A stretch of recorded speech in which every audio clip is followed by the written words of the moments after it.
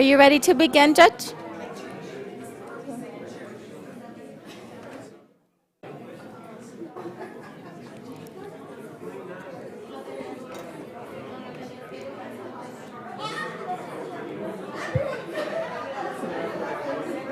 We ready?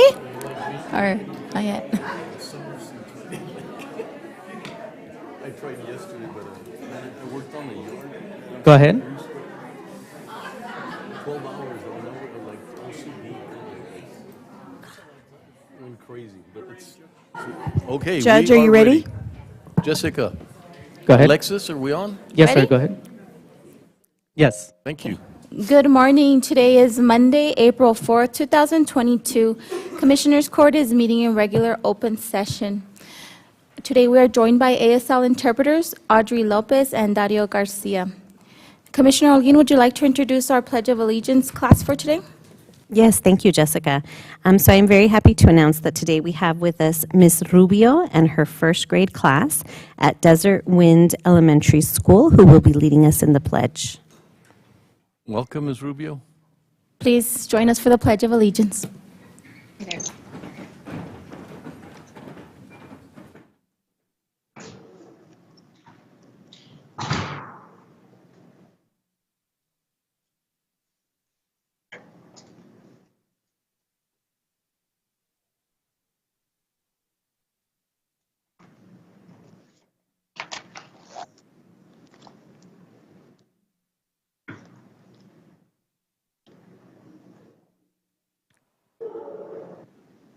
Go ahead.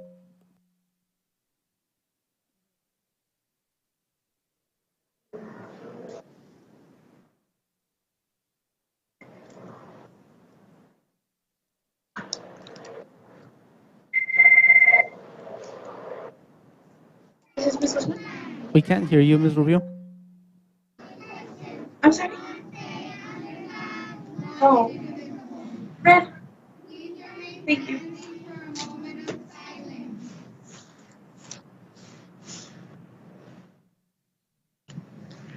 We weren't able to hear you, Ms. Rubio. Would you be able to do that again? Would the students be able to do that again a little bit louder?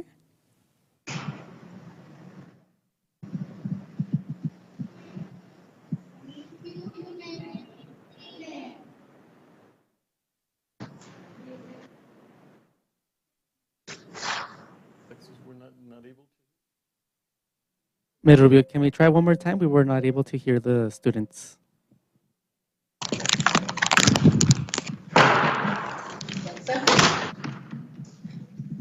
Testing, testing. We can hear you, yes? Okay, we're going to go ahead and redo it then. Okay, Okay, we're thank going you. to go ahead and redo it then.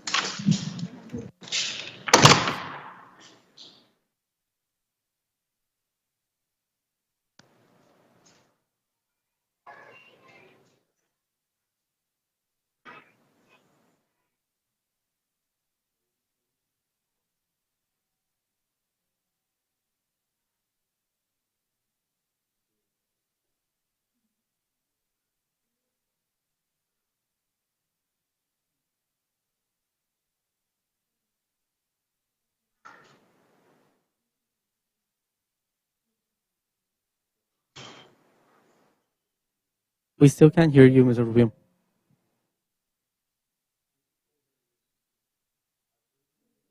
To the flag of the United States of America, and to the republic for which it stands, one nation, under God, indivisible, with liberty and justice for all. God bless America.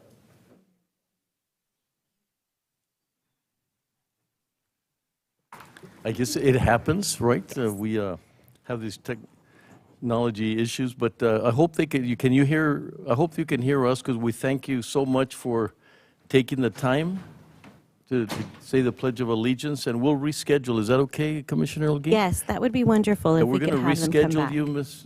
Rubio, and we'll try this again. But thank you so much for being here with us today, and you have a wonderful day. Thank you. Thank you. Thank you so much. Thank you. And now an invocation by Roman Bustillos. Good morning, Judge. Good Good morning. morning, Commissioners. Let's begin in the name of the Father, the Son, the Holy Spirit. Amen. Amen. Good morning, Heavenly Father. We thank you for today, and we thank you for all the blessings that you have granted each of us. As we journey through this 5th week of Lent, Heavenly Father, we give you thanks for your constant love and mercy that you so generously pour out upon each of us, each and every single day. Heavenly Father, we ask for your continued blessings, and we humbly ask that you send the Holy Spirit to bless our judge, our commissioners, the staff, and all of their dealings, that they may be fair and honest for the goodness and the health and welfare of our community, and that our actions further glorify your name.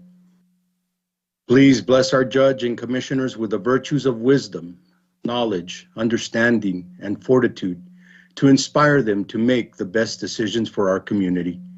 Heavenly Father, we ask that you continue to heal our community, our country, and the entire world from all disease and every affliction that challenge our humanity, especially those communities devastated by natural disasters. And Heavenly Father, we humbly ask that you protect our military sons and daughters from harm's way, especially with the current crisis in Ukraine.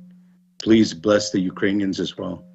Heavenly Father, we raise up our humble praise of thanksgiving and our faithful petition through the intercession of all our brothers and sisters, our Blessed Mother, all your holy angels and saints.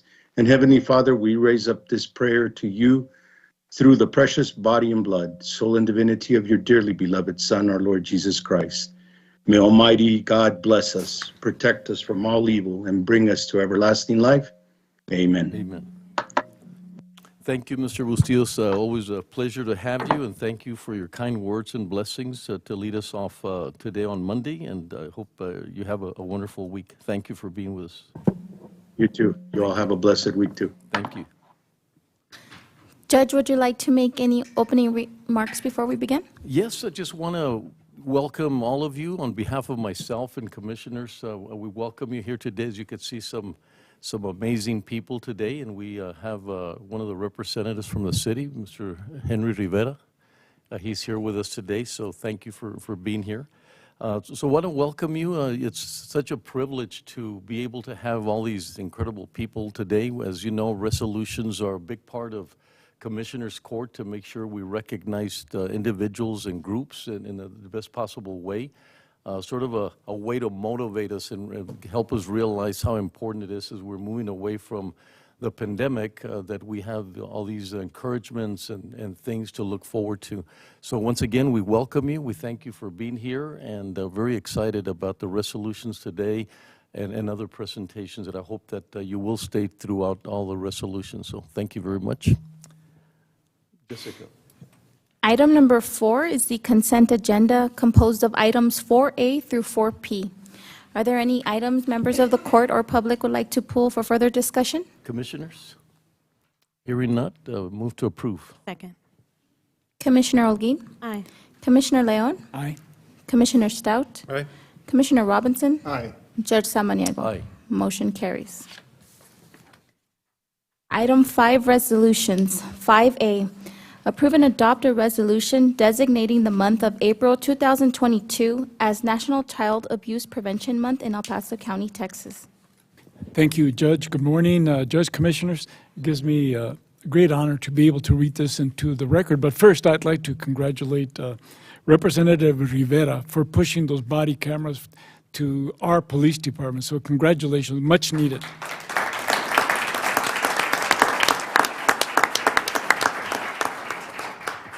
And I know we have some folks from the child, in reference to the Child Abuse Prevention Month. Where are you all? If you don't mind stepping to the podium, and hopefully you'll have a few words for us after I read the resolution. Thank you. Yeah, bring them up. Thank you. Whereas there were 4,079 completed investigations of child abuse and neglect in the El Paso area in fiscal year 2021. Whereas there were 1,739 confirmed victims of child abuse and neglect in the El Paso area in fiscal year 2021. Whereas there were 1,644 youth served by the Department of Family and Protective Services prevention programs in the El Paso area fiscal year 2021. Whereas child abuse and neglect can be reduced by making sure each family has the support they need to raise their children in a safe, nurturing, and healthy environment. And whereas child abuse and neglect can be reduced by informing families about community resources and services available that could help prevent a family crisis or help them overcome one. And whereas preventing child abuse and neglect is a community responsibility, and finding solutions is contingent upon involvement among people throughout the community by urging all citizens to increase their participation in these efforts. And whereas our community has taken a proactive approach in the prevention of child abuse with the formation of the Coalition of Prevention of Child Abuse that is comprised of over 70 agencies organizations, schools, daycare centers, and businesses that are actively involved in preventing child abuse through education and advocacy. Now, therefore, be it resolved by the El Paso County Judge and Commissioners Court that we recognize the month of April 2022 as National Child Abuse Prevention Month and April 8th as Go Blue Day. Signed this 4th day of April 2022 by the honorable members of Commissioners Court. Second. Commissioner Holguín, Aye. Commissioner Leon, Aye. Commissioner Stout, Aye. Commissioner Robinson, Aye.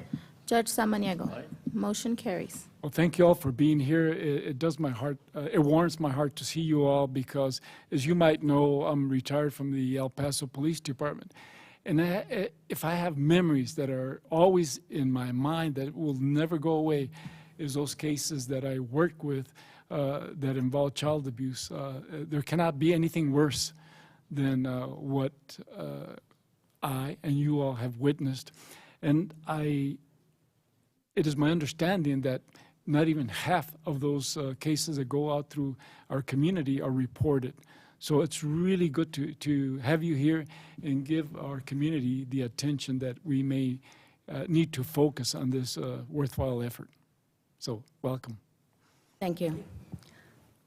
Thank you, Commissioner, for sponsoring the resolution and being a support to our agency, our community, and April Child Abuse Prevention Month every year. So thank you for that, and all of you for your support. And I'd like to say a couple of things. So April is Child Abuse Prevention Month, but it doesn't stop there. Prevention is and should be a year-round awareness, our responsibility to spread the word, to prevent. And the other thing is we cannot alone, prevent child abuse, right? So it is a community effort, a community responsibility. Here in El Paso, we have the Coalition for the Prevention of Child Abuse, and we meet every month and support one another. The coalition is made up of various agencies throughout the El Paso County that may provide direct support to our families and children. And we have a few of the agencies represented here today. And I'm honored to have them here and introduce them to you, so if they can take a minute or so and introduce themselves.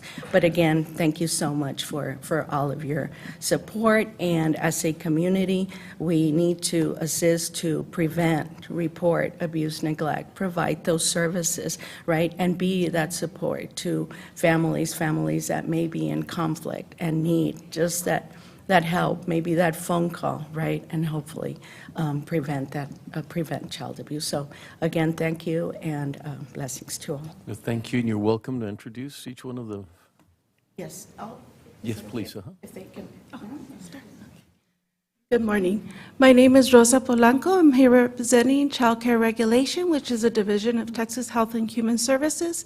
And of course, we always work collaboratively with local agencies to help protect the children out of home care. Thank you. Thank you, Rosa. Hi, my name is Saida Villa, and I'm with MCH Family Outreach, and we also work within the community to help those families that are in need of help and assistance in their home. So we see children from 0 to 14 with families, and we also do parenting classes, so I'm honored to be here today to be part of this wonderful event. Thank you. Thank you. Good morning, Judge, and good morning, Commissioners. Thank you for having us here today. My name is Joy Leos, and I am the Regional Director for the 211 Texas Call Center that is housed here in El Paso at the Department of Public Health. And we stand in support of this effort in connecting families, parents, anybody in our community with any kind of health and human services that they need. 365 days, 24 hours a day, we're there for our community, and we strongly support this effort. Thank you. Good morning, Judge and Commissioners. My name is Lori Maldonado, and I'm an administrator with Child Protective Services. Thank you for your support. Thank you, Lori.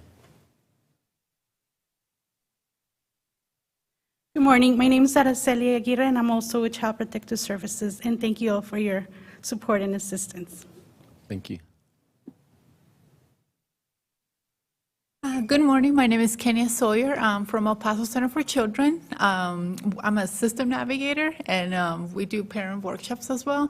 I get to do direct contact with the families who need assistance, and we just go and look for all these other agencies that are able to help us and assist the families. Thank you. Hi, good morning. My name is Jennifer Phelps. I'm the Strong Families Program Director for the El Paso Center for Children. My colleague Kenya Sawyer there. I will say thank you for your support. What we try to do is get parents what they need before they go into crisis and come into contact with the child welfare system. We believe strongly that no parent wakes up in the morning and goes, you know what, I'm going to screw this up today. Every parent wants to be a good parent, right? We just don't always have what we need. And so that's what we really work to do, is empower parents, right? Because parents know their families best, not us. So that's what we do. We try to strengthen families from the inside out. And we appreciate your time and support today. Thank you. Thank you. Good morning, buenos días. My name is Jorge Alday from the Department of State Health Services here in El Paso, Region 10. And we're housed under the umbrella of Specialized Health and Social Services and Texas Health Steps. With Texas Health Steps, we usually try to educate medical and dental providers about preventive benefits for children. And under the Specialized Health and Social Services umbrella, we have a team of social workers here in El Paso and the region that help families with special health care needs or children with special health care needs. Along with our efforts in April, we are currently hosting the Child Wellness Conference, and that is a virtual series taking place during these next 4 Thursdays, and that'll be online. We'll have Ms. Sonia send over the invitation for you all, and that's actually available for every stakeholder in child wellness. So you're more than welcome to attend virtually, and we hope to see you there. Thank you. Thank you. Good morning, Judge and Commissioners. My name is Adrian Duran. I'm Chief Development Officer for the El Paso Center for Children. I'd like to thank each one of you for this acknowledgement and for recognizing Child Abuse Prevention Month. I can tell you that for the El Paso Center for Children, having the many programs that address youth and families in our area and having foster care programs, along with the only youth homeless shelter for runaways, age 11 to 17, this acknowledgement, if it only makes even just one difference for one child in our community, then that has been a success. And I would say that all of our colleagues here would agree with that, that if we could make that difference for one child at a time, we will be successful in our community and making sure that our children are cared for and receive the needed attention that they deserve. Thank you so much for your acknowledgement. Thank you. Thank you all, and thank you again. And I just want to say that April 8th, this coming Friday, is Go Blue Day. So we encourage everyone to wear blue. And and also we have our Go Blue event, which will be virtual. I'll go ahead and send out a reminder and invite to all. But please join us. Thank you. Well, I want to thank you for your advocacy, and we know that prevention is a huge part. If we're able to avoid a situation for a child, then you avoid all the things that can happen later on in life. And of course, there's so much dimensions to child abuse, and even when they're not able to go to school or they're not able to get the right child care. And so we thank you for the advocacy.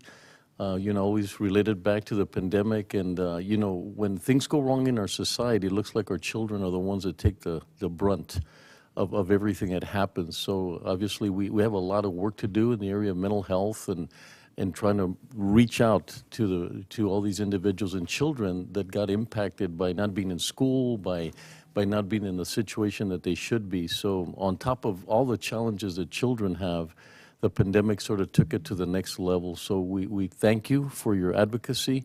We thank you for the prevention. And like I said, the most important thing that I think we do here is the awareness. And I think if parents are aware of what they could do or where they can go to, and also that they might need help in what's going on in their lives. So thank you very much for that. Commissioner Leon? Yes, no, thank you for being here. I've got your resolution, if you'd like to take a photo of us presenting it to you, if you don't mind stepping to the front.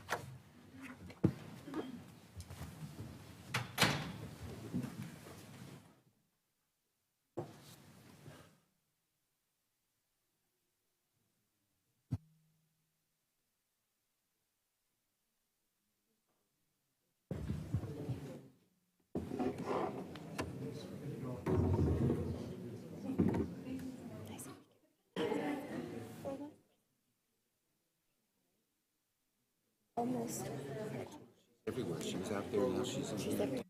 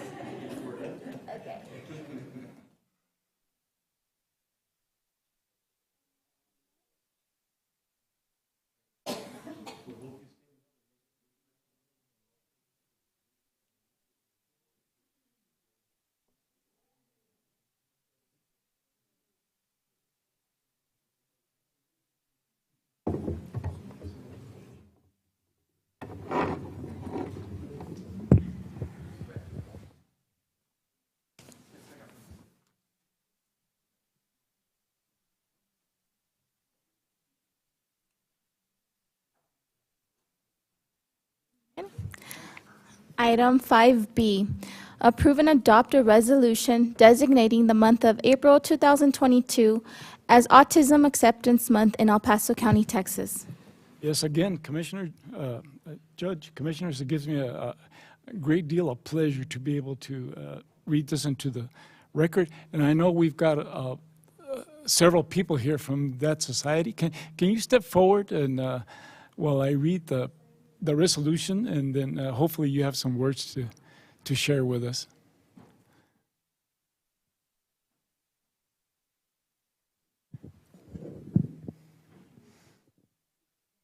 Good morning. I'll read the resolution, then I'm hoping that you'll have some words for us to share with us, okay? Whereas autism spectrum disorder is a complex, lifelong developmental disorder that can impact an individual's social skills, communications, relationships, and can vary in severity based on the individual. Whereas autism is the fastest growing developmental disorder in the United States, with 1 in 54 children being diagnosed with autism spectrum disorder. And whereas there are over 5 million people in the United States with autism, and as of 2019, 250,000 individuals in Texas have been diagnosed with autism. And whereas autism disorders can affect all persons regardless of race, religion, social economic status, or geography. And whereas there is a continued need for acceptance of those with autism through improving support and opportunities in education, employment, housing, healthcare, and long-term services. And whereas parents, educators, and advocates in El Paso have stepped up to provide much-needed support for families of autistic individuals. And whereas Autism Society of El Paso, Angels Mission, Beautiful Minds M.A. Mali, Proyecto Risa, and other local organizations continue to make a difference and strive to create a world where everyone in the autism community is connected to the support they need. And whereas these organizations have played an important role in training our El Paso County constables on best practices when encountering an individual with autism, resulting in better outcomes. And whereas April is now recognized as Autism Acceptance Month to increase awareness about autism signs and symptoms and promote acceptance of individuals with autism. And whereas on April 30th, 2022, from 8 a.m. to 12 noon, the Autism Society of El Paso will hold its 14th annual El Paso Run Walk for Autism at Ascarate Park. And now therefore it be it resolved by the El Paso County Judge and Commissioners Court that April 2022 be designated as Autism Acceptance Month in El Paso County, Texas. Signed this 4th day of April 2022 from the honorable members of Commissioners Court. Second. Commissioner Holguin? Aye. Commissioner Leon? Aye. Commissioner Stout? Aye. Commissioner Robinson? Aye. Judge Samaniego? Aye. Motion carries. Good morning, and as you can see, Judge, Commissioners, we have several people ready to talk to us about autism, and we will have some words to say after you finish whatever you're going to tell us. So, welcome. Thank you. Yeah, go ahead. You can pull that towards you. Hi, my name is Miwa Resurrection. I'm the president of the Autism Society of El Paso. On the behalf of Autism Society, I am thankful to County Judge Samaniego and County Commissioner Leon and county elected officials who created this April is Autism Acceptance Month hearing. The Autism Society Texas of El Paso was established in 1992, and it's dedicated to creating new connections and empowering everyone in the autism community with resources needed to live fully. Did you know that every 11 minutes a person receives an autism diagnosis? The current statistics show that 1 in 44 children are diagnosed with autism. My personal journey with autism started 15 years ago. My oldest son was diagnosed with autism when he was 5 years old. He was nonverbal until age 6. Back then, 1 in 195 children are diagnosed with autism. In 2004, most of Americans didn't know what autism was. People thought all autism individuals were like the lead character in the movie, Raymond. This main character's name is Raymond, who has an autism diagnosis. In the movie, his interest in Kmart is obsessive.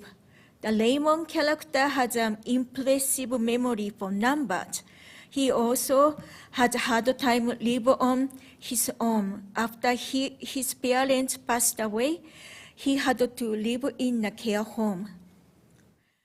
Autism is a neurological, lifelong disorder, not an illness. Autism is a spectrum disorder.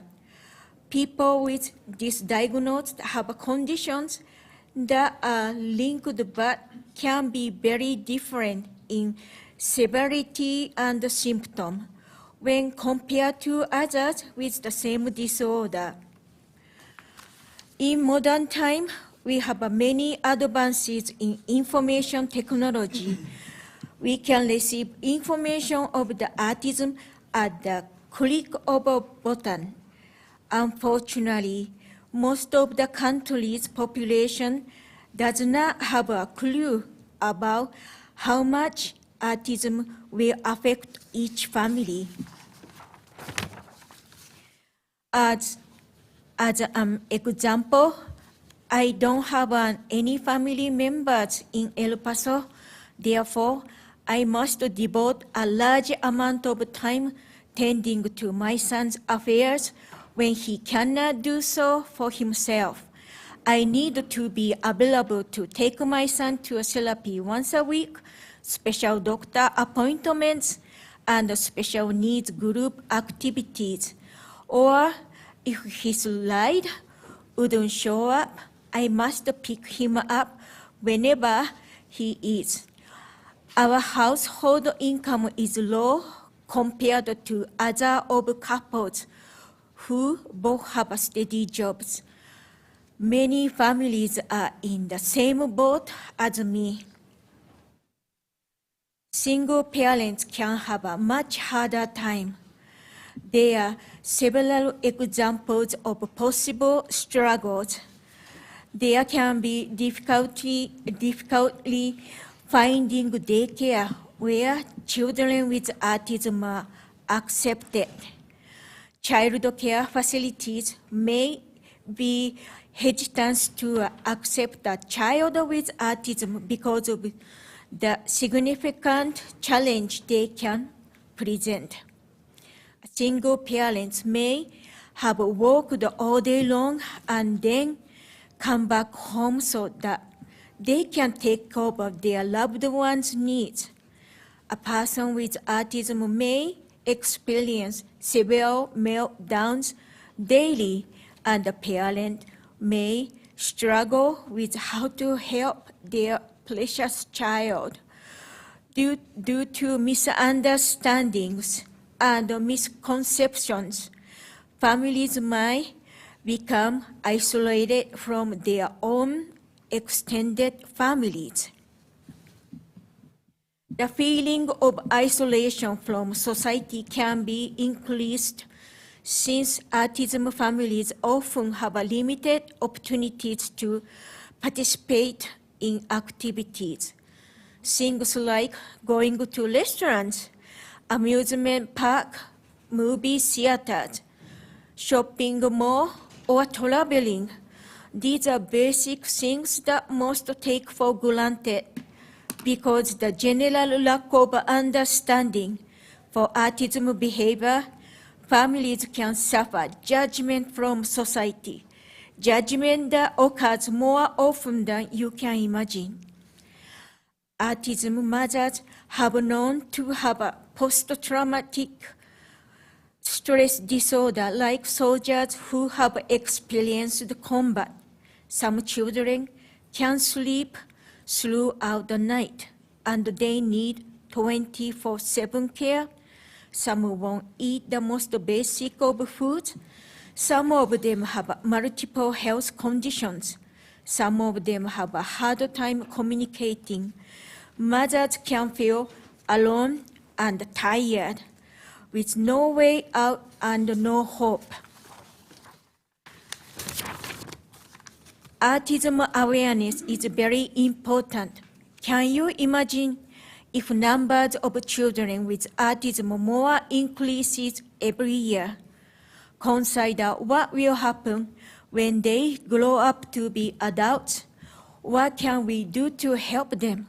We need to start now.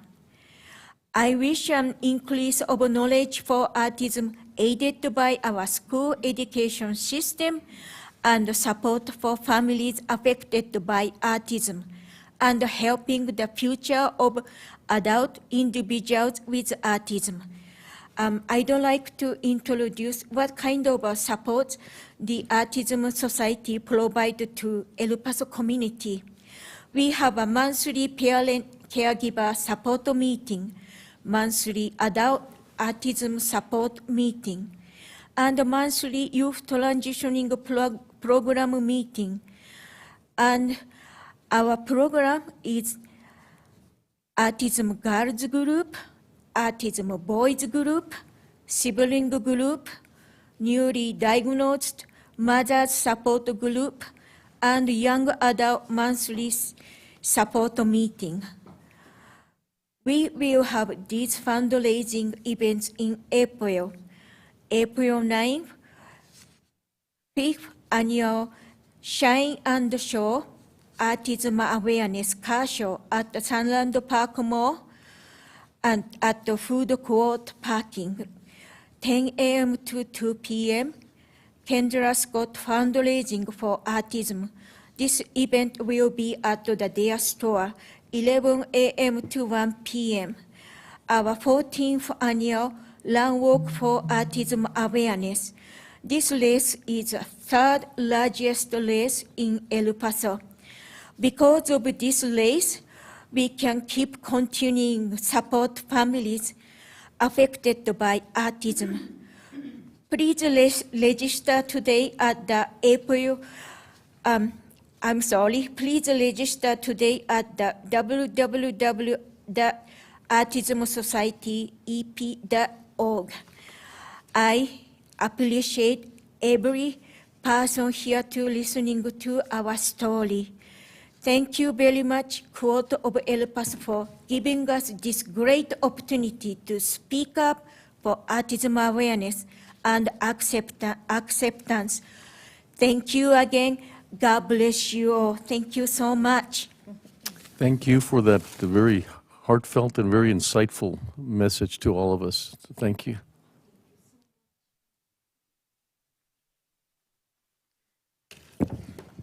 Good morning, Judge Samaniego, Commissioners Leon, Holguin, Stout, and Robinson, Constable Ugarte, and the other constables here with us. I'm here with my friend Miwa Resurreccion, the president of the Autism Society, Ms. Betty Castorena, the director of Angels Mission, and Ms. Nadia Abud, owner of Coat and Gear and director of Project Risa, and good morning, Mr. Henry Rivera and Mr. McElhenney. Thank you for this invitation very much. Thank you very much for your support in making April Autism Acceptance Month. This is such a great opportunity to celebrate neurodiversity and accept our friends and family on the spectrum. My name is Camille Maldonado Rivera. I am here today as a daughter, a sister, a wife, a teacher, and a doctor. But my biggest responsibility, and the one that I cherish the most, is being a mom. I am the mother of Isabel and Santiago.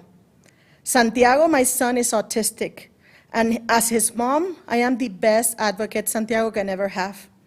I am also Cora's aunt and Katie's cousin, who are also autistic. In all my daily roles, helping my community to understand individuals like my son, my niece, and my cousin is one of the things that I am most proud of. Autism is a lifelong developmental disability that affects the communication skills, social skills, and behaviors of the individual. Autistic people often feel anxiety about the unexpected. They can be over or under sensitive to taste, sound, smell, light, and touch. Individuals on the spectrum are all different and unique. As a volunteer for many organizations in our community, like the Autism Society, Penn Project, PDN Children's Disabilities Information Coalition, Familias Triunfadoras, and Angels Mission, and as a member of Beautiful Minds Mali, I take it very seriously. I take seriously the need to educate our community about all things autism, disabilities in general, and mental health, through our community outreach events, workshops, and training sessions. Through Beautiful Minds Mali, we provide opportunities to individuals with all abilities in the areas of science, engineering, and art. And some of our community outreach programs include an art exhibition by individuals with different abilities and siblings at the El Paso Museum of Art. It will be our third exhibition this year, and it will take place at the end of this summer in August. One of the most gratifying moments of this year has been training our county constables to detect characteristics and behaviors presented by individuals with autism spectrum disorder so that they can better serve this community. As a wife of a law enforcement agent, I am aware of how hard the job of an officer is. And as a member of this community, I know that we need to trust them and feel safe around them. The group of county constables that received our training last Friday was a group of kind, charismatic, and empathic officers, eager to learn so they can serve their community better. These are the kind of officers we always need. My son is 6 years old now, but he will grow up faster than I can even imagine. And as an adult, he will continue to be autistic. Hopefully, he will be independent and a contributing member of this society. As such, it is with a little bit of a selfish reason that I know my role as an educator needs to be my priority. Our community needs to continue working together in being educated so that they can understand, accept, and include individuals with autism. I am proud of the work that we are doing in our community, and I know there is so much more to do. I am grateful for this recognition and I take it as an encouragement to continue with our mission of bringing awareness, acceptance, inclusion, respect, and love to the members of the autism community and all disabilities in general. Thank you very much. Thank you for your passion and your testimony. Very, very heartfelt. Thank you. Go ahead. Good morning, Josh. Good morning. Commissioners. Good morning, audience, friends, and thank you. Thank you for having us. Thank you for. I am Betty Castorena, Executive Director of Angels Mission. Muy bien, yo voy a hablar en español porque queremos representar también a nuestra comunidad que es, y sobre todo voy a hablar de algo muy importante que ahorita, antes de comenzar la audiencia, comentábamos con el juez Samaniego, que es la importancia de llevar más allá de nuestra ciudad, de dividir esa frontera que está entre nuestra vecina ciudad de Juárez y que ya estamos comenzando por trabajar. Gracias a esta iniciativa que comenzó con la idea de Nadia, con que aceptó la doctora Camila llevar su magnífico entrenamiento, en Ciudad Juárez ya comenzaron también a entrenar a todo lo que son las agencias policíacas para darles a entender cuáles son las características y de qué manera actuar e identificar estas características cuando hay una persona con autismo. Que no queremos más accidentes que lleguen a suceder. Agradecemos de verdad al grupo de constables que aceptaron y que con gran atención estuvieron presentes en este entrenamiento. La salud mental es muy importante y lo hemos visto aún antes y después de la pandemia. Estamos viendo también la importancia de entender cuáles son algunas de las situaciones que puede llegar a pasar, incluso padres. Ahorita también me da mucho gusto estar aquí con algunos de las personas representando a CPS, quienes han hecho una grandísima labor. Nos consta a nosotros también como padres y como líderes la labor que ellos han hecho para educar a las familias, para educar a los padres y para educar a la comunidad de la importancia de estar sanos mentalmente para tener un mejor ambiente en casa, un mejor ambiente en la ciudad. Así que seguimos trabajando, juez, seguimos trabajando, comisionados, seguimos trabajando, comunidad, porque nos falta mucho por hacer y no nos vamos a cansar hasta que esto esté completado. Les presento y les traigo a cada uno de ustedes este libro que recopila la historia de 24 mujeres, entre ellas 26 mujeres, entre ellas estamos madres y hermanas de personas con discapacidad. Y este libro lo traigo porque representa el trabajo en comunidad de las organizaciones que estamos aquí representando. Nosotras las madres somos parte de los que hemos escrito este libro. Me encantaría de verdad que lo leyeran. Está en los dos idiomas, que es lo que nos representa también como comunidad bicultural. Así que este libro creemos que va a llevar también mucha información y educación referente a lo que vivimos nosotros en casa, las familias de personas con discapacidad. Muchísimas gracias. Pues me dio mucho gusto el hecho que están trabajando con nuestros vecinos, ¿verdad? Sí. Porque cuando se trata de la frontera es algo demográfico, ¿verdad? Que algo que si es el virus, si es salud mental, es las relaciones entre nosotros, no existe una frontera. So me da mucho gusto. So thank you for including. For some reason we hesitate sometimes to realize that we're one community. And when you bring up Juárez and you bring up what we're trying to accomplish, we should always be sharing, because that synergism between us is so strong that we need to focus on a regional focus.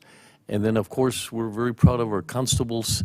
It doesn't surprise me. The one I have the most relationship with is Ugarte and Garcia, obviously, but if they're around, great things happen. And so I'm glad that they're participating, because they've been extraordinary in the way they've supported us in our community. So, well, thank you. Thank Anyone else? Yeah. Pásale. Hi, my name is Nadia Abud. I'm the owner of Code 10. We're a local tactical store, and we had the opportunity as well to work with Mr. Ugarte, with Sergeant Osvaldo Juarez, and we found the opportunity as a mom as well of an autistic son, the importance to promote the autism awareness. So as well with Proyecto Risa, we help people inside of the churches to redirect them to the right agencies so they can find the help that they will need for their kids. So I just want to thank you for having us here, and we're just like keep pushing forward so that way we can include more the kids into the society, and also to educate the people in how to treat them well. Well, thank you. Our Commissioners Court is very supportive. You'll see that each one of the commissioners in Thank their you own very areas are extremely supportive. So you'll find a lot of support and help. Thank you very much. Constable Ugarte. Good morning, Judge. Good morning, morning. Commissioners. Oscar Ugarte, Constable Precinct 1. I just want to take this time to publicly thank these young ladies, Dr. Camille Maldonado with Beautiful Minds, Betty Castorena with Angels Mission, Nadia Abud with Proyecto Risa, and Miwa Resurrection with Autism. So this all started in October. We ordered pink patches from Nadia to support Breast Cancer Awareness Month. And when we ordered those patches, Nadia asked if for April we would support autism awareness with these patches. And we agreed, but we wanted something more than just displaying the patches. We wanted training, and Nadia coordinated with Dr. Camille to offer us training. So now the constable's office and the civilian staff has a basic knowledge when we're serving our community to better serve the community that has autism. So we are very grateful for that. Thank you. Free of charge. It did not cost the county anything. So thank you very much. Thank you for emphasizing that. Yes. So we want to thank Dr. Camille. And when Dr. Camille was giving us this training, you can feel the passion. You can feel the passion when she's teaching.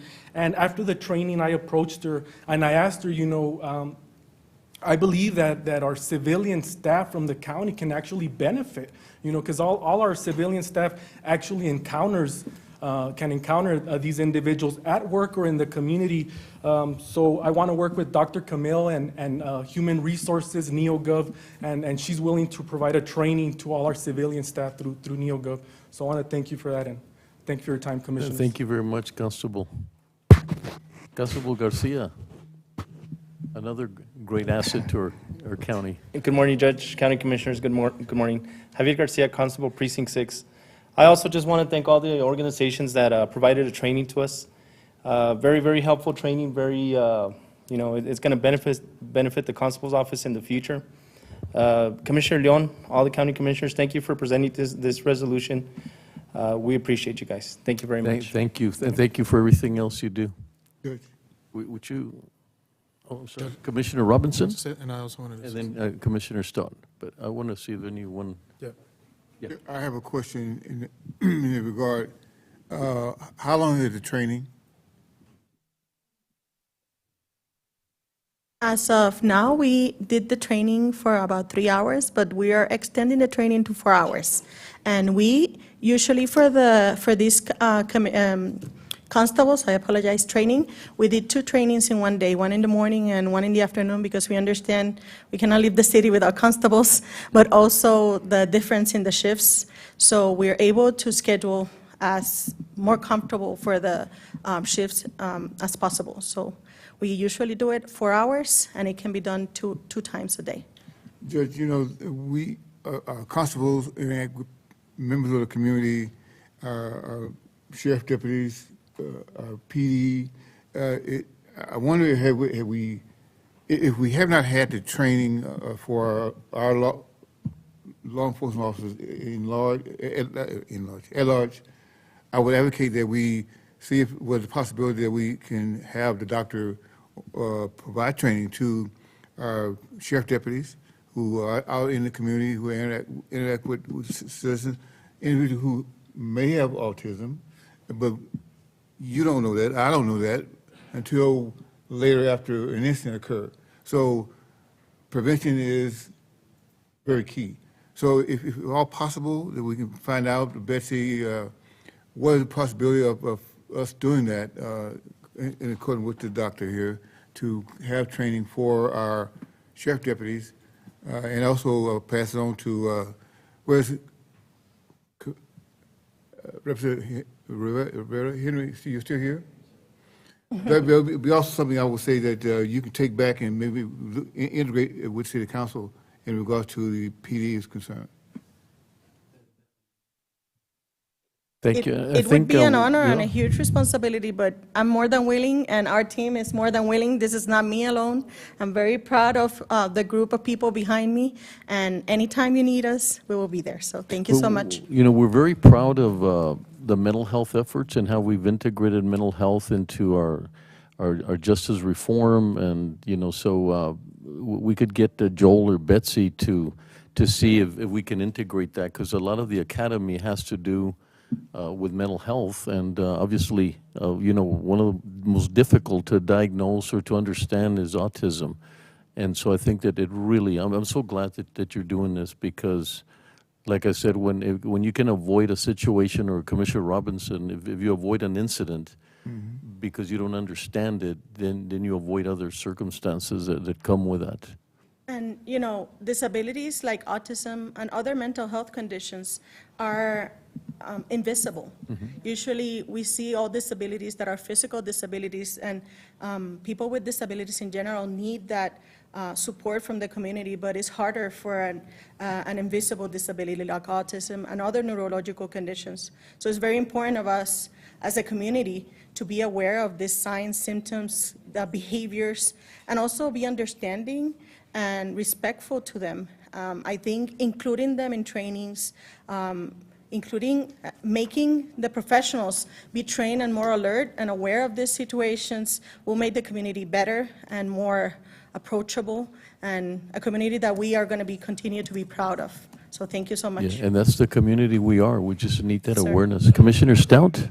Commissioner Stout, please. Yeah, I agree 100% with everything that's been said about the training, and I'm not sure if it's included in our CIT training, but we could check about that with the crisis intervention teams. But I just wanted to say thank you on a personal level. I have a 3-year-old nephew who was just diagnosed with autism, and so my sister and the rest of the family, we are all learning, as this is taking place, and I know it's organizations like y'all's that really help families and that have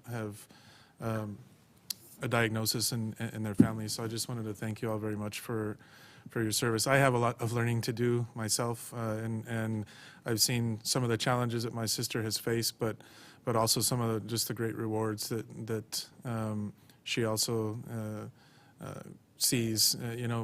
I've been told that the earlier you get a diagnosis, the better, because you can get therapy, and if you get therapy at an earlier age, the child has a much better chance of succeeding, right? And so I think it's very important for folks to understand how to spot these types of symptoms from an early age, and just providing training and awareness to families that have young children. And so thank you very much. We also brought you a directory that Children's Disabilities Information Coalition created for their symposium in March. It's a huge directory with a lot of resources, so that you all are aware of what is available in the community besides us, and for your family. Then it's going to be great. So thank you. Thank you. Thank you, Commissioner. Anyone else? If not, go back to Commissioner Leon, please. Thank you, Judge. I don't think in talking to you, Doctor, that I was with the National Center for Missing and Exploited Children, and one of the things that's first on the teaching list, Commissioner Robinson, is how to recognize and deal with missing individuals with autism. They're so different, and I dug through some of my notes that I had made, and I know that I came to learn that when you're born with autism, you cannot grow out of it. And some of the strengths also that I learned was they learned to read at a very early age, memorizing and learning information quickly, heightened senses, higher IQs, and some with some incredible abilities. The Sheriff's Department also, Constable Ugarte developed a patch. This for autism. I will be handing one out to all of you. And just for the folks out on TV land, it is available to you also today and today only. Low price. For the low price. Just tell them Carlos sent you. But no, thank you very much. The awareness you bring to our community and to the surrounding community can save lives and can enrich so many families. So thank you, and if you don't mind taking a photo with us, and I'll pass these out. This was very educational. Thank you. Thank you. Yes, ma'am. Go ahead. Did you have a comment? Just one more?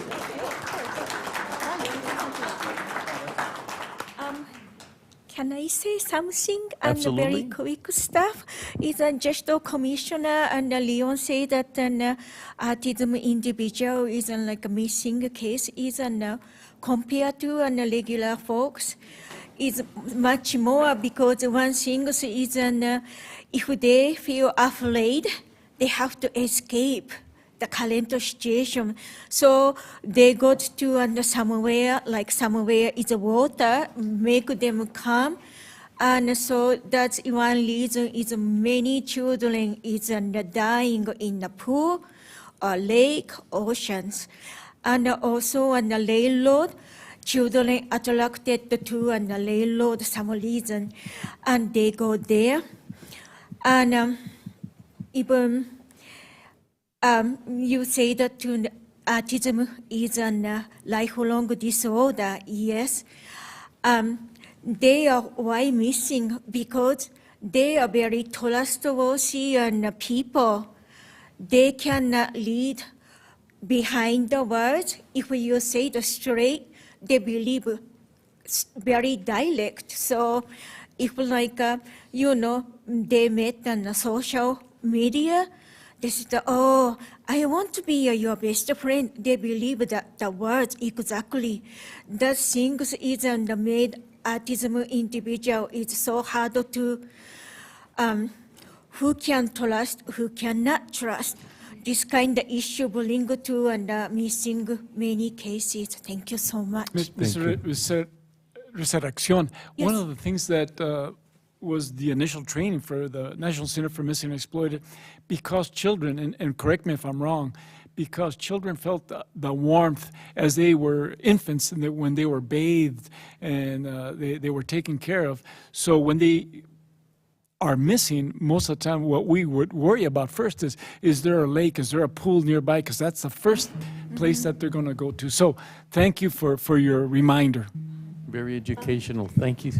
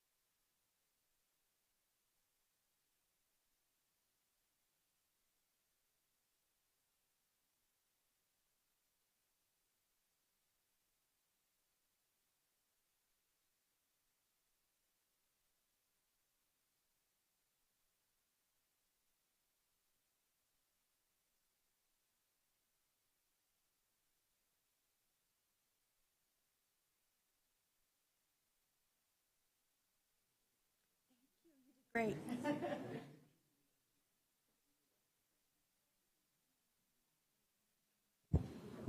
Judge, really quick. Judge, really quick while you're coming back, I did want to share that I reached out to the sheriff's office during that item. All of our deputies are certified. It is part of the mental health peace officer course that they take. Yes, sir.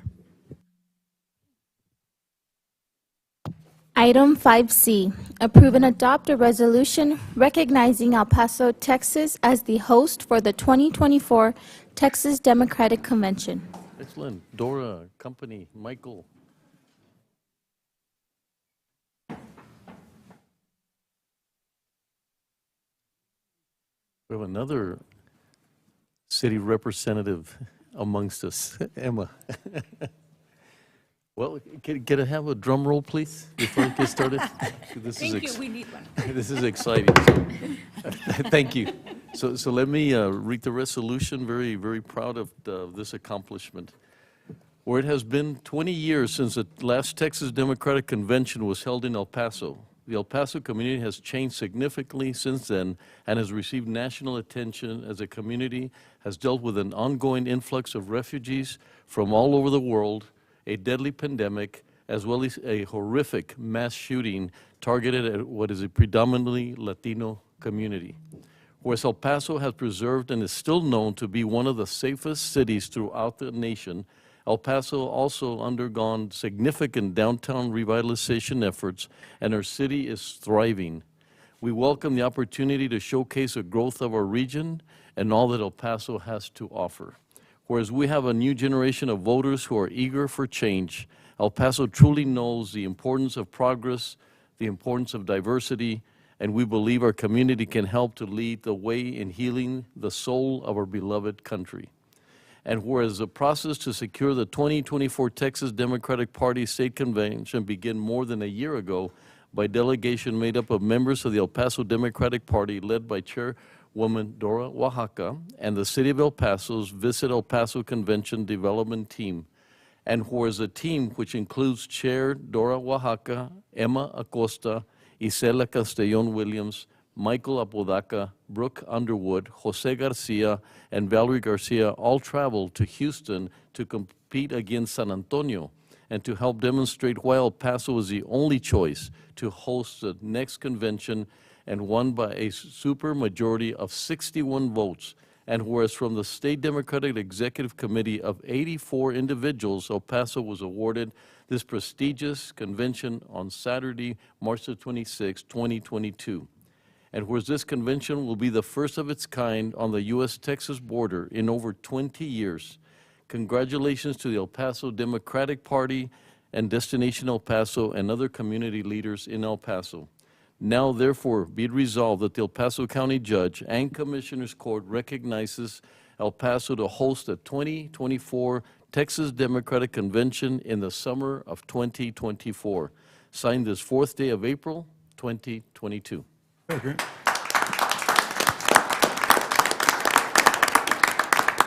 Commissioner Holguín? Aye. Commissioner Leon? Aye.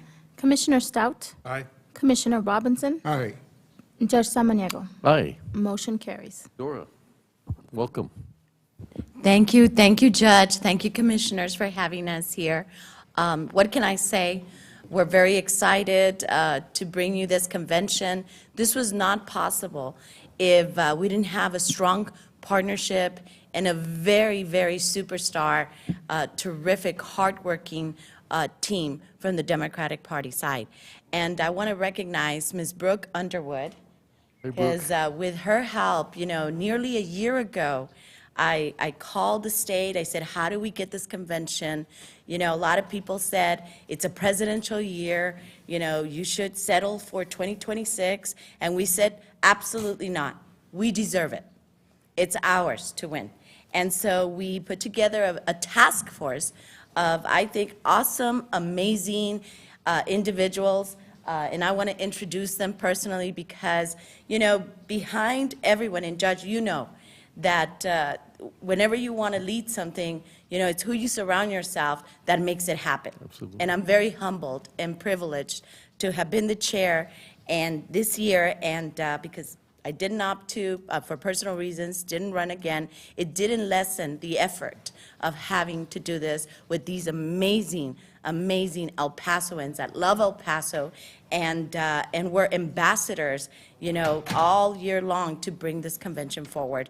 And I'd like to start by introducing Ms. Brooke Underwood. I want to say personally thank you here to also Chair-elect Michael Apodaca, who's going to have the hard task of putting it all together. Our secretary, I apologize, Isela Castañon Williams. Hello, Isela. Also treasurer Emma Costa. We Hi, have Emma. Valerie as well Garcia from Destination El Paso, and the new CEO and president, Mr. Jose Garcia, who's new to El Paso, but also did a phenomenal job with us in Houston. What can I say? We're ready. We want to thank you. We want to thank you for your support. I want to say something to you, Judge. Those pins you gave us went a long way. You know, they had to literally, you know, move me out of the way, because everybody that came in, I said, I need your vote. And if they said yes, I said, you have to wear this pin. You pinned them. And so I pinned them, okay? And so, along with everybody else. So with that, we stand ready to host this convention. It's been 20 years. It's going to be phenomenal, not only for our border to dismiss every myth, everything that has been said wrong about us. I also want to thank Commissioner Holguin, because you built the party as well. You helped build the party. You're a former chair. So I want to thank you for your service that you gave our party in the past. And also we have our friends here from Juarez. So this is going to be tremendous, not only for El Paso, but also to Juarez, to showcase, you know, who we are, and have everyone come in and make sure they know who El Paso is. And I am going to also challenge you and task you to please, please help us continue supporting different efforts, different quality of life projects that are going to elevate us, and be ready for 2024. With that, I'm humbled. Thank you for your support, and we'll see you all through this journey of welcoming everyone on a presidential year to El Paso in our year 2024. Thank you for your work. I'm glad you mentioned a couple of things, but one of them is that it starts here, right? It's not just a matter of just getting, you went out there and you were able to get that extremely, what a great success of that. But now El Paso has to come together. I've always said to know us is to love us, right? And so, but they have to get to know us. Bien dicho. And now you're bringing people to something that's so new. I mean, people are shocked at the fact of everything that's happened, but not a lot of people know. And so, you know, it's always like San Antonio versus, I mean, you went against a giant. I mean, San Antonio is extremely well prepared to do this, but sorry, San Antonio, as much as I love you. Well, I'm not sorry, Judge, okay? And it was a David and Goliath story, and I'm just a quick tidbit of what it was. You know, we went up there, we sold who we are because we're unique, we were passionate about it. And I want to thank Brooke again, because she did a wonderful job. I wish we could have showed you that presentation to them. But San Antonio went up there and said, we're San Antonio. And we have conventions day in and day out, and we're the capital of tourism. And so it was going against a giant. And, you know, I was watching the Grammys yesterday when Bruno Mars and oh my God, I forgot the name. Anderson won, and they said, keep it humble, keep it humble. And so we're in the stands and we're keeping it humble, but we were literally crying, because this was so much work and so much behind the scenes, and it's going to be so powerful for El Paso in 2 years. We need it. Our hospitality industry needs it. Our business, our restaurants, everyone needs this coming out of COVID. I want to thank you also for your good job on doing that. And, you know, with no further ado, I present you the super team. Thank you. Brooke, you want to say anything? You want to introduce your boss, or you want to? Yes, very much. Brooke Underwood, Executive Director, Visit El Paso. But I am pleased to bring our brand new CEO and President of Destination El Paso, Jose Garcia. He is El Paso's latest son, and has really embraced our community. He's already bought UTEP swag and Loco swag. He's shed the other items we won't mention from where, but he is truly an El Paso cheerleader, and has assumed the role very quickly and very well. And then also very pleased to present Valerie Garcia, our Director of Sales. Valerie was with our team many, many years ago, and she did the right thing and came home. And so I'm very pleased to be rebuilding the Visit El Paso team and with two wonderful individuals. But I'd also like to give credit to the support team back at Visit El Paso. Yes, these are the faces, and I had the honor of being the mouthpiece, which God help us all, but we had a great support team in Visit El Paso back behind the scenes, and I think that impact and their efforts is just as critical as the front of house things. So Diana Thornton, our destination and services manager back at Visit El Paso, put together items that represented El Paso, whether they were munchies or other things, and really packaged well and sent us and armed us with all the things necessary of campaigning and winning the hearts and votes of the individuals, of the 84 individuals, or at least 61 of them. But it was honestly the pleasure of my life. I've gotten to make some wonderful bid presentations, one of which was USBC, and this is right up there. The fact that this team is going to bring at least 10 to 14,000 individuals to the community over the course of about 3 days and inject about $8 million of economic impact into our community. This isn't just a downtown impact. This will be felt throughout the entire county. And so I'm honored to have played a role and honored to link arms with this great team, and I look forward to doing it again.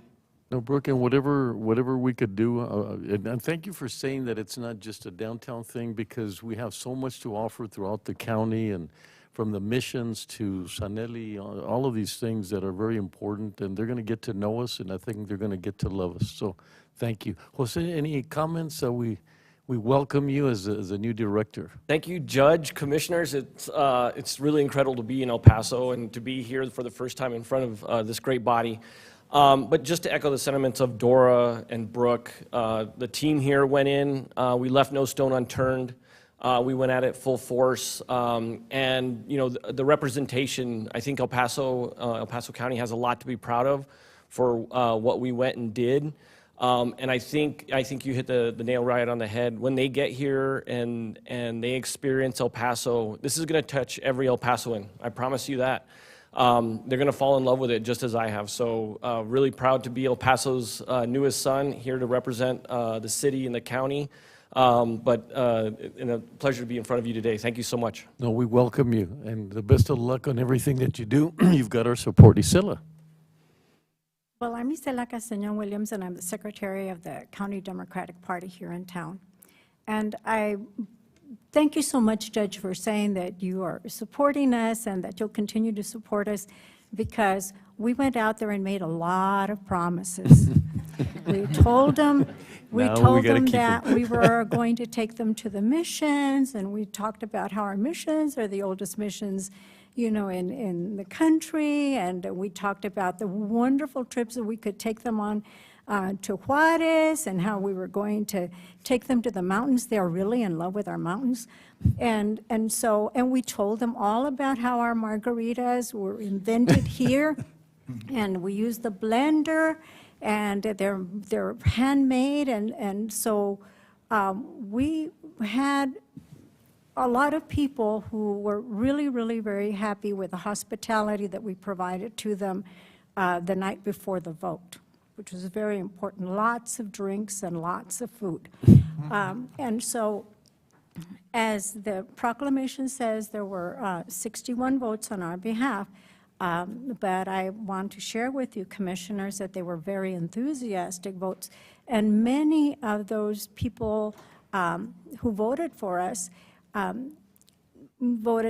by saying, because they had to say their name, and then they had to indicate their vote by saying El Paso or San Antonio.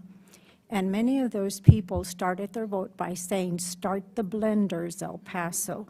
So these folks are representing people from all over the state, and they're enthusiastically going out there to say, come to that convention, and it will be very important for our community to pull together. And it will be impossible for us to meet, you know, all of the services, the good times for these folks that will make our community a centerpiece in the nation without your support. And that support, I believe, needs to start now. We can't plan a year from now because we have to find the money and we have to identify activities that will be of benefit. Especially, I think it will be very important for us to work with our sister city in Juarez to provide some events for them there as well. And so I am urging you to please start now, please support us now, Absolutely. and we're looking for the cash. No, we will. Thank you so much. We're very much tourism and trying to get people here in El Paso is one of the big initiatives that we have. And so this helps us to have something a little bit more focused and we know what we're trying to accomplish. And I think this will lead into so many other things. And thank you also. We got our guests from Juarez. I hope you get to stay for the next presentation because hopefully it'll align with your time frame. So we'll see what happens there. So thank you very much. Commissioner Stout, please. I just wanted to say thanks. I remember being there last time when we were going up against Fort Worth and how disappointing it was to not get it then. But I think it's befitting, that we have it now, and it's going to be in a great year. So, I'm definitely committed to helping you, Mr. Apodaca. I'll volunteer to host a group to go over to the Kentucky Club in Juarez. Okay, I'm happy to sacrifice myself in that manner for the party. Thank you for that. We need all the sacrifices that can be made, okay, Commissioner Stout? Thank you all so much. Congratulations. I'll Great take work. the Three Missions Brewery as my initiative. And we have to take them to the La Misión de Guadalupe in Juarez because we have the three on this side, but they got to see the big one too. Absolutely. Commissioner Holguín says Charlatan will be her. Yes, I can certainly help. I would be more than happy to help with the tour along the Mission Trail. There's so many new things that have popped up within the past couple of years, and it's we have to do everything that we can to promote our Mission Trail. So I will be happy to volunteer for that aspect. Thank you so much, Commissioner Holguín. Thank you again. And And Dora, maybe thank we you. can do a Segundo Barrio tour too, since we now have a historic district there. I grew up there, Commissioner Stout, so I'll take that one on, Good. okay? Glad to hear it. And Dora, thank you for recognizing our commissioner because I think she did a tremendous job also as chairperson of the Democratic Party as well. Thank you. Emma, Good morning, our representative. Commissioners. Thank you so much for your support. Emma Acosta. I am the treasurer for the Democratic Party, and yes, I did budget for everything. And I want you to know that everything was, Destination El Paso actually was the one that provided most of the items. But I want to thank you because you did provide us the pins that we gave out, the El Paso County pins. Everybody loved them. Thank you so much, Judge. I also want to thank the Democratic Party itself because in 2012, they created a cookbook. And it's a beautiful cookbook. I wish we would have brought you some, but we ran out. Everyone that was there that morning that they voted received a cookbook. It's the El Paso cookbook. And they were like amazed. They thought we were selling them. I said, no, we want to thank you, for being here. We want you to vote for El Paso.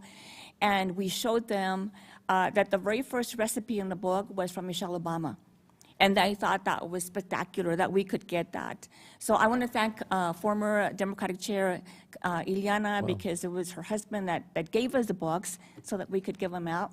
But we did a lot of reaching out to these individuals, hosting an afterglow reception hosted by Destination El Paso.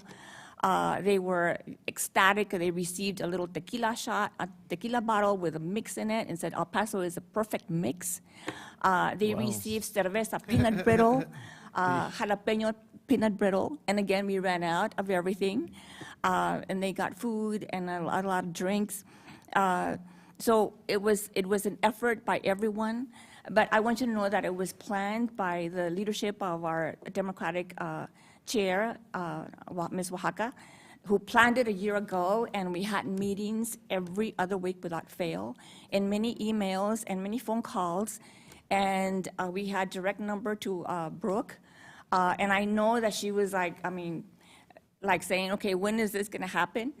But she did an excellent job when she presented. I want you to know that. San Antonio went up there. They were pretty monotonous, saying we have an exclusive Convention Center. She went up there and she presented and she said a lot of jokes. And so I think that brought them across. And we're very, very proud to say that we were able to bring the Texas Presidential Convention. It's not just a convention, it's a presidential.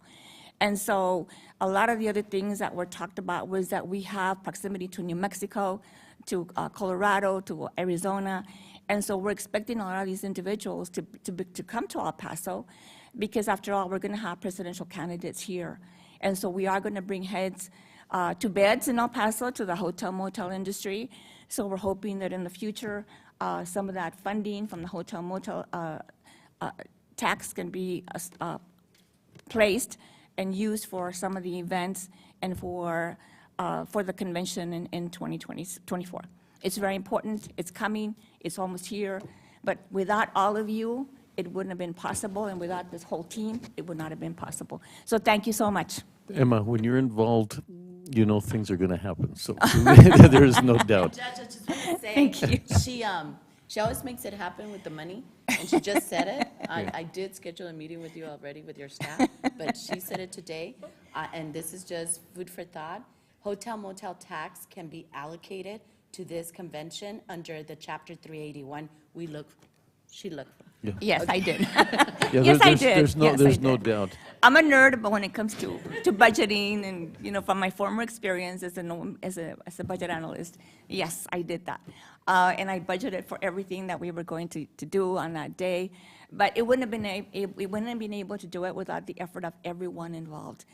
So thank you again, because it takes a team, it takes a village, as our former First Lady Hillary Clinton said. It takes a village to get it together, and it's going to take all of us to get it together. Thank you. Thank you so much. I'm just surprised that you asked an introvert like Brooke, to present. You should have heard some of the jokes. I mean, they were hilarious. I can just imagine. They were hilarious. What happened there, it stays there, right, Brooke? But I think it brought them over, because she talked about, the great food that we have in El Paso, the great sunshine that we have in El Paso, the great mountains that we have, all our history that's involved in El Paso, something that other cities don't have. And so we brought it home for you. So thank you so much. Thank you very much. Thank you. Michael, or the chairperson, not the chairperson, but the chair. Commissioner Robinson. Sorry, Commissioner Robinson, go ahead. On your list of activities and places to go, places to see, don't forget the military. Don't forget Fort Bliss. Oh, absolutely not. Fort Bliss is the largest land space military installation in the world. Absolutely not. Many people don't know that, but and all of the units that train, activated to go to Afghanistan, Iraq, and places like that, came through Fort Bliss. Absolutely. Not Fort Hood, Fort Bliss. Absolutely. San Antonio claims they're the gateway to Mexico, and they're not. El Paso is the gateway to Mexico. And if I could be any help as far as the military is concerned, to facilitate some tours of that nature for our guests, I will be available to do that. Thank you so much. Thank you to each and every one of you. Thank you, Judge. Michael, any comments from our Just to sum up, chairman-elect? again, Judge and Commissioners Court, just really excited to be the host for the 2024 Democratic Convention. As a person who was part of the organizing committee, the first time we had the convention back in 2002, when I was 21, it was an amazing experience. This is how I got involved with our party. 20 years later, a little bit grayer, a little bit older, I get to see this convention one more time. And also, as the chair-elect, seeing it in that role. I know Commissioner Stout mentioned that we did put a bid in for this convention for the 2018 convention. Unfortunately, we weren't able to get that win, but this one just feels a whole lot better due to the fact that this is going to be a bigger convention, since it is a presidential year. It's not just a gubernatorial year, not to dismiss those years, but this is going to be an amazing experience with a lot more folks visiting our community, and hope to further build that partnership with all of you and the rest of the El Paso community to make sure to tell our story when we have visitors not just across the state, but across the country, visit El Paso in summer of 2024. So thank you so much for your support and your help. Thank you to the wonderful team that is behind me, and I have nothing else to add. But we are excited, we're ready to go, and we'll see you all in 2024. Thank you, Michael. The best of luck as new chairperson. Thank you. Judge, if I may? Yes. I just Commissioner? wanted to take a quick minute also to recognize our state Democratic executive man and woman, Kenneth Bell and Bivera. I'm sure that they also work tremendously difficult to lobby for this convention. So congratulations to all of you again. Thank you.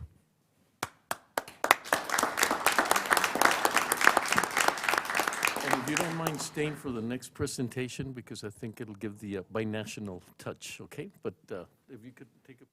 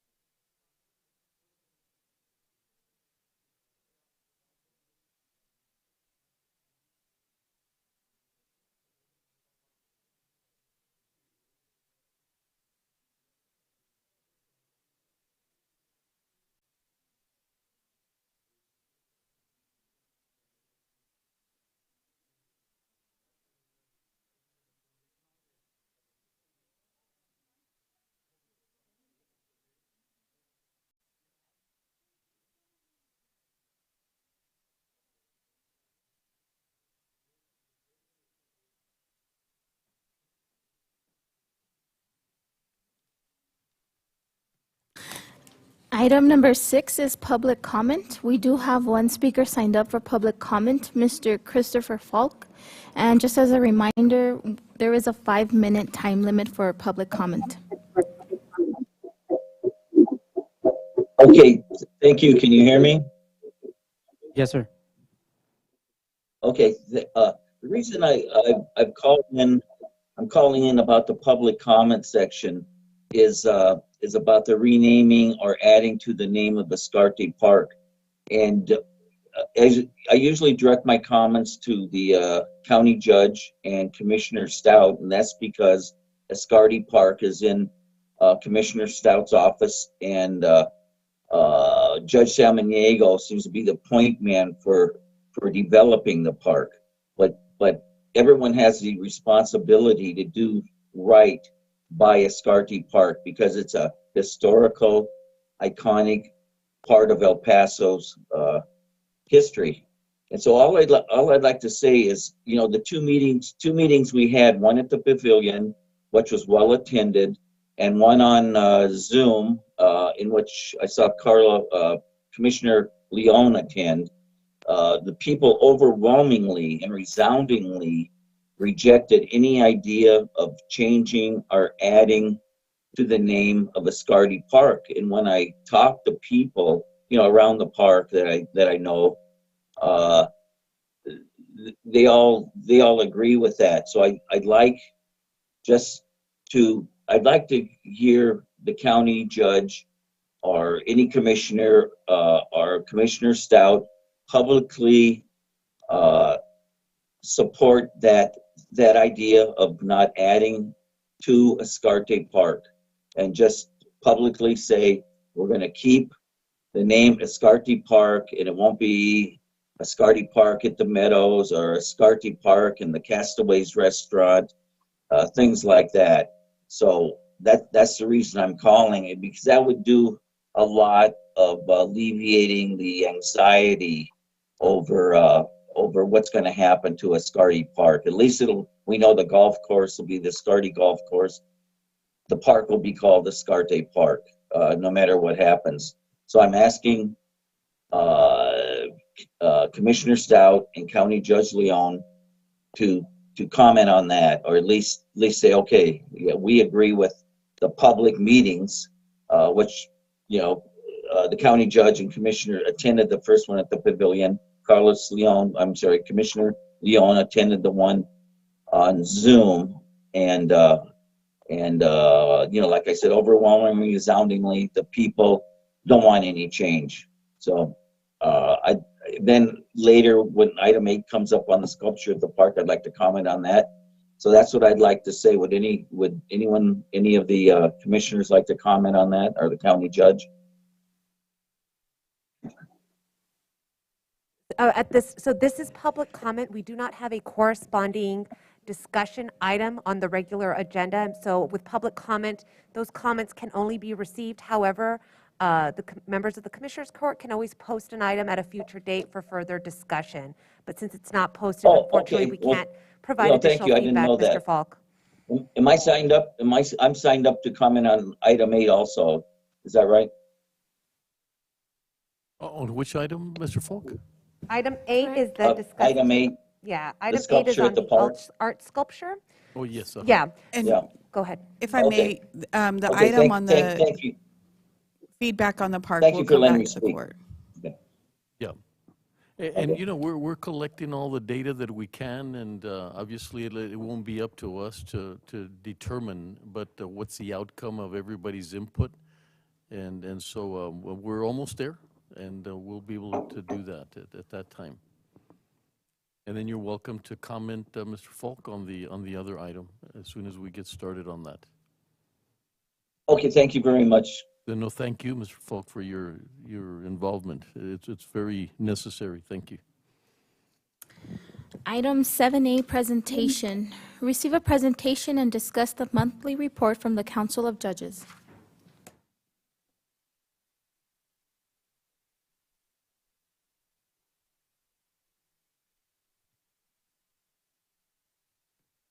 Welcome, Michael. Samaniego, Commissioners, Betsy, good morning. I'm Mike Gucaro, Executive Director, giving this presentation on behalf of the Council of Judges. I'm very pleased and somewhat relieved to report that the criminal courts have successfully implemented the public safety report system that was created by the Office of Court Administration. You may know this as the SB6 or the bail reporting legislation. But last Thursday night, our jail magistrate court and the Office of Criminal Justice started using the system to prepare public safety reports and submit online bail reporting forms. This has not been an easy implementation, and there have been and will continue to be some hiccups along the way. We've had in El Paso dozens of meetings, hundreds of registrations, and many hours of trainings. Training demands and system changes will continue even as we try and reduce the time that it takes to fulfill the legislation's reporting requirements. The Council will continue to need to work together with municipal judges, JPs, and JPs to make sure that our bond orders comply with the law and see that disruptions for law enforcement are limited.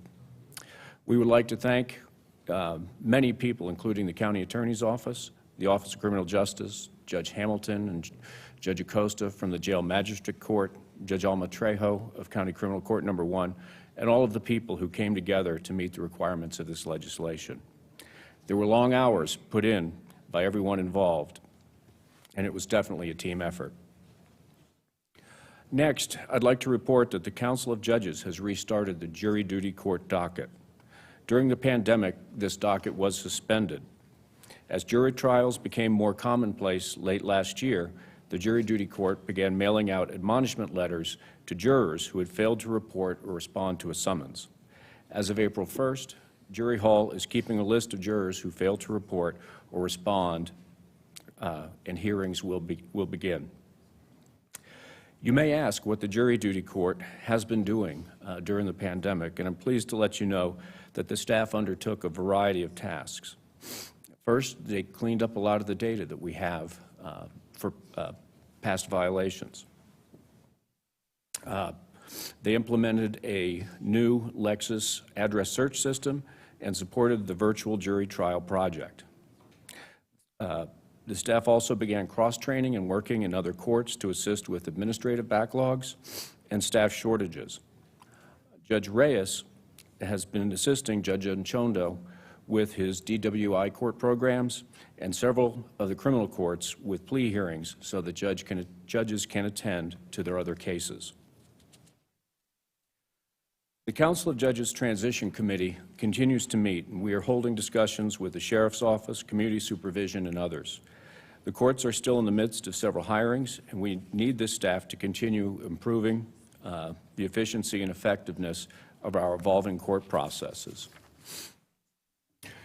In fact, we're really in something more of a transformation than we are just a transition. We're working to use grant funding that county administration has helped us achieve to purchase new and better technology. Again, thanks to you, we're hiring new positions, and in particular, one of our great needs this year is going to be to do something about our lack of court reporters. We now have 4 courts that do not have court reporters. The Council of Judges itself that provides court reporters to when some are unavailable. We have 2 positions that have been open for about 2 years. So we're looking into digital court recording technologies, which are used in many other states and counties within states, to try and supplement our court reporter staff throughout the courts. So that's going to be a burning issue for us over the coming year. Finally, I'd like to note that we, because of turnover that we've seen the last few months, professional development that we're actively pursuing, as it comes to the FY 2023 budget season, we'll be talking with the Budget Office and with you about the funding we use for part-timers and temps. We've had to fill the gaps. We've had to increase, for instance, well, right now our full-time magistrates get very little time off because we've been working, implementing the 48-hour bond hearings over the last 2 years, and now SB 6. We believe that's becoming critical now. So we'll be discussing that with Budget and with you over the coming months. I want to thank you all for your support, and I will stand for any questions. Michael, just as always, thank you for that great collaboration and alignment that we have with each other and everything that comes up pandemic-related and the jury and that you get us involved in. I know it's really, really, really heartfelt losing Judge Hamilton, and what an amazing judge. And also Judge Chu, you know, not going to be with us next year. 2 giants of legal and helping us to be who we are at this time. So very heartfelt, but thank you, and we look forward to a continued relationship. Likewise. Thank you very much. Thank you. Wonderful. Thank you. Betsy, is there any, we have a lot of gifts some from Juarez, and I would like to move up item number 7 because I know the other one's going to be a little longer. Do you see any issues with that? I need to double check to see if our UTEP team can be here. This item that you're going to bring up, Judge, it's expected to be a relatively brief item. So if that will work for our UTEP team? Yes, is that Okay. okay with that? If we could move, thank you, appreciate that. Okay, Jessica, item we would could you go to like? item number 8. 8, yes, sir. Item number 8, Commissioners Court, discuss and take appropriate action to support the creation of an art sculpture at Ascarate Park. You want to go ahead and come forward? Mr. Pedro Francisco Rodriguez, and I'm sure you recognize Juan Acereto, who's a partner in everything binational, and so we thank you for being here. Just a little bit of a background. I was approached, very privileged and happy that I was approached about this new incentive. They asked me to see if I could lead, independent of where it would end up, but if I could help them because of what they would like to accomplish here. And I also want to thank Eric Pearson that is going to be here as well. He's always been a partner in these kind of initiatives, whether it's our situation with Walmart or the Healing Garden. He's always been extremely valuable. And then we have some great guests as well. So I'd like to have Mr. Juan Acereto initiate it and sort of talk a little bit about what do we want to accomplish here today. Muchísimas gracias, juez. Me gustaría hacer esta presentación en español, que es el idioma que me permite expresarme mejor. Aunque, thank you very much to all the commissioners and the public. And primero que nada estoy muy agradecido porque he tenido el privilegio de estos últimos 5 años de servir a mi país, a México, pero en una representación binacional, actualmente con la ciudad de Juárez, pero al mismo tiempo me ha permitido conocer gente maravillosa en este proyecto de vida que me trajo a esta maravillosa frontera. En este camino conocí a Pedro Francisco Rodríguez, que es el escultor y que me acompañó en varios eventos durante mi tiempo en el Consulado General de México en El Paso. Ahí tuve el privilegio de ir caminando con él y haciendo eventos y desarrollando proyectos. Y me permití un día platicar con él la importancia que tiene el que Ciudad de El Paso tenga una escultura monumental que le dé identidad, porque a pesar de que es una maravillosa frontera que se ha ido construyendo y que El Paso en el centro hoy ha cumplido con las expectativas más grandes que pueda tener una ciudadanía por los arreglos que han hecho diferentes empresarios, pues El Paso sigue siendo un lugar que le faltan detalles en su crecimiento en términos de turismo, en términos de cultura, etcétera. Y me di a la tarea de platicar este tema con la invitación que me hizo Pedro Francisco. A eso nos sumamos un grupo de amigos que están aquí con nosotros empujando este proyecto, porque creemos que podemos aspirar a tener un lugar en ese maravilloso espacio que ustedes han ido desarrollando en estas 200 hectáreas del Parque Ascarate. Hace poco, cuando usted me invitó al Healing Garden en la inauguración con el canciller Marcelo Ebrard y con todas las autoridades, me permití admirar el maravilloso lugar, el espacio, el parque, cómo se conjuga con nuestra propia frontera y todo el significado que puede traer una escultura monumental. Entonces, por todo esto, me permití acercarme a usted y acercarme a ustedes comisionados y a muchas otras gentes que mi amigo Pedro Francisco les platicará cómo estuvo este tema. Entonces, por todo esto, yo le quiero agradecer a este grupo de comisionados de aquí del Condado del Paso que nos permitan en el futuro tener esta escultura maravillosa en este espacio por el significado que tiene, sobre todo en estos momentos de salir de la pandemia, en estos momentos cuando la frontera de México está volteando nuevamente por los gobiernos de México y de Estados Unidos a encontrar la forma que dejen de ser un lugar que les trae problemas, a ser una solución en el futuro de la binacionalidad y la construcción de los 3 países, que es el bloque México, Estados Unidos y Canadá.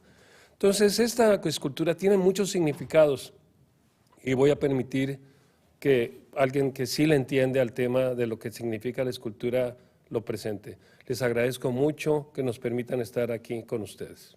Thank you, Juan. I wish I could find the eloquence to translate what he just said, because he's a man of very eloquent. But I think what the main point is that this binational, we've talked a lot about it, but I don't think we have something physically or structurally that really shows and can enhance this binational relationship that we have. The proximity of Ascarate being close to the X and close to Juarez, it all comes together. And so today, just to be clear, we're not defining anything. We're saying that there's a possibility that we would consider Ascarate. So there's only 2 factors that are really important. One, or 3 actually. One, that there's everything possible not to have any public monies being used in the project. Secondly, to consider Ascarate to be the site. And third, that we assist with the grant process that we have. So those are the 3 items, but I just want to make it clear that at this time there's no definition. We haven't made any consideration. That's bringing it in front here so we could say, hey, what is this a possibility? Would it work for us having it at Ascarate? And of course, we've always encouraged our grant writers to do grant writing to the entire community. So I think we'd be very well set there. And just to make it known that no intent to use public money that was a conversation that we had. So I thank you, Juan. As always, he's been a great partner through different mayors, before Mayor Pérez Cuellar, and now, helping us as well. So, Juan, thank you for your relationship. Aquí nos acompaña también Eric Pearson del Paso Community Foundation. Eric Pearson has been un gran exceptional. soporte para nuestra comunidad. Thank you, and I'll have him. Por favor, señor Rodríguez, Sí, si mi nos da el nombre es honor. Pedro Francisco Rodríguez.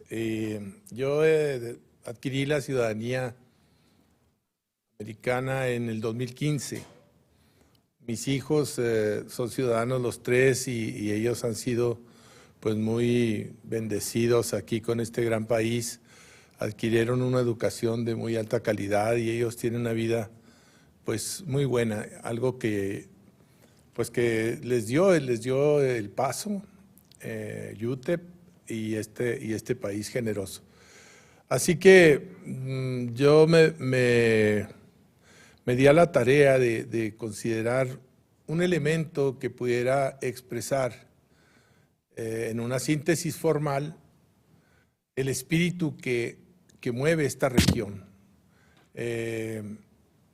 Es una ciudad sui generis, es un área sui generis de 2 ciudades que, aunque son 2 países diferentes, se enriquecen mutuamente, se complementan mutuamente. Y esto le ha dado una gran calidad de vida a esta región, donde nosotros podemos tomar lo mejor de cada país y disfrutar lo mejor de cada país con mucha libertad. De hecho, todos tenemos familias, amigos, negocios en los 2 lados de la frontera. Así que esto es lo que trata de expresar este monumento, esta escultura. Entonces yo empecé a desarrollar el proyecto, pero no sabía por dónde seguir, porque no conozco la normatividad de la ciudad. Y creo que toqué acertadamente el botón adecuado con el licenciado Juan Acereto, que él me empezó a guiar y me envió con Mario Porras del Paso Community Foundation. Mario Porras a su vez me envió a un UTEP, ¿verdad? Me dijo, tienen UTEP que aprobar esto. Y fui con la presidenta de la Sociedad de Artes Visuales de UTEP para que ella considerara el aspecto estético, artístico de la escultura y lo aprobara. y tuvimos ese gran apoyo entusiasta de Kerry Doyle también, en la cual estoy muy agradecido con una persona tan dulce como Kerry, que está involucrada en este proyecto. A su vez, ella me sugirió que sumáramos al cónsul de México en El Paso, a nuestro amigo Mauricio Ibarra Ponce de León, que también acogió con mucho entusiasmo el proyecto.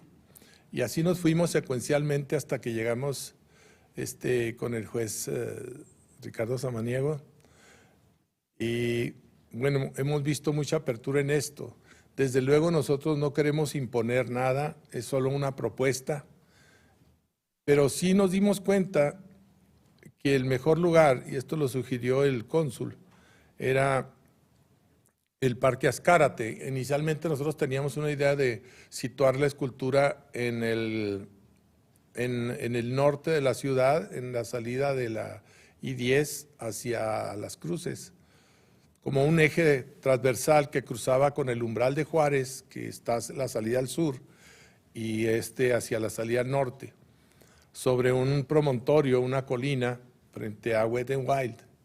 Pero luego nos dimos cuenta que para lograr un permiso necesitamos, pues, acudir a instancias federales y luego estatales, y se iba a complicar los permisos.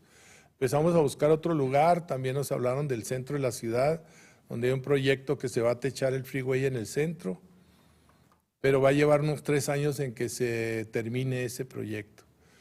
Entonces, de repente, cuando el señor cónsul sugirió el Parque Ascarate, nos pareció necesaria una visita, estuvimos allí, nos impresionó mucho las condiciones del parque.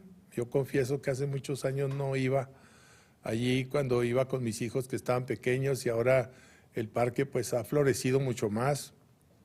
Tiene una infraestructura muy completa de sombras, asadores, tiene árboles, tiene paisaje y sobre todo el lago es espectacular. Entonces creemos que esa escultura la estamos proponiendo en el parque, muy cerca del área donde se vería desde Ciudad Juárez, desde la carretera 375. Y bueno, creemos que el arte y este tipo de escultura son detonadores de la ciudad, no solo detonadores del área donde se ponen. Yo tuve la fortuna de desarrollar más de 25 monumentos en Juárez de arte público, y vi cómo esto cambia la apreciación de la gente por la ciudad. Hay un orgullo, hay un arraigo, hay una reacción positiva. Siempre que se pone un monumento se energiza el área, y esto trae mucho orgullo, mucha satisfacción a la ciudad y mucho entusiasmo para que esto siga. Creemos que esta escultura sería un detonador, no solo para el Parque Ascarate, sino para toda la ciudad del Paso. No, muchas gracias. I guess I hope most of you know that Mr. Rodriguez, has been just an exceptional sculptor. His work is unbelievable, and so having him interested in our park and interested in what he wants to do, the proximity is what he talked about in creating that synergism, being so close to the border. That would be very, very good for us. It'll create that. And of course, most of you know in our master plan, we actually had a proposed, just sort of a sculpture of some kind. We have a graphic of it, but never had chosen one. It also has an amphitheater that can reduce our cost if we wanted an amphitheater, so we could partner in the amphitheater component, because it's like a plaza amphitheater, as you could see there. As to what they're proposing. So I think there's a lot of alignment with where we want to be. One of the things that we've talked about is that we don't want to do something for now, but for the future. Ascarate is not, I think before we would sort of take it like, where do we need to be at that certain point, and not very futuristic, right? Once Western Playland left, we had all kinds of ideas, but they've never come to fruition. So I think this is, to me, obviously very, very passionate about having a sculpture of his caliber do this, but I'm really inclined because of the master plan that we have. The alignment is amazing. The alignment is amazing. And of course, as you know, we've been very, very proud of being binational in some of the things that we do here at Commissioners Court. So I think there's just a lot of alignment. And like I said, the reason that we're here is to consider whether or not this would be a possibility. There's no action other than saying that there is some appetite for this project, and then we'll, of course, move forward with that. Eric, I don't know if you want to comment or anything that you might want to add as far as from the artistic world and what the foundation can do. So Eric, who's, like I've said, has been such an amazing partner in these initiatives. So I'm glad you're here today, Eric. Thank you, Judge Samaniego and Commissioners Court. The foundation wants to support good projects, and this is one, thank you to Juan and Senor Rodriguez, that we can get behind. Our role is going to be acting as the conduit through which private money can be raised. A lot of times people come in and they want to do a nonprofit organization for a single project, and this is just an opportunity for us to help out in the ways that we can. I think this is an important expression of our community, an important expression of our binational community, and I think as long as it fits in the master plan and everybody agrees that we can really do something meaningful that can be seen from everywhere. I love to fly in to El Paso and look down the Equis and see that I am home. And so I think this is an extension of that. So thank you very much. Thank you, Eric. Thank you. The dimensions are, if you might want to talk de las dimensiones, por Sí, favor. perdón. Quisiera presentar el equipo, ¿verdad? La escultura siempre absolutely, es un trabajo de equipo. Entonces, yo cuento afortunadamente con el ingeniero José Antonio Aldrete, con una gran experiencia en la estructura. Él tiene una ingeniería civil en estructura. Él construyó el umbral del milenio, que lo hicimos en el 2001 en Ciudad Juárez, el Hotel Lucerna, la aduana de Juárez, el Estadio Benito Juárez, y ha hecho edificios en la Ciudad de México y en otras ciudades, así que él estaba ya un poco retirado. Le dije, no te quedes en la mecedora, vente a trabajar conmigo, y se entusiasmó mucho con este proyecto. Y luego incorporamos al arquitecto Francisco Ramírez, que él es un talento en este proyecto. Él está aportando para el diseño, para el proyecto ejecutivo, para los renders y para la presentación de los videos. Así que pues él sabe manejar bastante bien este asunto de los digitales, ¿no? Y luego incorporamos también a mi sobrino y ahijado, que es hijo del ingeniero Aldrete, el ingeniero José Antonio Aldrete. Él está encargado de los medios y él le va a encargarse de todo lo que sería los paneles de energía solar en la parte superior de la escultura para hacerla autosustentable. Él es la ingeniería que domina, más los medios, para consensar en la sociedad desde la ubicación, el nombre, qué respuestas tenemos, promover la escultura, la difusión y todo esto. Así que es todo un equipo. Abigail, un gran talento también. Ella tiene la capacidad de promover para la recaudación de los fondos que hagan posible este proyecto. Y bueno, aprovecho para decir que esta semana recibí llamadas de empresarios amigos míos que quieren entrarle a este proyecto, quieren aportar, quieren invertir y quieren pertenecer al equipo también. No, and as you can see, what a super team. Everyone, Abigail, I got to meet her, her relationships with the entrepreneurs and the private side. And as Mr. Rodriguez said, there's a lot of interest already from entrepreneurs and wanting to support this. So obviously, that got me excited that we're not looking at at having or putting a burden on our taxpayer and yet come up with something that would be spectacular for us. And so, like I said, we're at the point of trying to get a sense as to whether there's appetite at Commissioners Court. And thank you, Brooke and Jose, for being here and staying around, because I think this is a binational effort that we would love to consider. So that's where we're at this point. I don't know if there's any questions. Commissioner Leon, we'll start with you, please. Thank you for the presentation. It was just beautiful. I am in support of something like this. And I know that Commissioner Court will probably agree with me that what I like to see, and I'm really glad that it's coming from, it's not going to be involving any taxpayer money. I think that's a big selling point. But what I like to see is public input into, because this is going to be our sculpture, that we have choices and other entries.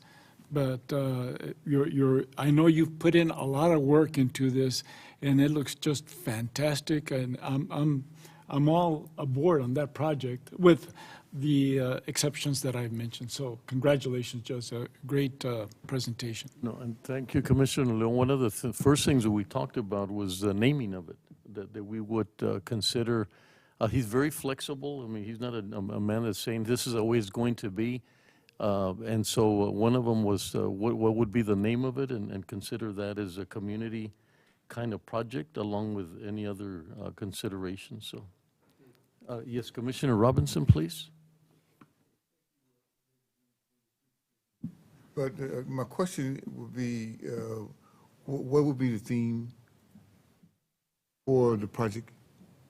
What would be the Alliance. Alliance. Collaboration between the two communities.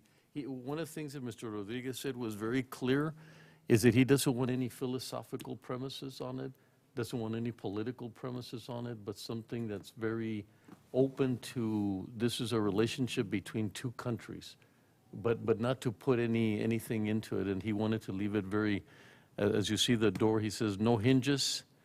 It's wide open, and then everybody can sort of interpret it in the way they'd like to interpret it without any really connotations. Well, from my perspective, I don't want to just do a project, a monument, or whatever, just to match the one that's in Waters. I want something that is inclusive, if you will, but it represents something. You know, it stands out. You know, not say, well, you got one, so we'll do one.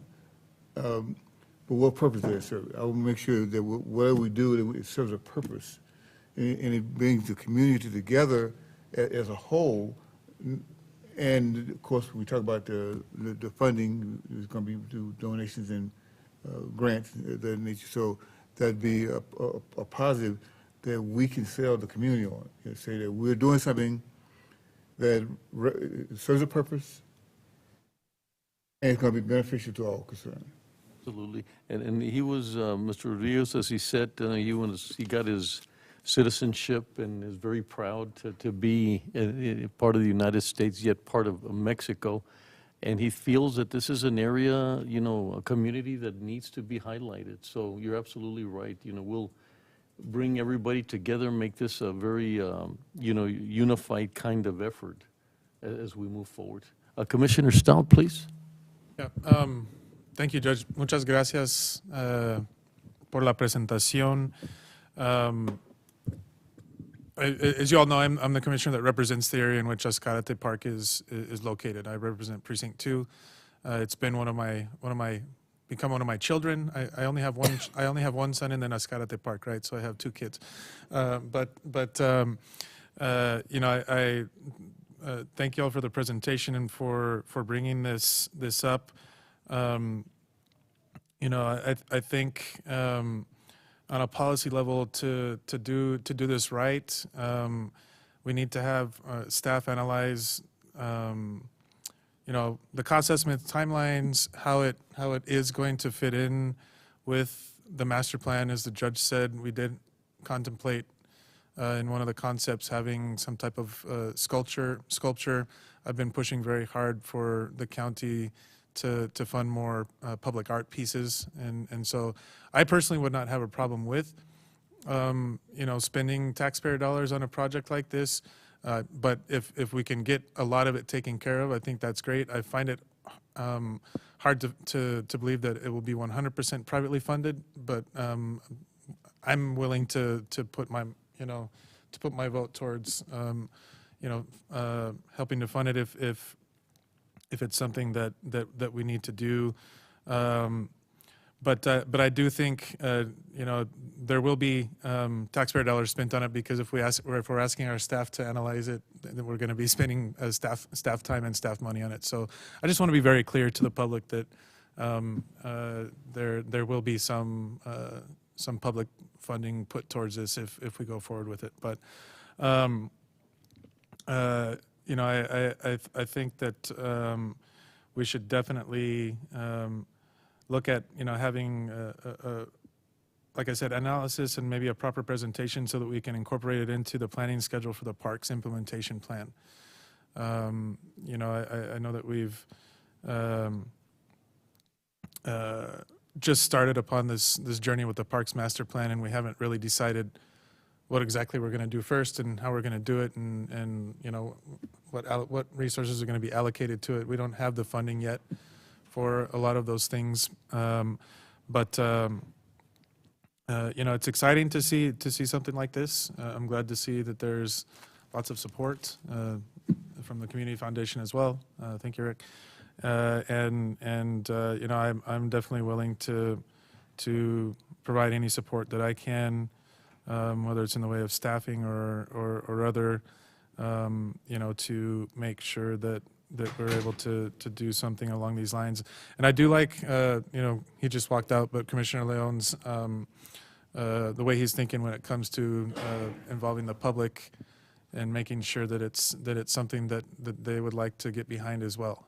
I've harped on that many times. I feel like local government can do a much better job when it comes to decision making and not involving the public. And so I know that we have a great artist and the gentleman that is joining us today, Mr. Rodriguez, and we have many great artists in town. And I think many people would love the opportunity to partner with the county on a project like this. And so I think we need to take that into account as well.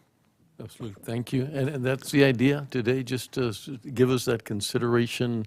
And of course, we were very good at analyzing and getting to the next level. We do have a public comment? Yes, Judge, we have Mr. Christopher Falk on the line. Okay. Mr. Falk? Yes, hello again. Let me just, real quick, Mr. Falk, siempre presentamos la oportunidad de que puedan comentar el público, y ahora nomás tenemos una persona, pero él va a comentar sobre este tópico. Go ahead, Mr. Falk. Okay, thank you. I know this sculpture is monolithic in its size; it's huge. And when I thought about where it would be placed, it can't be anywhere near the border freeway, because that south end of the park is all picnic area, in the lakes. In fact, we could use some more picnic enclosures on the east side of the small lake. But anyway, getting back to it, if we could incorporate it, with our plans for an amphitheater up in the above, say, the baseball diamonds, or even, in the master plan, Jim Carrillo, where the baseball diamond closest to the All Abilities Park, he had that all cleared out. That would be a good place with it. I just wouldn't want to see any of the picnic areas or play areas used for that, because the past few weeks with this nice weather, the park has been packed with picnickers, people getting out and barbecuing and picnic playing, kids playing. I was really a little shocked at the turnout. And that's what the park's all about. It's about people getting outdoors, semi-rural county park, people getting outdoors and enjoying the outdoors and doing things in the outdoors. But no, I support this project. And if we could incorporate it with our plans for an amphitheater, which last I heard is going to be above the field we just did, above in that area. It's not going to be close to the border freeway. It'd be closer to the Memorial Garden, which is a beautiful sculpture in itself. Every time I see it, I'm just shocked at how beautiful it is. You know, with the running water, the curve. To me, it's like a sculpture. But in that area, that's about the only thing. The only other thing I'd like to see public comment on it, say like at the pavilion when we had it about the names, we had a good turnout, and maybe we'll have a good turnout with this. And I like seeing other people's opinions there and see what they think. But you know, as far as the only thing my concern is a placement where it'll go. You know, as long as it doesn't disturb the two lakes or the South Picnic areas. Mr. Falk, we thank you. That's my comment on it. You know, I think if we can incorporate it with our plans for the big amphitheater we have, that would be great. It'd be a wonderful area. That's all I have to say. No, Mr. Falk, we really thank you. Your involvement has been exceptional, and thank you for taking the time and trying to help us do the right thing. So very encouraging to have people like yourself. Thank you. Thank you, sir. Okay. So at this time, I don't know if you could frame it for us as to what we're trying to consider, Christina. Sure. So you are posted for action on this item. Commissioners, Christina Sanchez, Assistant County Attorney. So based on what I'm hearing, and of course you can always change it, but this is what I'm hearing in terms of the direction, or at least at the consensus that the court would like to take, would be to approve and authorize county staff to review and look at the development of an art sculpture at Ascarate Park. So I left it as broad as that. County staff will work with Betsy's office as well to figure out what the next steps would be. Of course, Judge will be in consultation with your office. We understand as well from Commissioner Stout's comments that he would like an analysis of that project to include the timelines and how this potentially fits within the county's master plan as well. So that will be part of the scope of the review and the work that we would do. But the motion would be to approve and authorize the county staff to work with the judge's office, to work regarding the development of the art sculpture at Ascarate Park. So that would be your motion. Commissioner Leon? Judge, I like Christina's recommendation, but I really would like something to include the public's input. And something to really declare that we like the project, but we really want public input. So it would be then, we can amend that to put approve and authorize county staff to work on the development of an art sculpture at Ascarate Park and to ensure that there is public input and comment regarding the proposed project. We can add that to the motion. Thank you. Thank you. Okay, and I'll move to approve that motion. Second. Commissioner Holguin? Commissioner Leon? Aye. Commissioner Stout? Aye. Commissioner Robinson? Aye. Judge Samaniego? Aye. Motion carries. Thank you. If you don't mind taking a quick picture so we can remember this day. Thank you. Seguro que sí. Este asunto es para enriquecer el proyecto.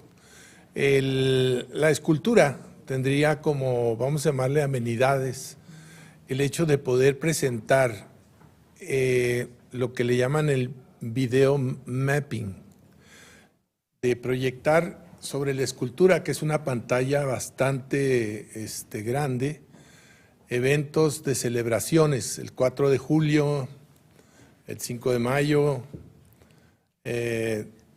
todas las fechas, todas las fiestas que hay en el año pueden allí proyectarse en un video mapping. Se puede proyectar las fuentes danzarinas, ¿verdad? Se puede proyectar los fuegos artificiales, así que puede ser un lugar de encuentro. La bandera de Estados Unidos. Sí, la bandera de Estados Unidos el 4 de julio, toda esta fiesta en esa proyección para hacer de ese lugar un lugar de encuentro de todos los paseños en el anfiteatro, ¿verdad? Y que puedan tener de los dos lados, sería una pantalla de proyección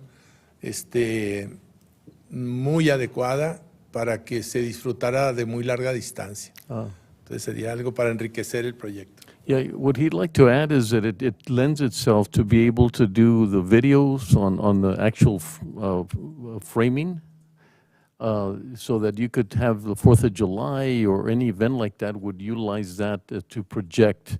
You project it like a theater kind of situation from both sides, and I think that's an addition. And that'll be part of what we'll be looking at and the feedback that we'll be getting. So once again, we thank you. Thank you for all that energy, for all of you, for being here today. Commissioners, thank you for the support on this. Particularly, I think it's going to be a great thing to consider. I'll keep using the word consider so that the public knows that this is under strong consideration. Thank you very much. Gracias. Thank you. So, quita la foto. ¿Te quita esto? Lo quito.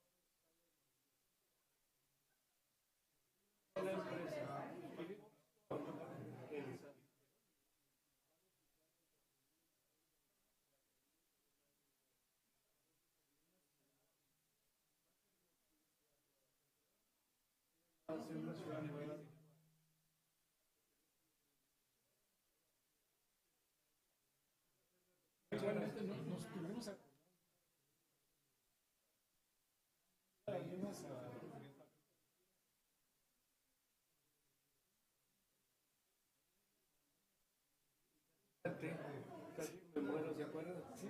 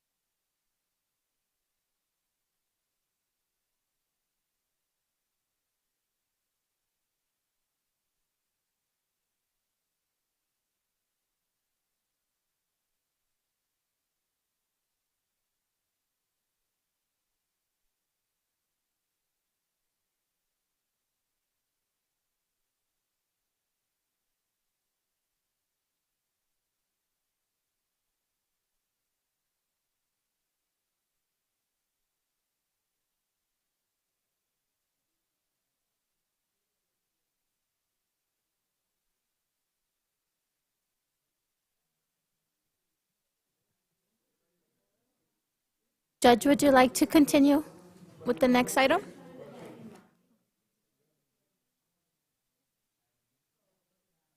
Okay.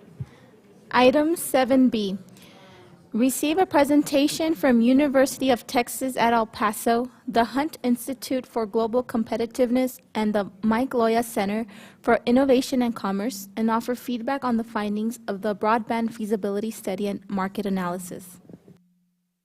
Good afternoon, Judge and Commissioners. Michael Hernandez, El Paso County Economic Development Director. It's good to be with you today. This is a good day. We have our friends with us from the El Paso Community Foundation as well as the University of Texas at El Paso. They are going to be presenting our study that looks at where we are in terms of broadband, as well as some solutions for helping to improve broadband. If you were to look at what the federal government claims we have for connectivity, that claim is that about 96% of our community is connected to broadband. We've long suspected that that number is not correct. And thankfully, we have a good first step forward to understand what that actual number is, which is closer, unfortunately, to 56% having adequate broadband service. That's the first step in understanding our challenge ahead of us. It's an immense challenge that's going to require us to pull together all kinds of different stakeholders, organizations, agencies, and we are already doing that as part of leading something called Borderplex Connect. That's formerly Digital El Paso, but that's a broad regional coalition of public sector, private sector, nonprofit, educational institution partners in the area that are coming together, trying to find out ways to solve broadband, trying to connect more people, as well as work on digital literacy. So there's so much that we can do.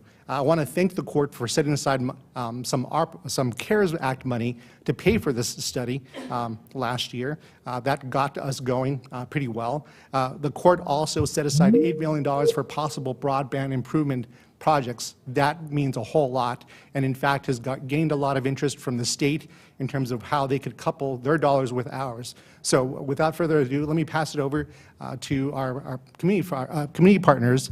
First, Eric Pearson from the El Paso Community Foundation, Myra Maldonado from UTEP, as well as Mike Garcia. Myra is, of course, from the Hunt Institute for Global Competitiveness, and Mike Garcia is with the Mike Loya Center for Innovation and Commerce. So glad to be with you all today. No, and Michael, thank you for helping us and leading this, such an incredible initiative and a lot of work being done. But one of the things you just said, we're becoming more accurate at understanding what exists and what doesn't exist in our challenges. So thank you for that. And we've got some great people that will be speaking right now. Thank you. Yes, sir. Afterwards, by the way, I'll mention that we do have a media availability to make sure that this study is amplified as much as we can with our media partners in mind. This study also will have a live online with Borderplex Connect's help, where we have a website, and it's going to be the first thing that we're pointing to. That website went live today, so we're really happy about trying to get information out to the public. We also are going to be sharing this study with the State Broadband Office, who is in town next Monday to listen to the needs of our region.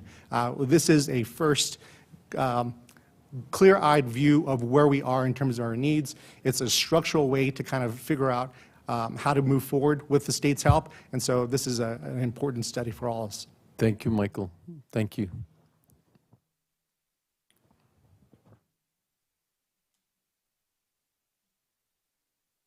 Welcome back. Hello, Eric. Judge and Commissioners Court. Thank you for having me back. It's been a long time. We're really excited about the release of these studies that were done by the Loya Center and the Hunt Institute at UTEP. And the big part of it, as Michael mentioned, is that the FCC maps left out a lot of information that on a granular level we know is even more desperate for people to have equitable, equal access to the internet, devices, and education. This is the way our society is going.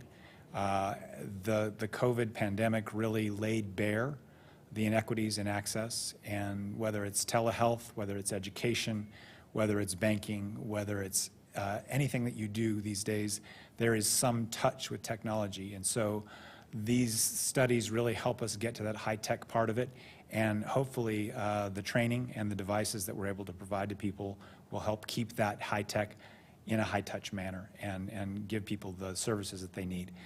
We are working with several partners, as Michael mentioned, in the private sector. I just wanted to mention some of them. Marathon Petroleum is working with us. Microsoft is working with us. We have Borderplex Connect as sort of an umbrella organization that we've established as a supporting organization, the El Paso Community Foundation, but it includes several county representatives, several representatives from municipalities, including Doña Ana County and the city of Las Cruces. And I think that's really important to have a very, very inclusive, regional, geographically comprehensive approach to this problem. So thank you. Thank you. Appreciate that.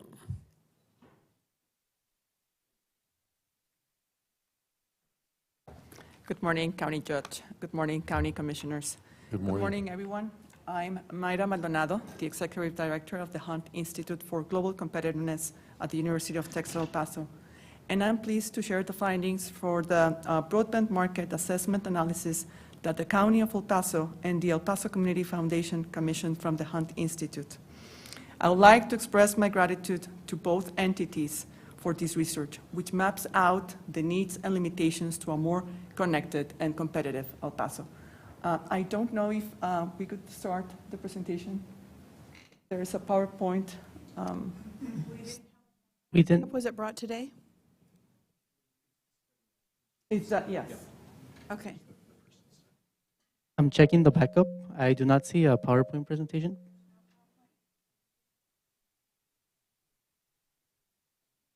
Stand by, please.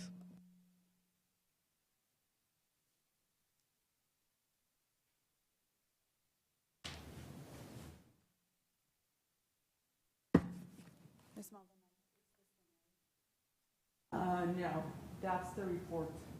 I do have a USB drive. Yes.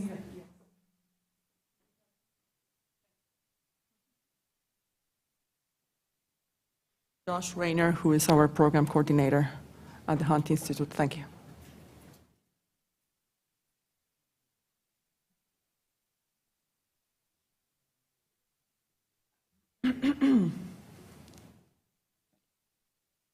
We'll have these uploaded in the backup as well.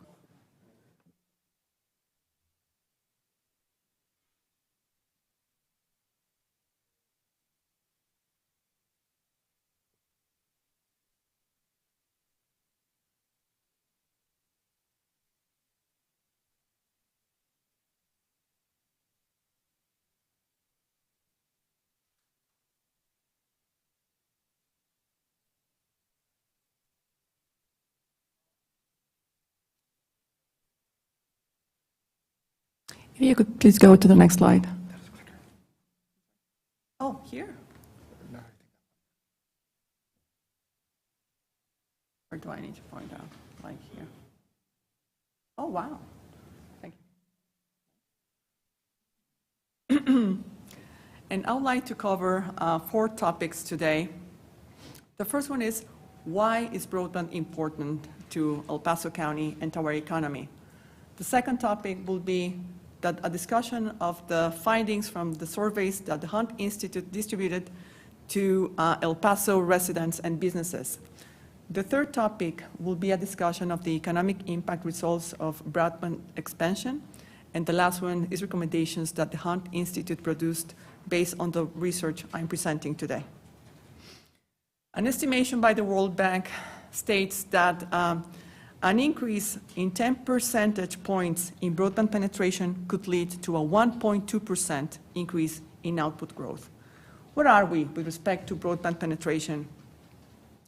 According to the Federal Communications Commission, 96.8% of El Paso County residents can access broadband internet. The Hunt Institute tested this out by distributing thousands of surveys to residents and businesses. And what we found out is that only 56.7% of homes can access broadband internet, and 72.7% of businesses can access broadband internet. The FCC figure may jeopardize the county's ability to attract federal funds for broadband access expansion because it overstates the current level of broadband connectivity in the county. What are other results from these surveys? Well, based on the number of surveys the Hunt Institute received from residential respondents, we divided the El Paso County into 5 regions: Central, East, Lower Valley, West, and Far West. This map shows the boundaries of those different regions. Our report only uses these 5 regions to analyze data from residential respondents. When the report discusses business respondents, it discusses the business in the entirety of the county. What we found out is that access to internet and access to broadband is unequal across the region. The chart on the left here describes the location of respondents that do not have access and that do have access to internet. Most of the residents that do not have access to internet are in the Central, East, and Lower Valley regions. The chart to the right shows a breakdown between respondents with broadband access and without broadband access. And here, the Central and West regions have the greatest shares of residential customers that lack broadband connections. Businesses are more connected than households. Out of the businesses that have access to internet, almost 80% have access to broadband. This chart is a comparison between the broadband speeds that customers pay for versus the broadband speeds they actually experience. The bars show the percentage of customers that pay for different speeds. For example, the 11.5% shows that 11.5% of El Paso County residents are advertised a speed of less than 50 megabytes per second. The orange line above those bars is the actual median download speeds that customers experience. So the first point on this line, 23 megabytes per second, means that that's what that 11.5% actually experience as a median download speed. And as you can tell from this graph, internet providers are delivering advertised speeds to residential customers, except for speeds of more than 300 megabytes per second, as they are getting 273 megabytes per second as a median download speed. We also found there is limited competition in the residential and commercial internet markets in El Paso. 2 providers, Spectrum and AT&T, provide 90% of internet service to El Paso's residential customers and 70% to commercial customers. This is definitely a clear majority of internet service in El Paso. Now, there's more competition in the mobile internet space, with 4 providers servicing 90% of residential customers: Spectrum, AT&T, Verizon, and T-Mobile, and 3 providers, AT&T, Verizon, and Spectrum, servicing 80% of business customers. Reviews of internet service quality are mixed. Roughly 40% of residential customers describe their internet connections as average or poor. And while Spectrum and AT&T do not dominate the commercial internet market as they do the residential market, business customers report greater satisfaction with their services than with their competitors. However, 60%, do I have the pointer? No. However, 60% of customers of their competitors describe their internet service as average or poor. Now, internet service can be a significant expense for households or businesses. We found out that about half of residential respondents report paying between $40 and $80 per month, and about half of business respondents report paying between $50 and $200 per month.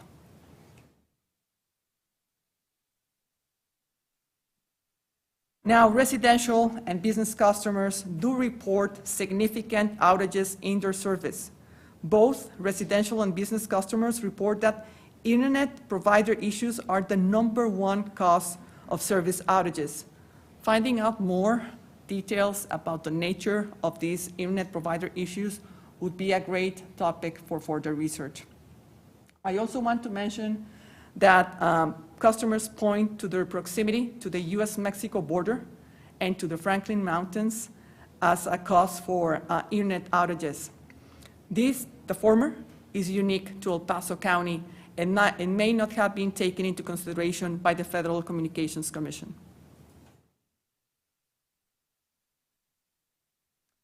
Now, broadband expansion benefits are unclear without increased attention to digital literacy. The Hunt Institute survey used familiarity with Microsoft Office and internet browsing software as proxies for digital literacy. Residential customers in the Central and Lower Valley regions report the largest shares of inexperience with common computer software. Business customers report higher levels of digital literacy among their staff members.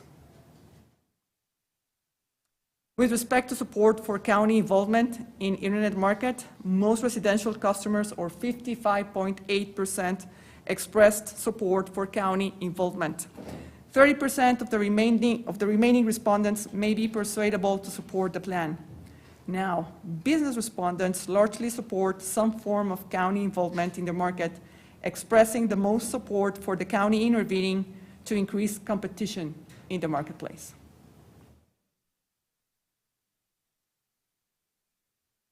Sorry, I can't. Oh. There you go. Now let's turn our attention to the results of the economic impact of broadband expansion. But the Hunt Institute, we utilized the cost estimates that the Mike Loya Center business plan provided, and that's around $36 million that would be spent over an 8-year period. The economic impact results that the Hunt Institute conducted is over a 17-year period.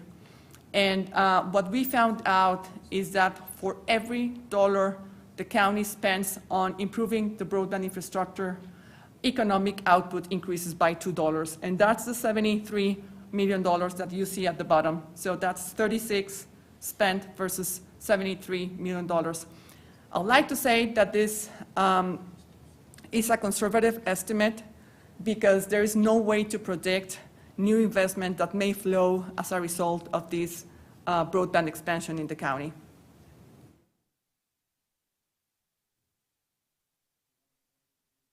There you go, thank you. And we also have the top 10 industries impacted by the broadband expansion here in El Paso County.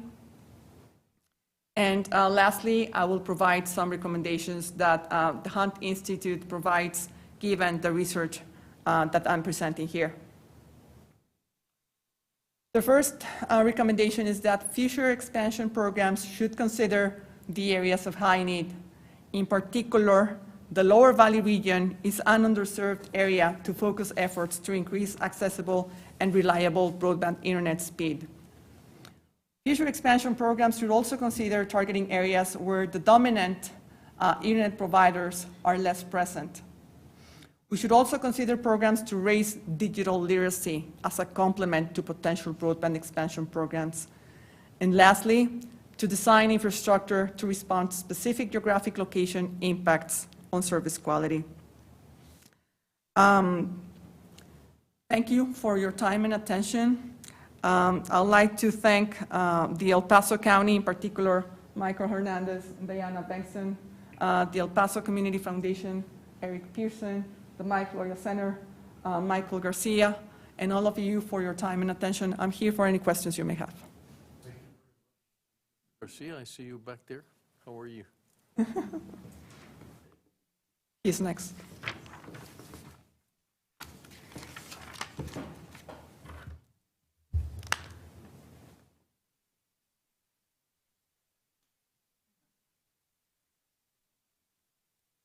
Good afternoon, Judge Samaniego. It's good to see you again, sir. Ever since we went on that fantastic trip to Pittsburgh, it's one of the highlights of my time at the Loya Center. Hardly a week goes by that I don't talk about that. Commissioners, thank you so much for having us here. It's a great day for us. We've been working on this study for a long time. We're very grateful, you all, that you kept the money here in town and came to us at UTEP. We're a tremendous resource for this kind of thing. There's an army of PhDs and graduate students there just waiting to study all these kinds of things. And we live and work right here alongside of you. And so we know the city, we know the region. It's a perfect marriage, really, of capabilities. So we're certainly glad to have done it. The Mike Loya Center had a couple of deliverables. Let me see here if I can just...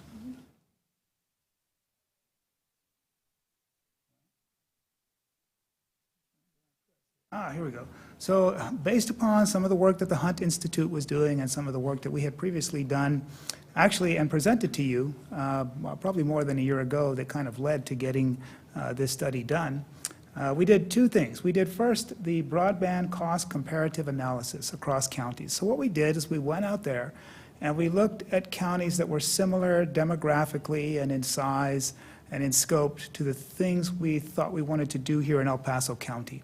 And 3 of them were actually here in Texas. And all of these were successful attempts to put together a municipal broadband infrastructure or service. They went about it different ways. None of them are actually identical to El Paso, but they're, at least in terms of the smaller communities that we're considering in these outlying areas like San Elizario and Clint and Anthony, places like that, they're very similar. There is one, Fort Collins, Colorado, that is very similar to El Paso all around. So we looked at those and came up with some numbers that will give you all an idea of what this is going to look like economically, financially, and outcome-wise. Then we put together a business model. Based upon those findings and the findings that were just presented to you by the Hunt Institute, we put together a little business model that looks at a couple of different approaches to this and what those might look like with regard to total investments, cost per mile, outcomes over a period of years with regard to revenue and when you could break even or start making money, those kinds of things. And that's what I'm here to talk to you about. I do want to give my thanks to Mr. Francisco Portillo, who was an MBA student working with us during the study. He was the principal investigator and author. He graduated in December and got snapped up right away by the healthcare industry right here in town, so we know we did our job right. And then another student, Eric Mendez, who is a graduate research fellow with the Loya Center there at UTEP. So what did we look at? We looked at these communities: Fort Collins, Colorado; Spring Hill, Kansas; Santa Monica, California; Chattanooga, Tennessee; Dayton, Texas; Mont Belvieu, Texas; and Lucas, Texas. Mont Belvieu is probably the most well-known one there because what they did was make it clear that the big challenge with municipal ISPs is that the FCC has regulations regarding switched telecommunications services and municipalities or governments not being allowed to participate in that space. It was determined, though, that broadband internet service over fiber is not a switched telecommunications service, and therefore municipal governments could participate along the lines that we're talking about in these studies. And Mont Belvieu was the place where that was tested in court. So again, these places are not identical to El Paso, but they're the ones that there was lots of information in the public domain about them, and we could even reach out to a couple of them. So plentiful information, demographically similar, especially when you consider the small communities, and so good places to look to see how this might look if we tried it on for size in El Paso. One thing about El Paso, and one thing we found in these studies, is that population density makes a big difference if you're going to be investing in fiber optic infrastructure. The simple reason being that one of the main measures of cost is passings per mile. How many premises, private homes or businesses or other entities, can you pass per each mile of infrastructure? If you have high population density, then you're passing a lot of premises for each mile of infrastructure. If you have low population density, you're passing fewer numbers of premises per mile of infrastructure, and you're probably going to need more infrastructure. As you can see, El Paso is way up there in population density, so it's likely to have a little bit lower infrastructure cost. It's one of the advantages of being a slightly larger area, very similar to what they experienced in Fort Collins, Colorado.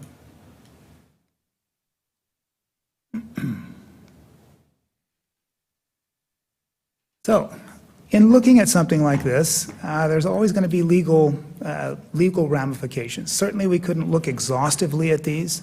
As I was saying about Mont Belvieu, they're the ones that successfully challenge this whole idea of whether or not broadband service is a switched telecommunication service, and got the green light from the FCC that in that particular space, as long as they weren't providing television services over that communication medium, they were good to go. As soon as a government gets into the provision of any kind of a utility, there are going to be challenges from the private providers that might be in the competitive area. And so again, there's some good precedences there where those challenges have been put down, given what they found out in Mont Belvieu. The other thing we discovered is that preparing, promoting, passing, and espousing good policy, good fiber optic infrastructure friendly policy is very important, and in some cases reduce the cost of installing infrastructure by as much as 70%. I think the example of that is in Santa Monica, California. So this idea of a dig once policy, where we implement public policy that requires any kind of public infrastructure project, a water project, a road project, or something like that, that's going to be tearing up the ground or the public right-of-way anyway, to make sure that they install at least conduits, and at best, dark fiber that could be lit up later with projects of the kind that we're discussing in this arena. So good policy like that is critical, especially to lowering cost and lowering the time between the beginning of a project and the time when it's lit up and actually available for service. And we provide many good examples of that kind of legislation in our reports.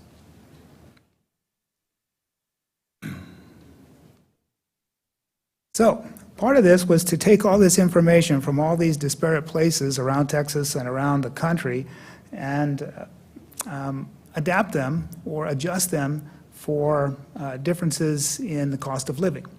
And so we did that, and we took these places that are all really quite a bit more expensive places to live and work and develop things than El Paso, and adjusted them using standard cost of living indices.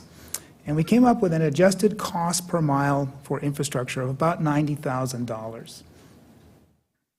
And we've got a basic cost of internet service that matches very well with what Myra found out from the Hunt Institute, of about $74. And so, unfortunately, no matter which way you slice it, internet service is expensive. And there's plenty of people who are paying $75 to $250 for these kinds of services. And when we look at the long-term sustainability of such a service, unfortunately, high prices are part of that. It's one of the biggest challenges with providing a municipal service, and one of the most important things that could be done is moderating those prices.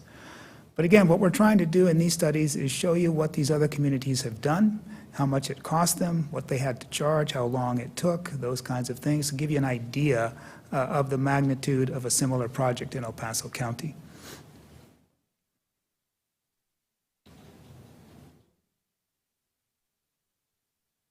So some of the other important numbers that we came up with. So again, with our infrastructure, what we're going to be doing is putting in infrastructure and trying to maximize the number of passings per mile that we can achieve. But the passing does not create a connection. That's the other thing. You have to do a drop. And so there's a cost for a drop, something that connects the backbone infrastructure to an actual premises. But the average cost per passing, then, if we looked at these other communities and adjusted for the cost of living, was about $2,181.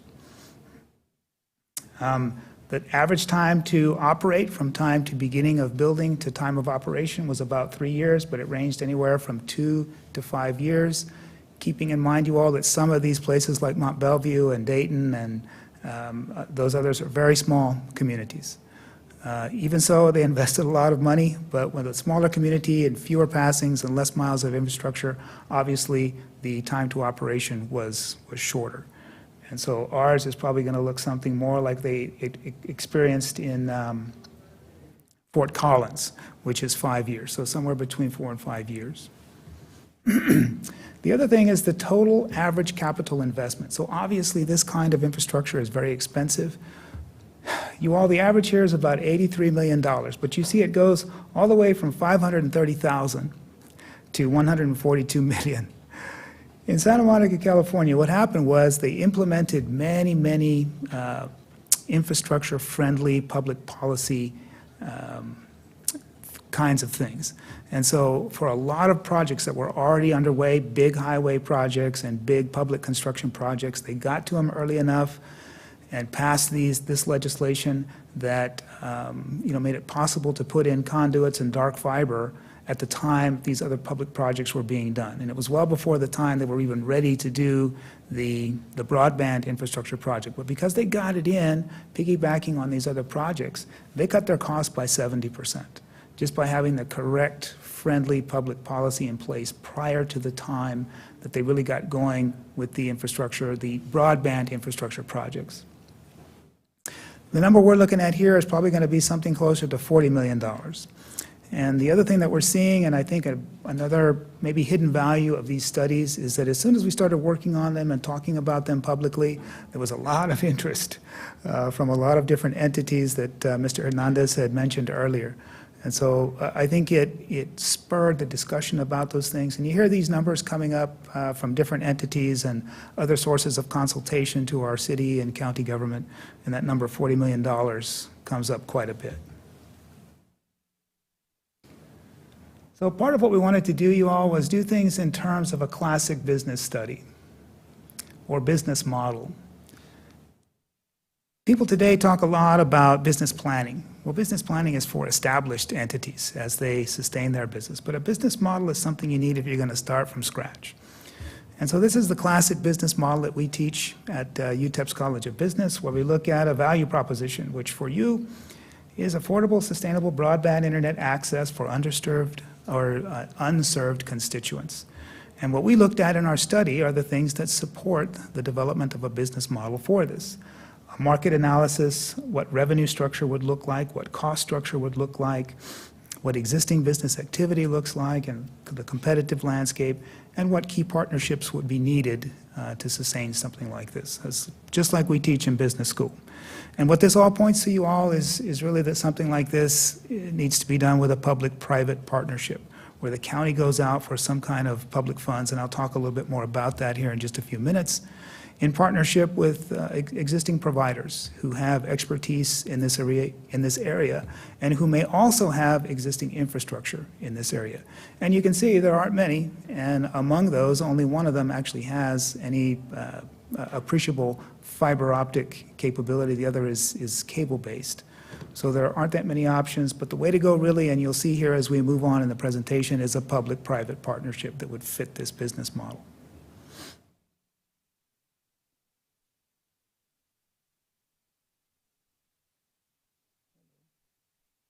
Okay, so again, we also took a look at the demographics around El Paso, how much people are paying, and actually, given the prices that a lot of these other communities are paying, the average price around here is closer to $50. Again, I think Myra's findings in the surveys reflect this. There are some people paying more, and indeed, if you look at the revenue structure for a public-private municipal ISP, you need to have a certain number of people who are going to take the lower-priced option, but you absolutely need a certain number of people who are going to take a higher-priced option. That's closer to this, to the average price of around $75, $79. The other thing you need is a significant uptake rate. And so you'll see in our study this idea of uptake rates. How many people among the constituency that we are trying to serve are going to be willing to actually purchase the service and stay with it for a significant number of time, 2 or 3 or 5 years. You need to have around 70, 75% of that constituency take it up if you expect it to be sustainable. So important numbers, and that's where this idea of how much we can charge as a municipal entity becomes really important. And then this is just another look at the population demographic of El Paso, showing it going up. So the population's going up, incomes are going up, which kind of tells you that in the future people may be willing to pay a little bit more for good internet service, particularly if it's competitive with what's already out there. And that the labor force is increasing as well. What that says is there's going to be more people in jobs who are going to be needing access to the internet. And we'll get to that here in a second. With regard to population by age, the significance of this, you all, is we do have to have a target market. So every business entity has to have its target market to ensure that uptake rate that would make this kind of service sustainable. And it turns out if you look at the age group of 15 to 34 and then 55 and above, those are the two biggest age groups here. So it's the younger people who are in the workforce, and interestingly enough, the older people, who many of them are probably retired, but many of them probably also have higher incomes and might be the kind of people that would take you up on a higher priced service, particularly if it was of higher quality or higher reliability. So again, we see those as our target markets, along with what's going on in business. And as Myra was saying, Business is better served in El Paso than private residences. But again, if we're going to have a target market, that target market very clearly is going to be in the services. In particular, health service, business service, and personal service, where business services also include educational services as are provided by the public school districts and private schools and universities. And so if we focus on 15 to 34, over age 55, and the services sector, then you've got a good target market where we can direct our marketing towards those target markets to help ensure that uptake rate and hopefully be able to charge a competitive rate for these services that make the overall service sustainable.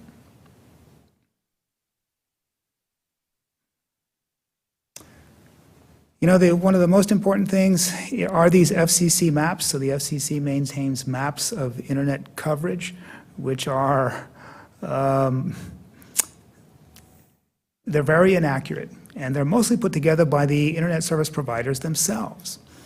And so, you know, the internet service providers, I think, do their best to make it look like things are fine, so as not to, you know, have too much interruption in their markets.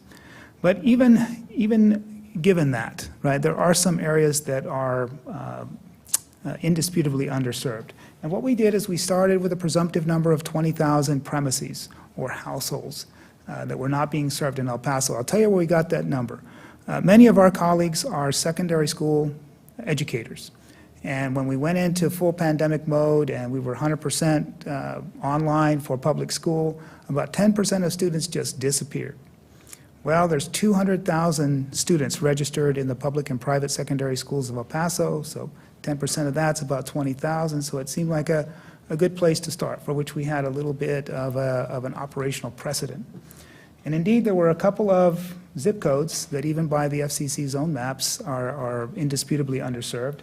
And within those were just about 20,550 premises. So they fit in very well with our initial going in assumption. So just keep in mind that this was the number that we went in with just for the purposes of doing the study and getting some idea of what the comparative numbers would look like in comparison to those communities that I talked about in the first slides.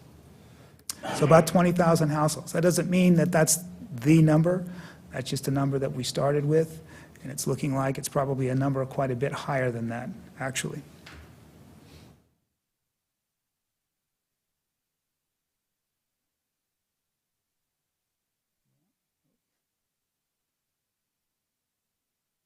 Okay, so some other numbers based on that.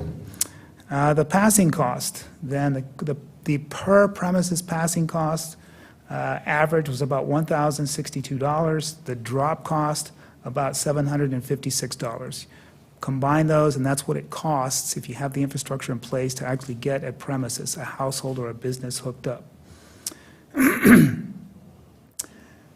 If you added it all together with the capital investment required to serve 20,000, potentially 20,000 premises, that number look like around $42 million, somewhere between $36 and $42 million.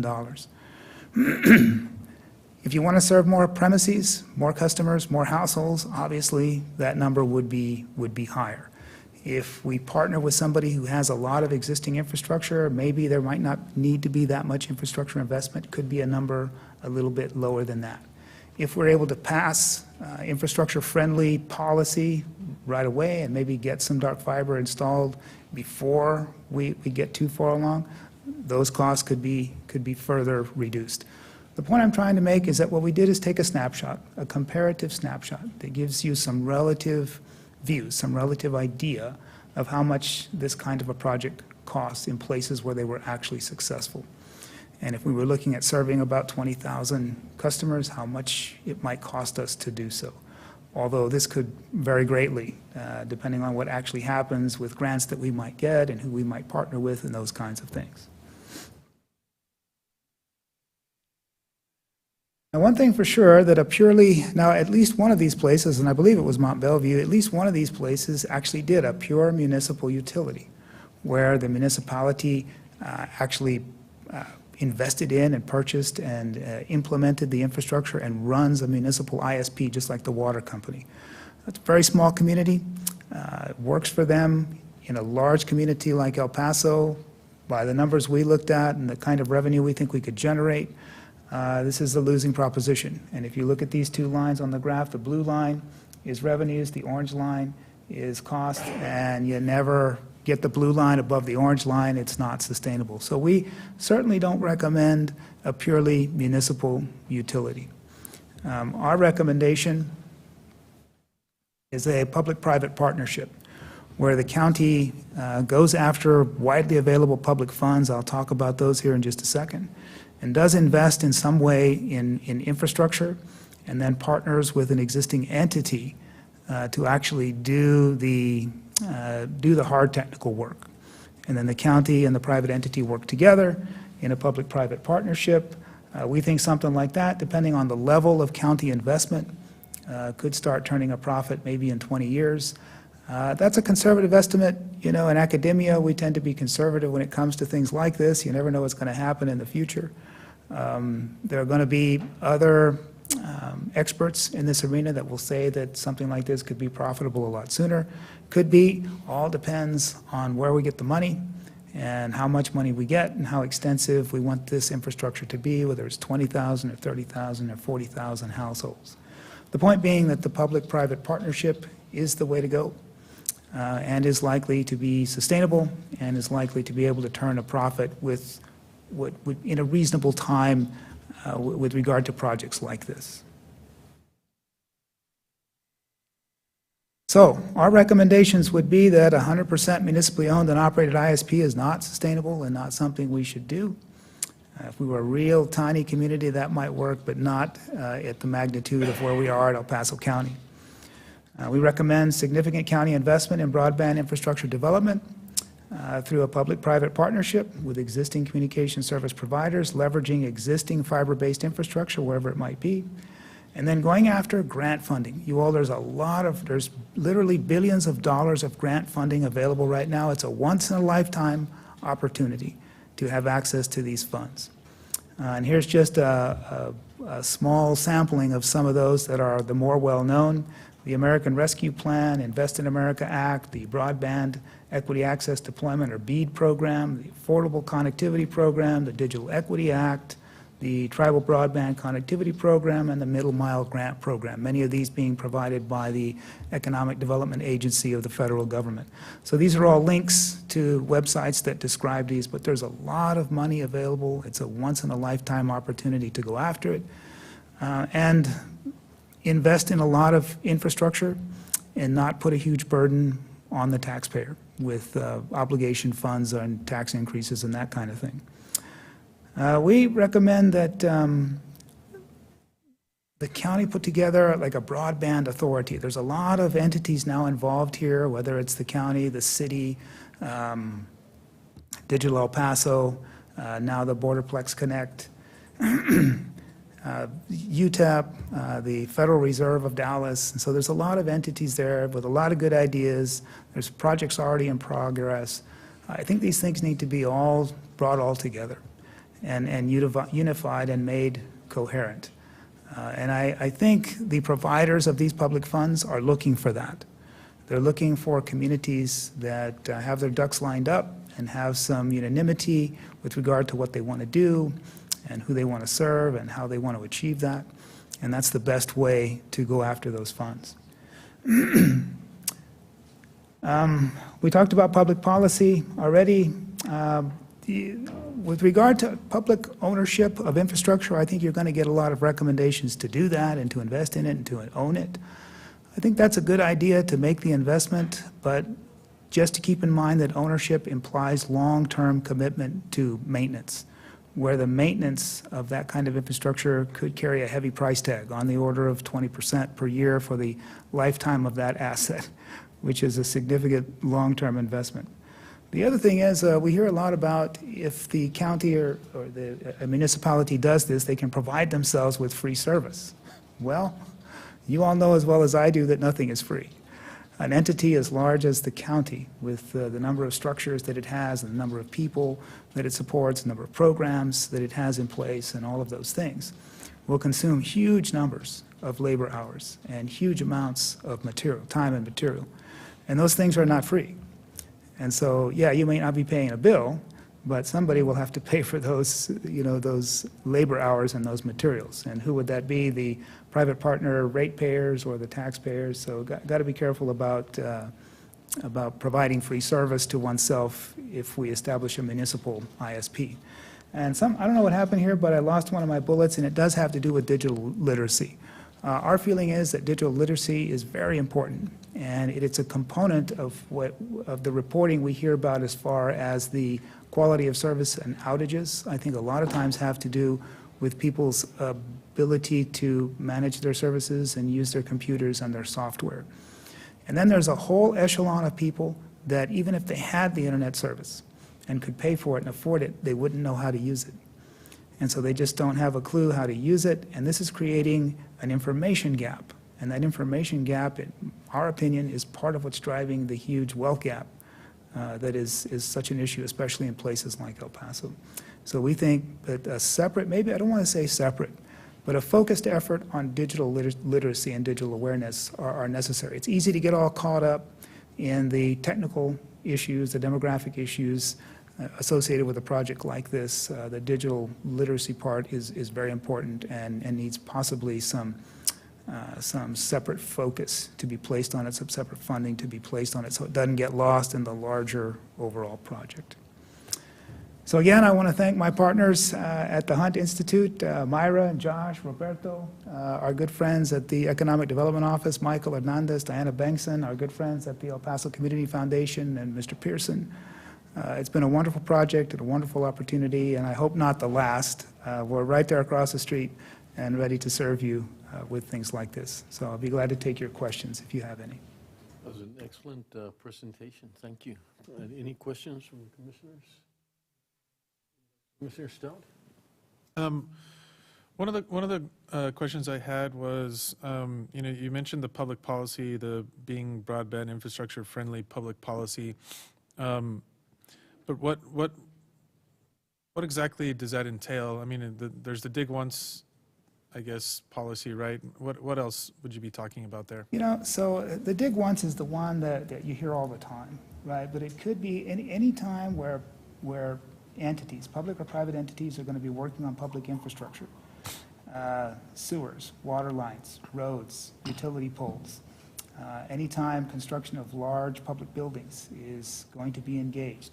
Anytime there's a project like that, if we have policy in place that would require the placement of conduits and possibly dark fibers, and termination boxes and those kinds of things, this really drives cost reduction. And even if we don't have a big plan in place, if the stuff is there and we know it's there and where it terminates, these things can be readily adapted for use in later, larger projects if they were done in advance. And it significantly reduced costs because all of the digging, construction, laying of concrete, and other things is already being done and probably already being paid for by somebody else. Okay, thank you. I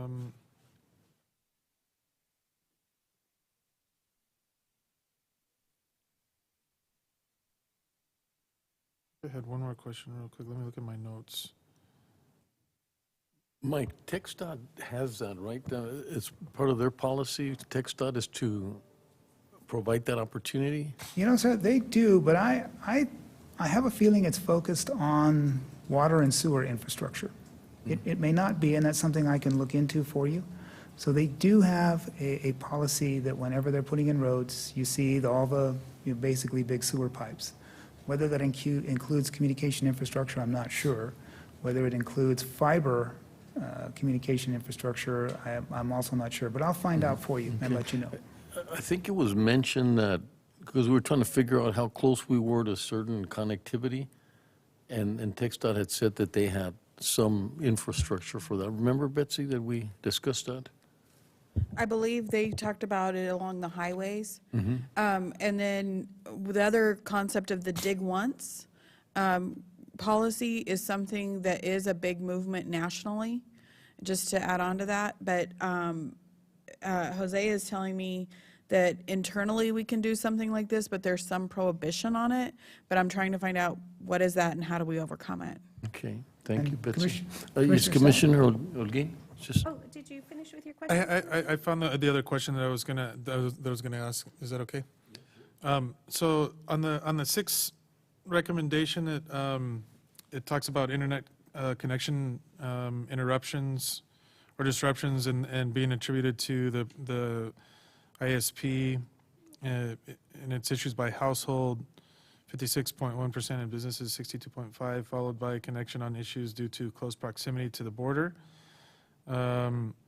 So it says, I think it talks about when designing policies that improve services offered by El Paso County, we should also consider how the specific geographic location impacts service quality. So does that mean that we need to address how proximity to Mexico affects service, or is it does it mean the effect of the mountain range, or does it mean we need more cell towers, which we know are a neighborhood quality of life issue, or is it all of those? Can you expand on? Yeah, so there's a couple of things. If we're talking, so one of the solutions, especially last mile solutions that's being considered, is some kind of radio frequency-based communication, especially for last mile. The challenge with being proximate to Mexico is the FCC isn't in Mexico. And so we have a totally different set of rules and regulations on either side of the border. The way frequencies are used, although there are international agreements regarding that, when you get close to the edges of those band assignments, you can get some interference, right? So we regularly see issues of interference that are the regulatory issues, international regulatory issues. The idea there is to try to use frequencies that are away from the edges, where it's not disputed how the frequencies are being assigned internationally. So that's one thing. So it's a big consideration here, being close to the border. The other thing is a mountain range is a natural interrupter. Line of sight is required if you're going to be using radio frequency communication for last mile. So if you have a mountain range there, then line of sight is going to be an issue. The closer you are to the mountains, the more of an issue line of sight is going to be.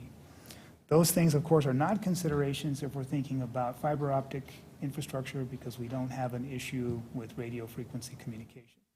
The other thing, though, that becomes a factor is the water table and how high the water table is and where the underground water is flowing. That determines things like conduit types and depths that certain kinds of infrastructure can be buried, and whether or not that has to be made aerial. And so that's how that can impact cost. So certainly the geographic area and the proximity to the mountain range and to any international border are going to be important considerations. And I was going to say also, Commissioner Stout, we do have a sample, a model digital-friendly legislation sample there. That's a really good guide for developing that kind of policy. And Yeah, I was going to ask. Yeah, specifically made to assist municipalities and government entities in developing good policy. And just one last thing, sorry, that I was just thinking about too is that whatever it is, the $36 million or $42 million that you talked about it costing. Yes. Does that include, that's like an expenditure the county would make, or does that include like looking at what some of these private providers and their future expansion plans would also include? So that would represent the total municipality capital investment cost. And obviously, if there's a public-private partner, they're going to have to make some investments on their own that in preparation to take advantage of this new infrastructure. So again, they would make investments on their own, right, as part of their normal expansion plans, but where their costs are greatly reduced by the county's investment in infrastructure. And then instead of them having to pay for that or get grant money for that, the county does that and then charges some kind of a royalty for them to light it up. And then put together some kind of agreement as far as administering and running that service. And we would partner, Commissioner, with other local entities who also have received American Rescue Plan dollars. We're working, Michael's already working and meeting with the, and so is Jose, with the State Infrastructure Office, because those federal funds are being channeled through the state. And then we've already had some conversations with at least one of the providers who is interested in that partnership. We've talked about a model similar to the RDOF model that the federal government used, where local governments invest a portion, and then the private entities invest as well. And there's different ways that can be done. Okay. And how much, how much is driven by just the lack of available service versus people that may not want or want the service? Do we know? So there's no doubt that there are areas in the county that just don't have access to service. Access to service being they don't have the physical access or they can't afford it if it's there, right? So it's those two things that are driving that. I think there's a third component, which is the digital literacy part, where people who have it there and they could afford it don't have it because they wouldn't know how to use it anyway. Those are the three things that are driving that. Excellent. The last thing I wanted to say, you all, I'm sorry, is that the FCC is preparing to revise those maps right now. They're about to engage that effort. Good. So taking information, taking information like we have here and making sure that those FCC maps are true and correct, and that somebody doesn't say, oh, no, you don't need that because you got 96% coverage is really important. Yeah, this is one of the most important projects we could have done for our community, and we were talking about it even before the pandemic, but as the pandemic underscored many things, it underscored the necessity for us to expand access to broadband to everybody in the county. So, and I find it interesting also that, but not surprising, that a lot of the lack of access or the areas on the maps, there's some in South El Paso and in Precinct 2 as well, not just out in the unincorporated areas where you have lack of other types of services. So, thanks. Judge, if I may. Commissioner Holguin. I know today we're posted for the presentations, and thank you so much to all of our presenters for this very, very important information. But my question was more to Betsy. So when would we be able to bring the items, the recommended items, back for consideration and action? So the establishment of the Regional Broadband Authority, assembling a consortium, deciding on the private-public partnership model. When can we expect to do that? I'm going to refer to Michael, who's working with the Broadband Task Force locally. So we're happy to share with you that our work as part of Borderplex Connect has been moving forward pretty quickly. That entails working with a bunch of different community partners through the El Paso Community Foundation. That new organization is sort of set up to be that kind of model, to basically be that entity that does support these kinds of activities. You remember back in the summer, we have that agreement with the El Paso Community Foundation to allow them to be our fiscal agent so that we actually can bring dollars in pretty quickly. And so that effort's already underway. We will look to coordinate efforts and bring some items back to you so that we can actually identify some projects that I think are worthwhile for our ARPA dollars. I think one of those is perhaps working with somebody to create an RFP so we can actually understand what the different service providers in the area can present to us in terms of what that possible collaboration would look like. Great, thank you. The sooner the better. Thank you. Thank you. Thank you, Mayra. Thank you. Judge, I believe when you all break now, there will be a press conference. So it's going to be one. Yeah, they want to take a picture real quick. Yeah, if we could, I think we could combine the lunch and the conference and be back here at 2. Yes, sir. Yep. And then at 2 p.m., if the judge would allow, we'd like to go right into executive session for that item at 2 p.m. Yes, because we have someone programmed at that time. Okay, thank you. Okay. Absolutely. Commissioners Court will recess for 1 hour. We'll return at 2 p.m.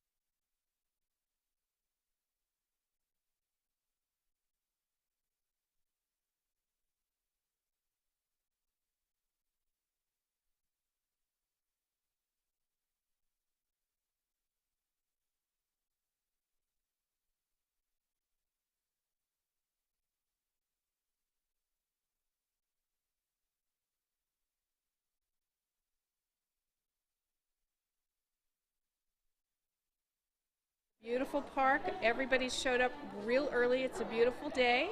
We have plenty of things that you can purchase for a donation. Everything goes back to the Animal County Welfare Department. And with that money's in an effort to reduce the pet population here in El Paso, we roll it back into our clinic. And then we also have free microchipping with our partners from El Paso Animal Services. And also our partners are out here from I'm Almost Home Rescue Group and for some adoptions. We've got some cute pets out here that need forever homes. Say hi, Max. Say hi, Max. When we offer these resources, they come early, they line up, and they want to do what's best for their pets. And then we will go ahead and register her with the City of El Paso as well as with the county here. It's cost efficient, to do it for free. That helped a lot, and that was huge motivator to come out and get this done. So it's great. So this event came to be as a celebration of Read Across America, so promoting literacy. So it's a partnership with the United Way of El Paso, donating the books for kids, free books for kids to read. And then, of course, the Parks and Recreation Department and the Animal Services, the County of El Paso Animal Services as well, partnering all to teaching kids how to fish with the fish derby. Be patient. Wait for the fish to come. And educating the public on how to care for their furry friends. So it's a beautiful day to be out at Ascarate Park. Reading to them like this was really nice. Like I said, I've never really read books outside. We live in an apartment building, so we don't have the luxury to go out into a yard and read like on a blanket and stuff. So it was nice to have that here and have that opportunity. And our son, he really seemed to like it. Like I said, the attention span could be short. But I think in this environment, he really liked hearing the book out in the sunshine. Come play with us at Ascarate Park or your local county park.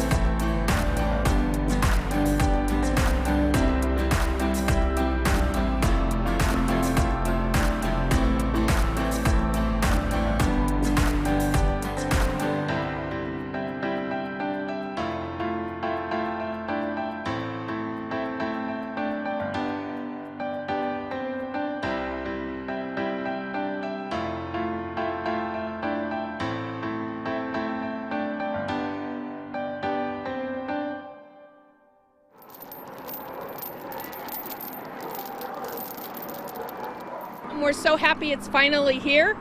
This is the Safe Outdoor Act. We've been working on it for many years. All animal shelters, advocates understand that no longer will animals, dogs, canines specifically, be allowed to be contained or housed on a chain. People use chains because they're so inexpensive, but chains belong on trucks, not animals. It's inhumane and it hurts them. So shelter is a necessity that they must have, food and water, and a trolley system of some sort. So we'll help you set that up.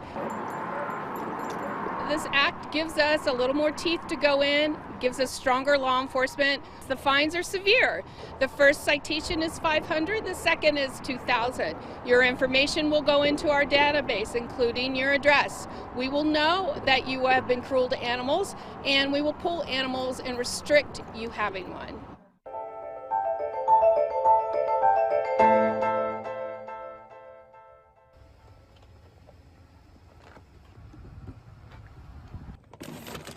Rene Herrera is getting ready to start his shift as an animal welfare officer, a job that he has done for 6 years. The reason why I do this is because animals don't have a voice, and I feel the need to be there to protect them. But today is not just any day, as the new Safe Outdoor Dogs Act has come into effect in Texas. Which means that canines cannot be restrained with industrial chains, and also to adequate food, water, and shelter, and shade as well. And to put the dogs inside when it's in extreme weather, which is cold or very hot temperatures. Renee is responding to the report of a pit bull that could be in an inappropriate space. Yes, so the lady allowed us to see behind the property to see if the dogs were restrained. They gave us a call of the canine not being contained properly. What's up, baby? So he checks out okay. He looks alert and active. That was one of my main concerns. Although everything is in order, Renee reminds the owner about the new law. So like I said, ma'am, it is an issue. Your dog's being out loose at large, so you can tie him up, but it cannot be with an industrial chain. Violations of the Safe Outdoor Dogs Act are considered a Class C misdemeanor, punishable by a fine up to $500. Hey, this is one of our dogs that we picked up today. He's going to be taken to the shelter because he was stray loose at large for not being restrained. And although some may complain about this new law, for Renee, the most important thing is the safety of the pets.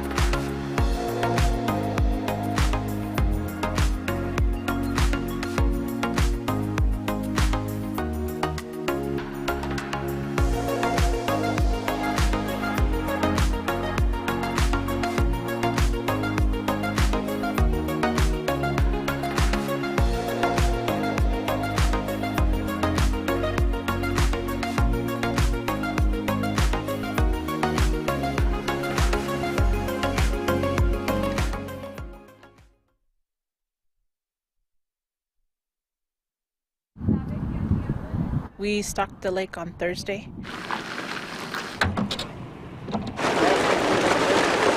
1,528 all rainbow trout. Kept the lake closed till this morning. Today we have our winter trout reeling. You just rub garlic down the tail. Well, you put it starting at the head, just rub it down the tail. Right now we're using the fake worms. You try to replicate whatever they'll naturally eat. We had 52 pre-registrations, and this morning we had another 25. There's a lot of people out today, so it's pretty neat to have a lot of people come out. Just a couple of nibbles, that's it, but nothing yet. I'm just practically putting it in a little ball, just to put it right here on this triple hook. Wait here for 2 hours, and then that 1 second of catching a fish, man, there's nothing that beats the thrill. was hoping to get more. This is a family event just to kind of have fun. That's it. We catch something, we don't. I mean, just having fun. Mine! They'll have until 11:45 to catch the longest trout. A little bit bigger. Oh yeah, it's a little baby. The weather's cooperating, and I think people are just anxious to get out, and it's nice weather, and we're outside, so we can be safe and have a good time. I don't know, it's like a meditation type deal, so takes you out of the real world, I guess you could say. It's real nice out here just to be out here enjoying the view. It's a nice little park. So. It's like one of the bigger water holes, in our area. The more attention we can get to it, the more fishermen, the more people buy licenses. We will have another one of these in July for our camp out, and that'll be a catfish tournament. So follow us on our social media pages to make sure you stay ahead of what's happening coming up with parks. If we don't catch anything, I don't care. We're just having fun. Fishy.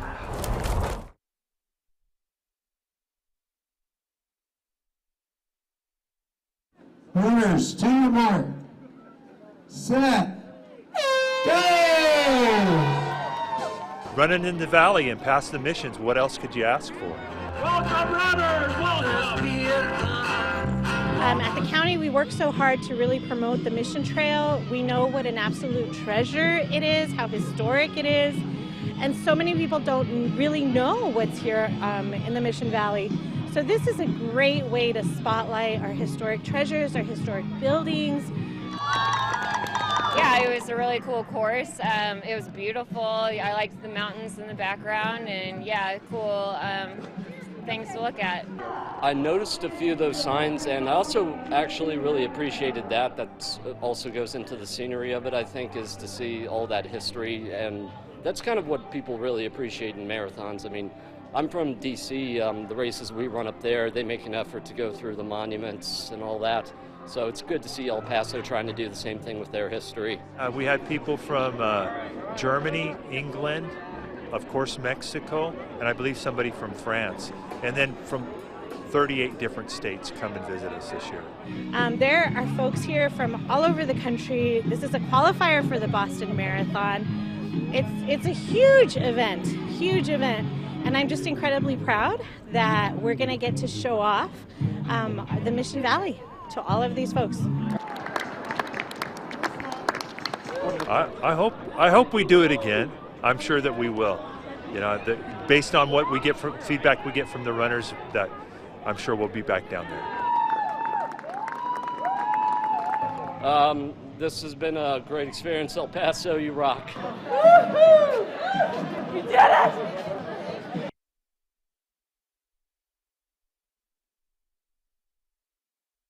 We're talking about a problem that existed in the area for over 20 years that had not been addressed. August of last year, we had a tremendous flooding, and it was necessitated having the proper equipment to mitigate the flooding because we had homes and businesses that were flooded out.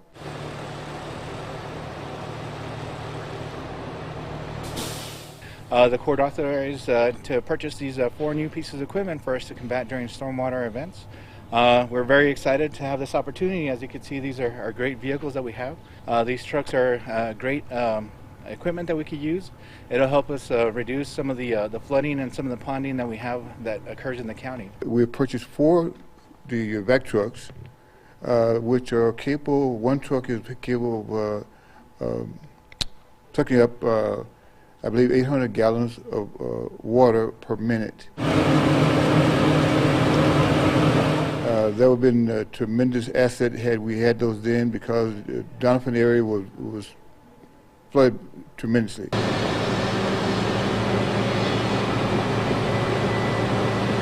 One of the great things of this truck is that basically we're able to do a lot of the work from inside the actual cab.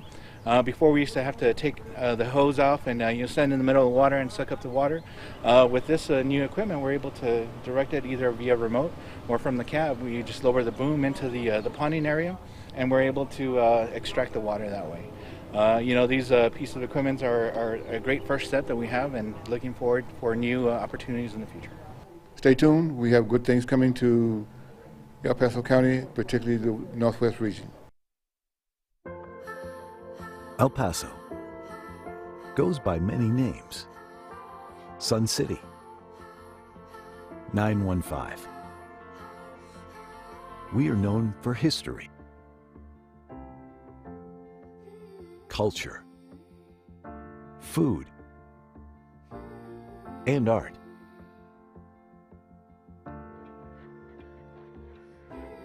In the early 1900s, development and commerce in El Paso revolved around mining and trade. The nationally recognized mission trails are just one example of the many historic sites that portray our region's rich indigenous and colonial history. Since then, El Paso has evolved, and so has its people. We take great pride in nourishing a skilled and capable workforce, with 72% of our population being bilingual. We stay competitive among other large U.S. cities.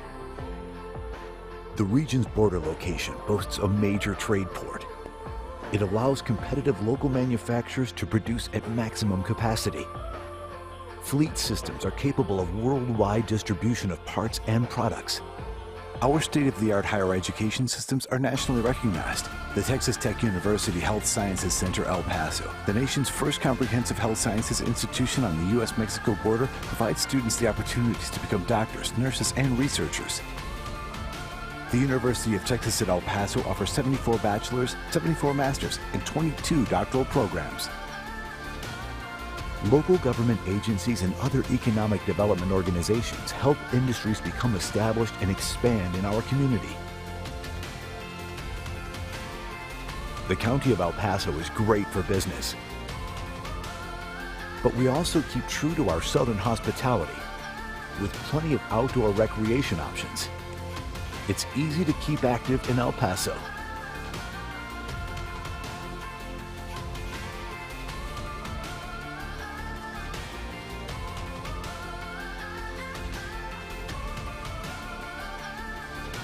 We are constantly looking for new industries interested in expansion. We want to offer our help and support in the process.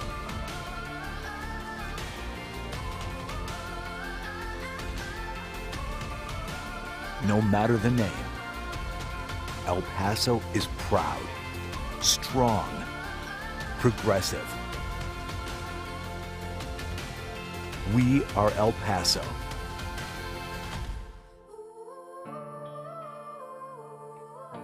Come see what we can do together.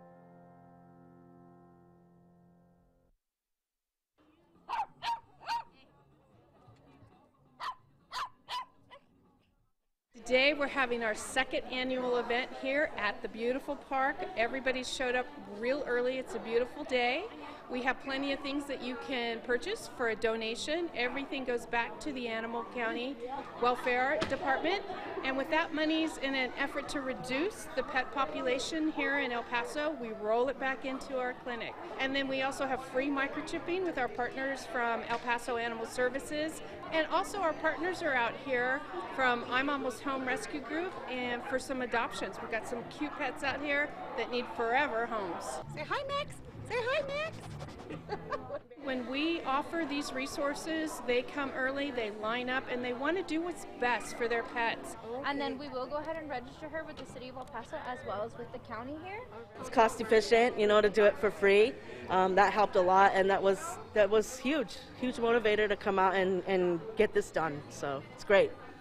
So this event came to be as a celebration of Read Across America, so promoting literacy. So it's a partnership with the United Way of El Paso, donating the books for kids, free books for kids to read.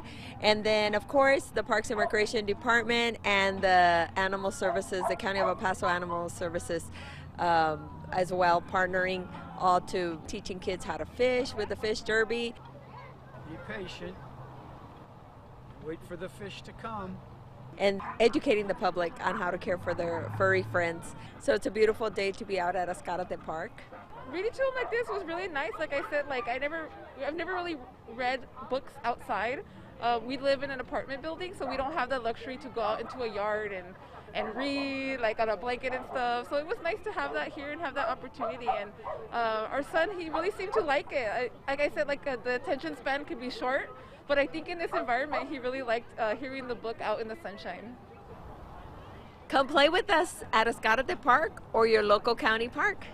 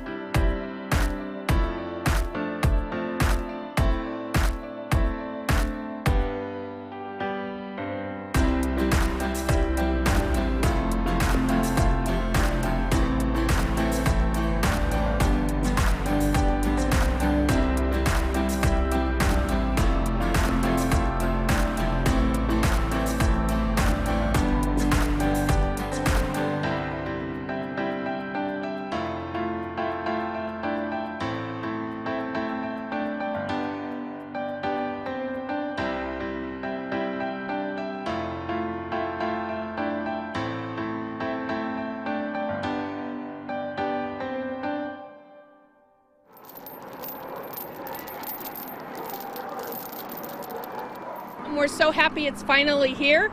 This is the Safe Outdoor Act. We've been working on it for many years. All animal shelters, advocates understand that no longer will animals, dogs, canines specifically, be allowed to be contained or housed on a chain. People use chains because they're so inexpensive, but chains belong on trucks, not animals. It's inhumane and it hurts them. So shelter is a necessity that they must have, food and water, and a trolley system of some sort. So we'll help you set that up. This act gives us a little more teeth to go in, gives us stronger law enforcement. The fines are severe. The first citation is $500, the second is $2,000. Your information will go into our database, including your address. We will know that you have been cruel to animals, and we will pull animals and restrict you having one.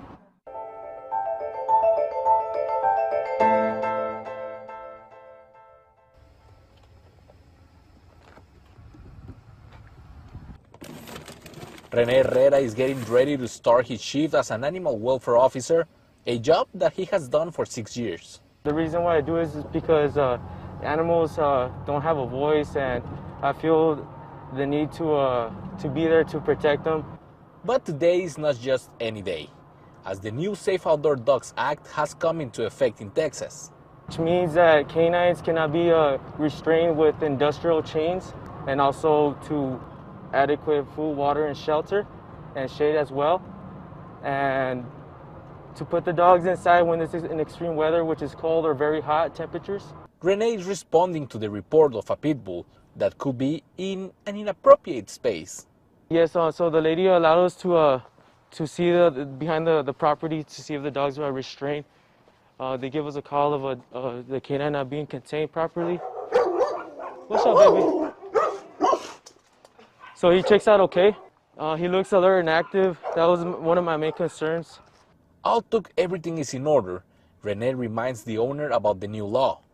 So like I said, ma'am, it is an issue. Your dog's being out loose at large, so you can tie him up, but it cannot be with an industrial chain. Violations of the Safe Outdoor Dogs Act are considered a Class C misdemeanor, punishable by a fine up to $500. Hey, this is one of our dogs that we picked up today. He's going to be taken to the shelter because he was straight loose at large for not being restrained. And although some may complain about this new law, for Renee, the most important thing is the safety of the pets.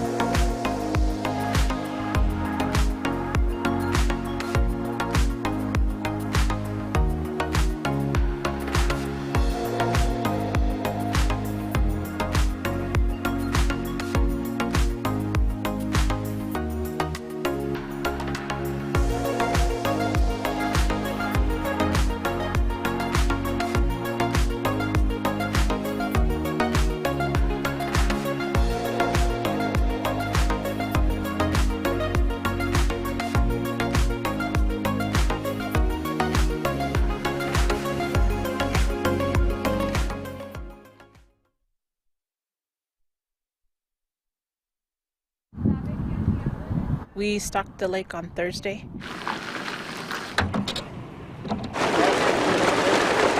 $1,528, all rainbow trout. Kept the lake closed till this morning. Today we have our winter trout reeling. You just rub garlic down the tail. Well, you put it starting at the head, just rub it down the tail. Right now we're using the fake worms. You try to replicate whatever they'll naturally eat. We had 52 pre-registrations, and this morning we had another 25. There's a lot of people out today, so it's pretty neat to have a lot of people come out. Just a couple of nibbles, that's it, but nothing yet. I'm just practically putting it in a little ball, just to put it right here on this triple hook. Wait here for 2 hours, and then that 1 second of catching a fish, man, there's nothing that beats the thrill. was hoping to get more. This is a family event just to kind of have fun. That's it. We catch something, we don't. I mean, just having fun. Mine! They'll have until 11:45 to catch the longest trout. A little bit bigger. Oh yeah, it's a little baby. The weather's cooperating, and I think people are just anxious to get out, and it's nice weather and we're outside so we can be safe and have a good time. I don't know, it's like a meditation type deal, so takes you out of the real world, I guess you could say. It's real nice out here just to be out here enjoying the view. It's a nice little park. So. It's like one of the bigger water holes, in our area. The more attention we can get to it, the more fishermen, the more people buy licenses. We will have another one of these in July for our camp out, and that'll be a catfish tournament. So follow us on our social media pages to make sure you stay ahead of what's happening coming up with parks. If we don't catch anything, I don't care. We're just having fun. Fishy.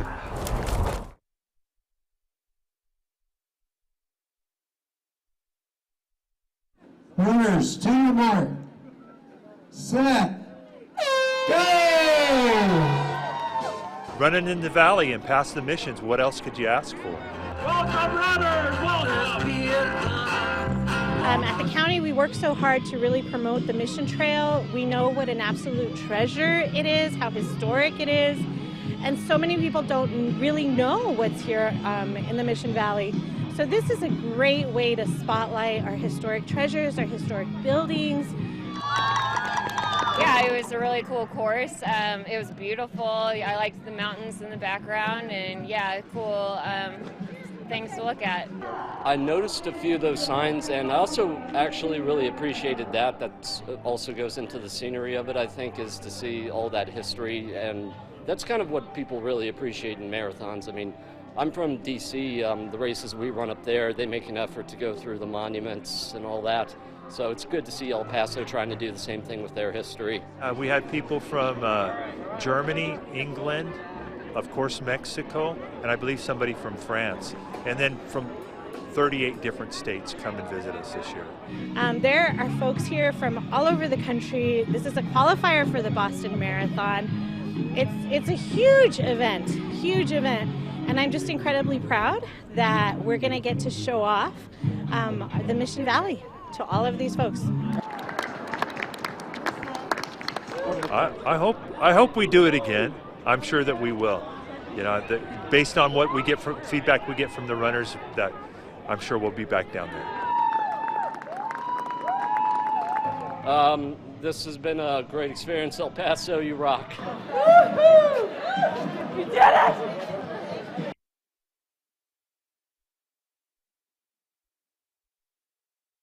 We're talking about a problem that existed in the area for over 20 years that had not been addressed. August of last year, we had a tremendous flooding, and it was necessitated having the proper equipment to mitigate the flooding because we had homes and businesses that were flooded out.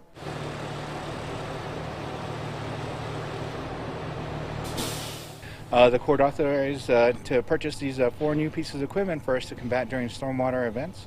We're very excited to have this opportunity. As you can see, these are great vehicles that we have.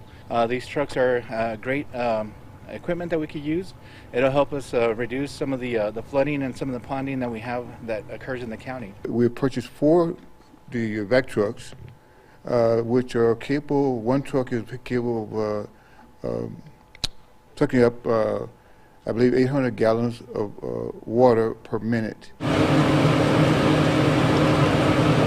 That would have been a tremendous asset had we had those then, because the Donovan area was flooded tremendously.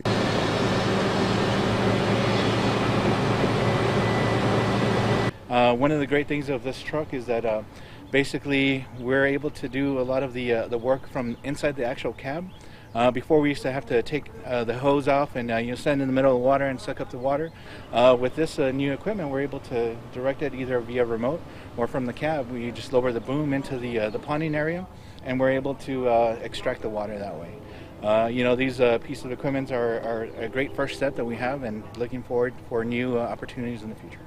Stay tuned. We have good things coming to El Paso County, particularly the Northwest region. El Paso goes by many names. Sun City, 915. We are known for history, culture, food, and art.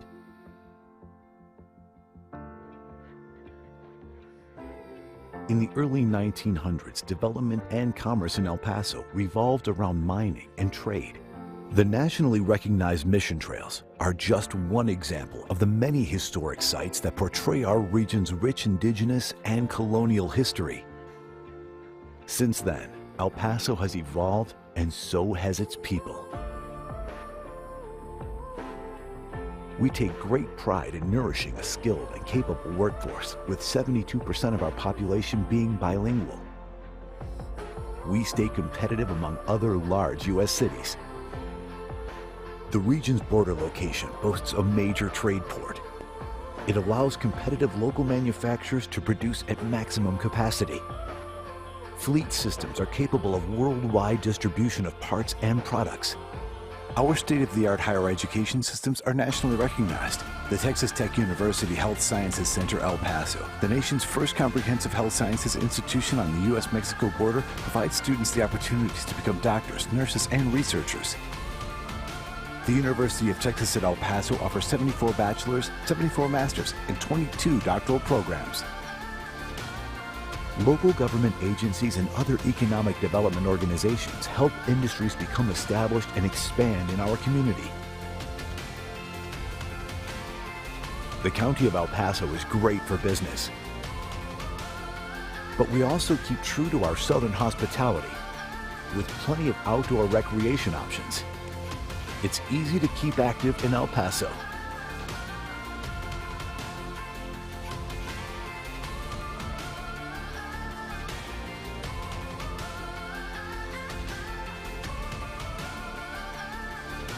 We are constantly looking for new industries interested in expansion. We want to offer our help and support in the process.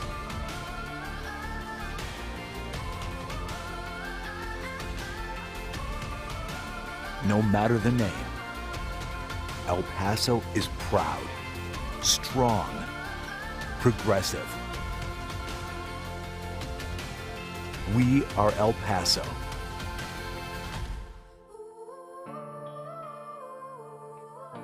Come see what we can do together.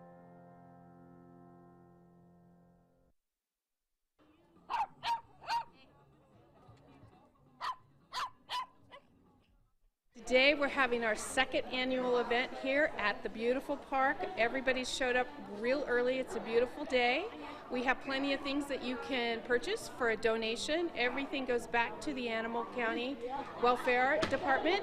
And with that money's in an effort to reduce the pet population here in El Paso, we roll it back into our clinic. And then we also have free microchipping with our partners from El Paso Animal Services.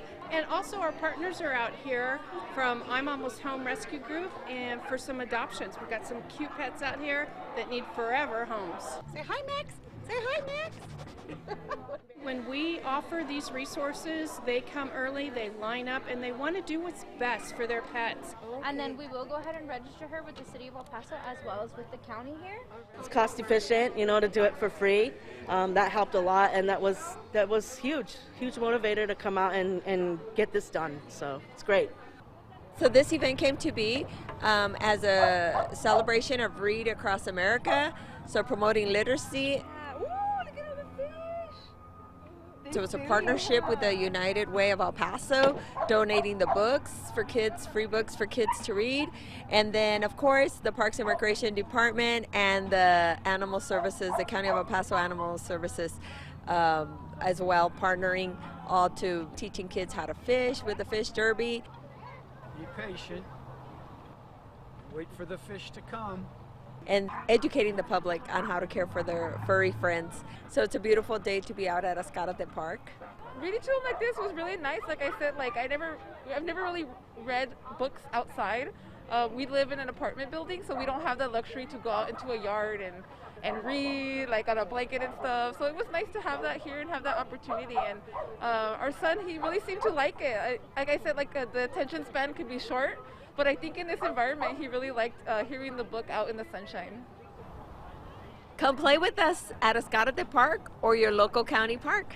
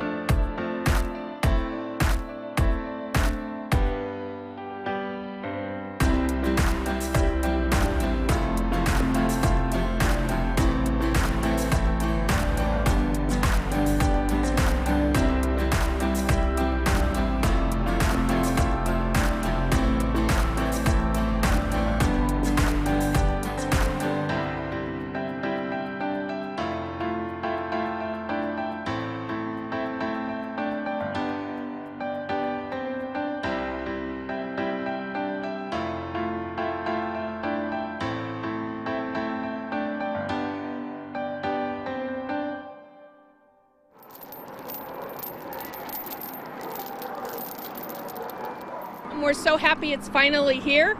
This is the Safe Outdoor Act. We've been working on it for many years. All animal shelters, advocates understand that no longer will animals, dogs, canines specifically, be allowed to be contained or housed on a chain. People use chains because they're so inexpensive, but chains belong on trucks, not animals. It's inhumane and it hurts them. So shelter is a necessity that they must have, food and water, and a trolley system of some sort. So we'll help you set that up. This act gives us a little more teeth to go in, gives us stronger law enforcement. The fines are severe. The first citation is $500, the second is $2,000. Your information will go into our database, including your address. We will know that you have been cruel to animals, and we will pull animals and restrict you having one.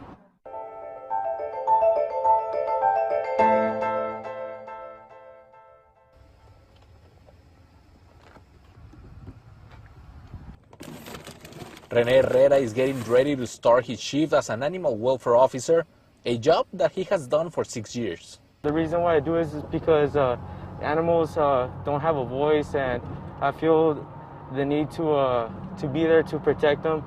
But today is not just any day, as the new Safe Outdoor Dogs Act has come into effect in Texas. Which means that canines cannot be restrained with industrial chains, and also to adequate food, water, and shelter, and shade as well. And to put the dogs inside when this is in extreme weather, which is cold or very hot temperatures. Rene is responding to the report of a pit bull that could be in an inappropriate space. Yes, so the lady allowed us to see behind the property to see if the dogs were restrained. They give us a call of the canine not being contained properly. What's up, baby? So he checks out okay. He looks alert and active. That was one of my main concerns. Although everything is in order, Rene reminds the owner about the new law. So like I said, ma'am, it is an issue. Your dog's being out loose at large, so you could tie him up, but it cannot be with an industrial chain. Violations of the Safe Outdoor Dogs Act are considered a Class C misdemeanor, punishable by a fine up to $500. Hey, this is one of our dogs that we picked up today. He's going to be taken to the shelter because he was straight loose at large for not being restrained. And although some may complain about this new law, for Rene, the most important thing is the safety of the pets.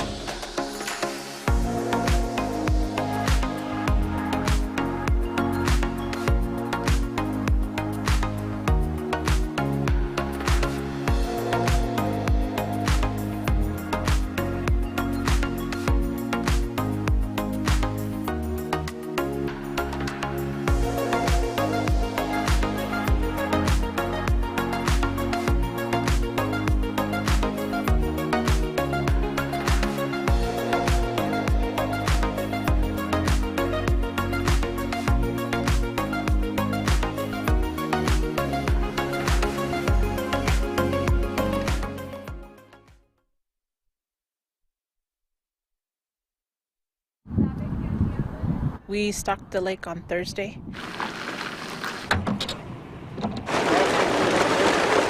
$1,528, all rainbow trout. Kept the lake closed till this morning. Today we have our winter trout reeling. You just rub garlic down the tail. Well, you put it starting at the head, just rub it down the tail. Right now we're using the fake worms. You try to replicate whatever they'll naturally eat. We had 52 pre-registrations, and this morning we had another 25. There's a lot of people out today, so it's pretty neat to have a lot of people come out. Just a couple of nibbles, that's it, but nothing yet. I'm just practically putting it in a little ball just to put it right here on this triple hook. Wait here for 2 hours, and then that 1 second of catching a fish, man, there's nothing that beats the thrill. was hoping to get more. This is a family event just to kind of have fun. That's it. We catch something, we don't. I mean, just having fun. Mine! They'll have until 11:45 to catch the longest trout. A little bit bigger. Oh yeah, it's a little baby. The weather's cooperating, and I think people are just anxious to get out, and it's nice weather, and we're outside, so we can be safe and have a good time. I know it's like a meditation type deal, so takes you out of the real world, I guess you could say. It's real nice out here just to be out here enjoying the view. It's a nice little park. So. It's like one of the bigger water holes, in our area. The more attention we can get to it, the more fishermen, the more people buy licenses. We will have another one of these in July for our camp out, and that'll be a catfish tournament. So follow us on our social media pages to make sure you stay ahead of what's happening coming up with parks. If we don't catch anything, I don't care. We're just having fun. Fishy.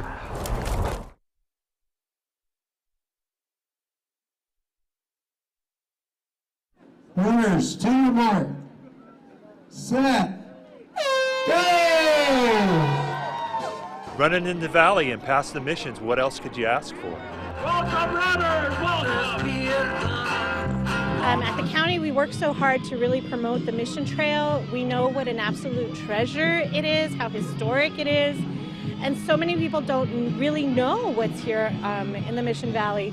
So this is a great way to spotlight our historic treasures, our historic buildings.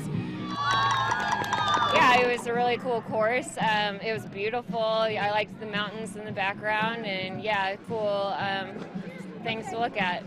I noticed a few of those signs, and I also actually really appreciated that. That also goes into the scenery of it, I think, is to see all that history, and that's kind of what people really appreciate in marathons. I mean, I'm from DC. The races we run up there, they make an effort to go through the monuments and all that. So it's good to see El Paso trying to do the same thing with their history.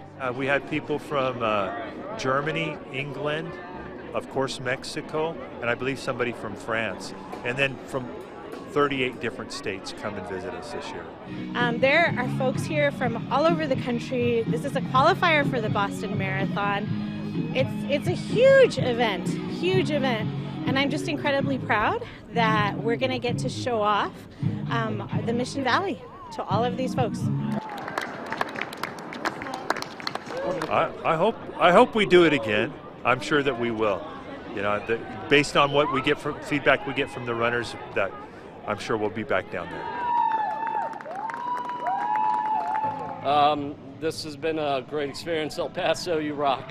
Woo-hoo! You did it!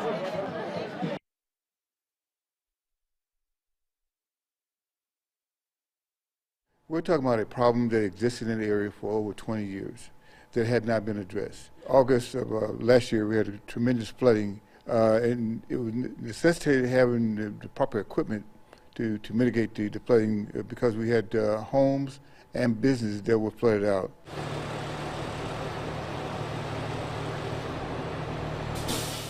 The court authorized to purchase these 4 new pieces of equipment for us to combat during stormwater events. We're very excited to have this opportunity. As you can see, these are great vehicles that we have. These trucks are great equipment that we could use. It'll help us reduce some of the flooding and some of the ponding that we have that occurs in the county. We purchased 4 the vac trucks, which are capable. One truck is capable of sucking up, I believe, 800 gallons of water per minute. That would have been a tremendous asset had we had those then, because the Donovan area was flooded tremendously.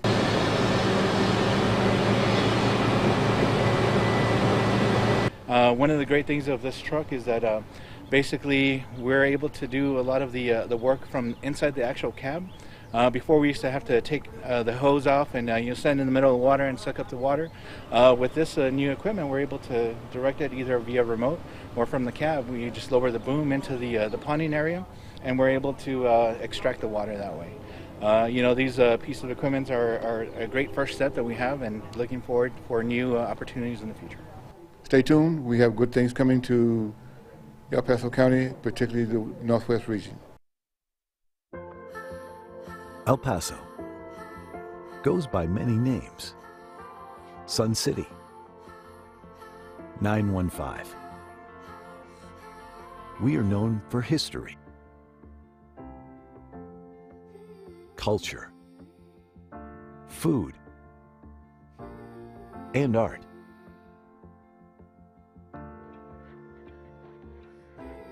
In the early 1900s, development and commerce in El Paso revolved around mining and trade. The nationally recognized mission trails are just one example of the many historic sites that portray our region's rich indigenous and colonial history. Since then, El Paso has evolved, and so has its people. We take great pride in nourishing a skilled and capable workforce, with 72% of our population being bilingual. We stay competitive among other large U.S. cities. The region's border location boasts a major trade port. It allows competitive local manufacturers to produce at maximum capacity. Fleet systems are capable of worldwide distribution of parts and products. Our state-of-the-art higher education systems are nationally recognized. The Texas Tech University Health Sciences Center El Paso, the nation's first comprehensive health sciences institution on the U.S.-Mexico border, provides students the opportunities to become doctors, nurses, and researchers. The University of Texas at El Paso offers 74 bachelor's, 74 master's, and 22 doctoral programs.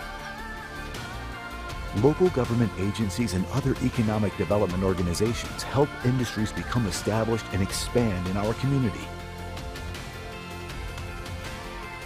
The County of El Paso is great for business,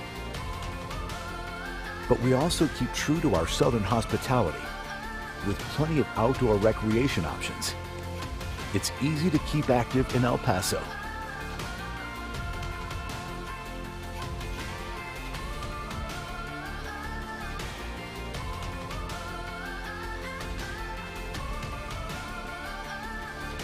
We are constantly looking for new industries interested in expansion.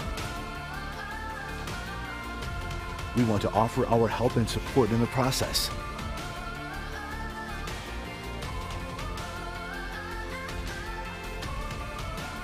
No matter the name, El Paso is proud, strong, progressive. We are El Paso.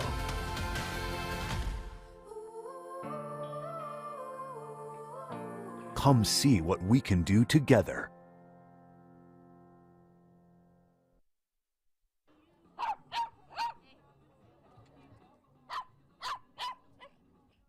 Today we're having our second annual event here at the beautiful park. Everybody showed up real early. It's a beautiful day. We have plenty of things that you can purchase for a donation. Everything goes back to the Animal County Welfare Department. And with that money's in an effort to reduce the pet population here in El Paso, we roll it back into our clinic. And then we also have free microchipping with our partners from El Paso Animal Services. And also our partners are out here from I'm Almost Home Rescue Group and for some adoptions. We've got some cute pets out here that need forever homes. Say hi, Max. Say hi, Max.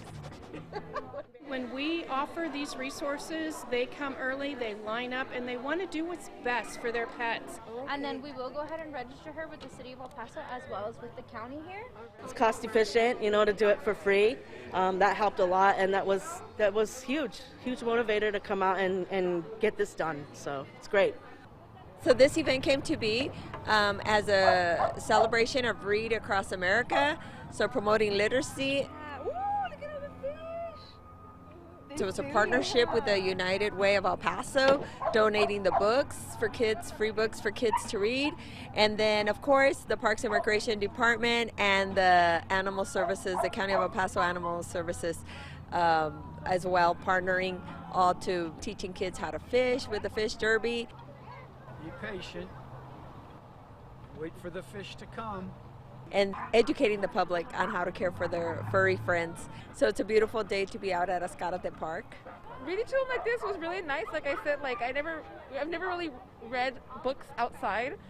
We live in an apartment building, so we don't have the luxury to go out into a yard and read like on a blanket and stuff. So it was nice to have that here and have that opportunity. And our son, he really seemed to like it. Like I said, the attention span could be short, but I think in this environment, he really liked hearing the book out in the sunshine.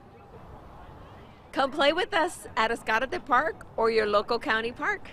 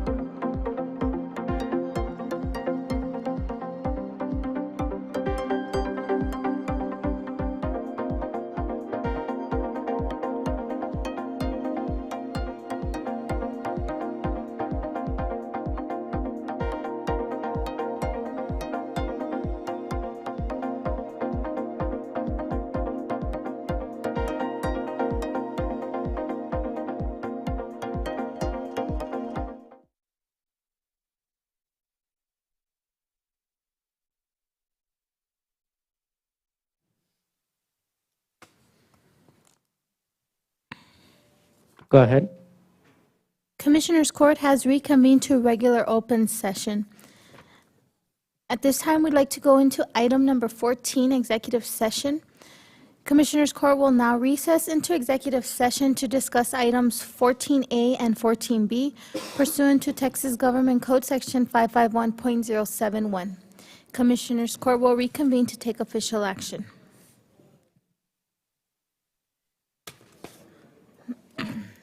Come by.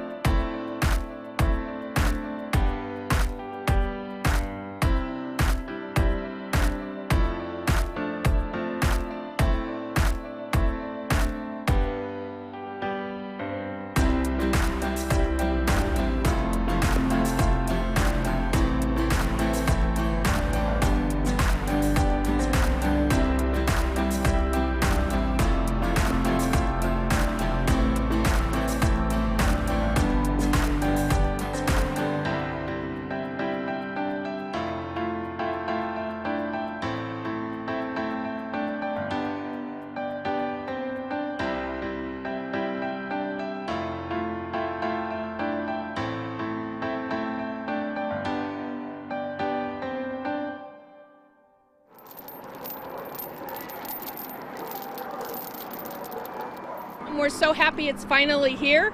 This is the Safe Outdoor Act. We've been working on it for many years. All animal shelters, advocates understand that no longer will animals, dogs, canines specifically, be allowed to be contained or housed on a chain. People use chains because they're so inexpensive, but chains belong on trucks, not animals. It's inhumane and it hurts them. So shelter is a necessity that they must have, food and water, and a trolley system of some sort. So we'll help you set that up. This act gives us a little more teeth to go in, gives us stronger law enforcement. The fines are severe. The first citation is $500, the second is $2,000. Your information will go into our database, including your address. We will know that you have been cruel to animals, and we will pull animals and restrict you having one.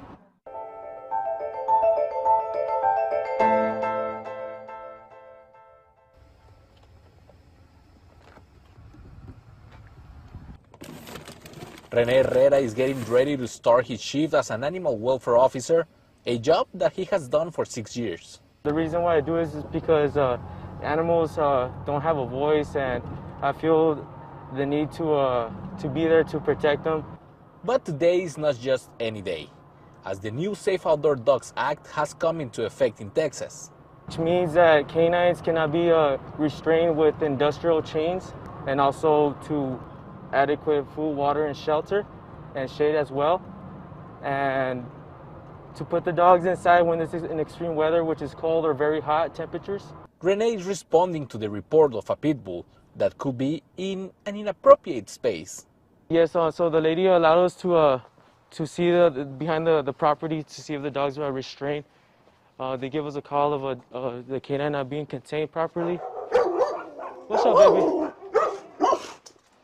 So he checks out okay. He looks alert and active. That was one of my main concerns. Although everything is in order, Rene reminds the owner about the new law. So like I said, ma'am, it is an issue. Your dog's being out loose at large, so you can tie him up, but it cannot be with an industrial chain. Violations of the Safe Outdoor Dogs Act are considered a Class C misdemeanor, punishable by a fine up to $500. Hey, this is one of our dogs that we picked up today. He's going to be taken to the shelter because he was straight loose at large for not being restrained. And although some may complain about this new law, for Rene, the most important thing is the safety of the pets.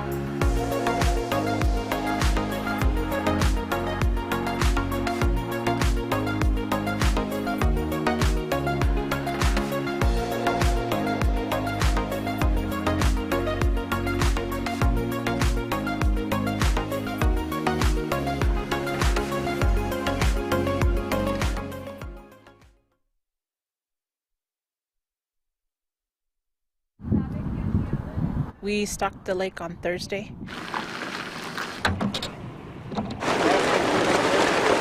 $1,528, all rainbow trout. Kept the lake closed till this morning. Today we have our winter trout reeling. You just rub garlic down the tail. Well, you put it starting at the head, just rub it down the tail. Right now we're using the fake worms. You try to replicate whatever they'll naturally eat. We had 52 pre-registrations, and this morning we had another 25. There's a lot of people out today, so it's pretty neat to have a lot of people come out. Just a couple of nibbles, that's it, but nothing yet. I'm just practically putting it in a little ball just to put it right here on this triple hook. Wait here for 2 hours, and then that 1 second of catching a fish, man, there's nothing that beats the thrill. was hoping to get more. This is a family event just to kind of have fun. That's it. We catch something, we don't. I mean, just having fun. Mine! They'll have until 11:45 to catch the longest trout. A little bit bigger. Oh yeah, it's a little baby. The weather's cooperating, and I think people are just anxious to get out, and it's nice weather and we're outside so we can be safe and have a good time. I know it's like a meditation type deal, so takes you out of the real world, I guess you could say. It's real nice out here just to be out here enjoying the view. It's a nice little park. So. It's like one of the bigger water holes, in our area. The more attention we can get to it, the more fishermen, the more people buy licenses. We will have another one of these in July for our camp out, and that'll be a catfish tournament. So follow us on our social media pages to make sure you stay ahead of what's happening coming up with parks. If we don't catch anything, I don't care. We're just having fun. Fishy.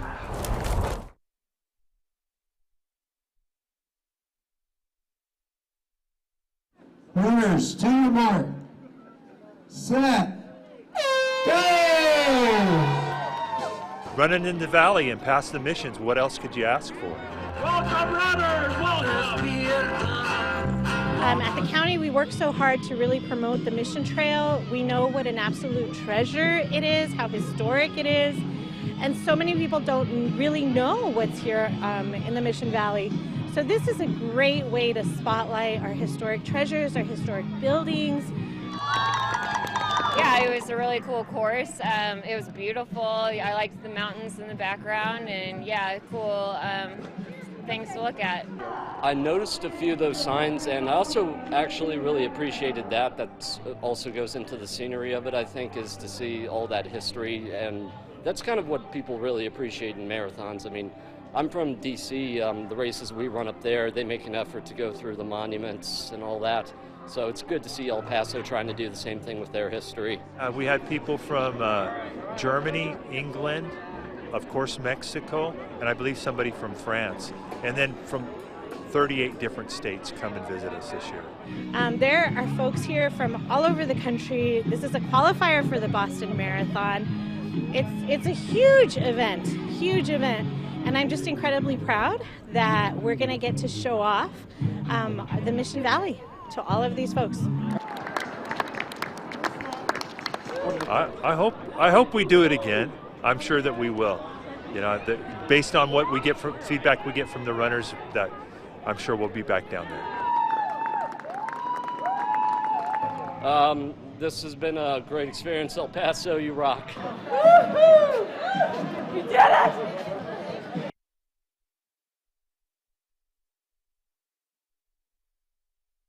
We're talking about a problem that existed in the area for over 20 years that had not been addressed. August of last year, we had a tremendous flooding, and it was necessitated having the proper equipment to mitigate the flooding because we had homes and businesses that were flooded out.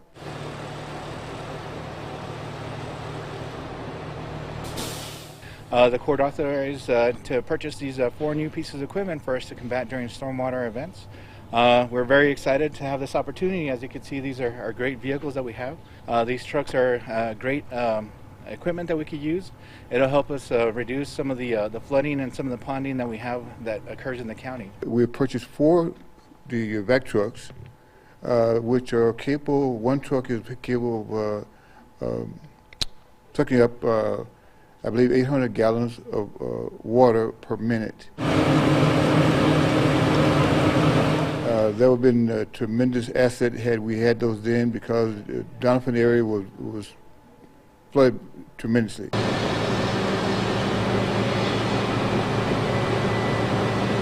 One of the great things of this truck is that basically we're able to do a lot of the work from inside the actual cab. Before we used to have to take the hose off and stand in the middle of the water and suck up the water.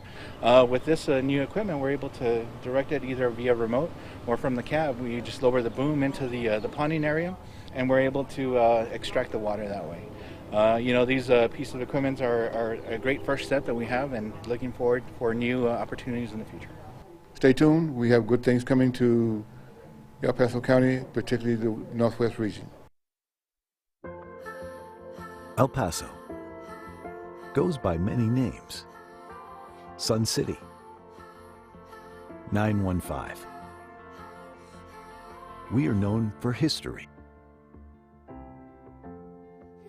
culture, food, and art.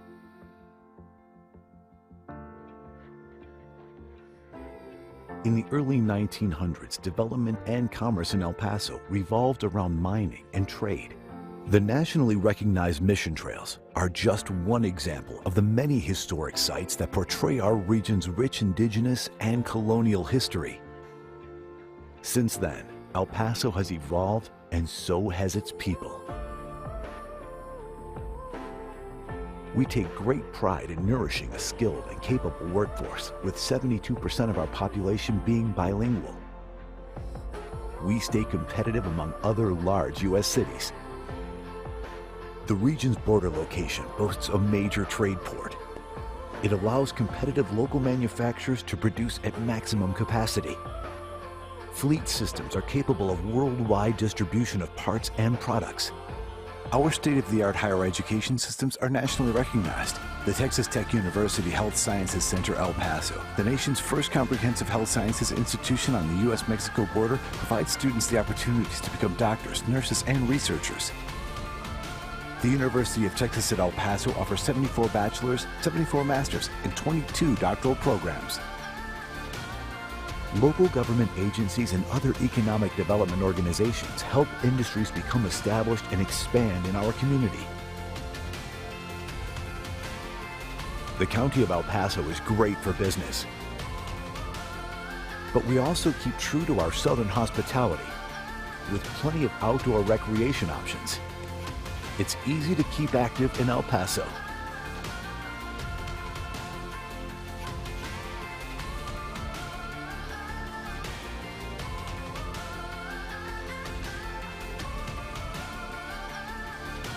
We are constantly looking for new industries interested in expansion. We want to offer our help and support in the process.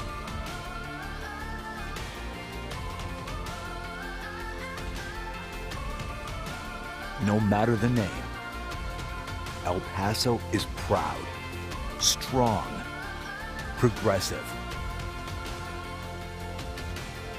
We are El Paso.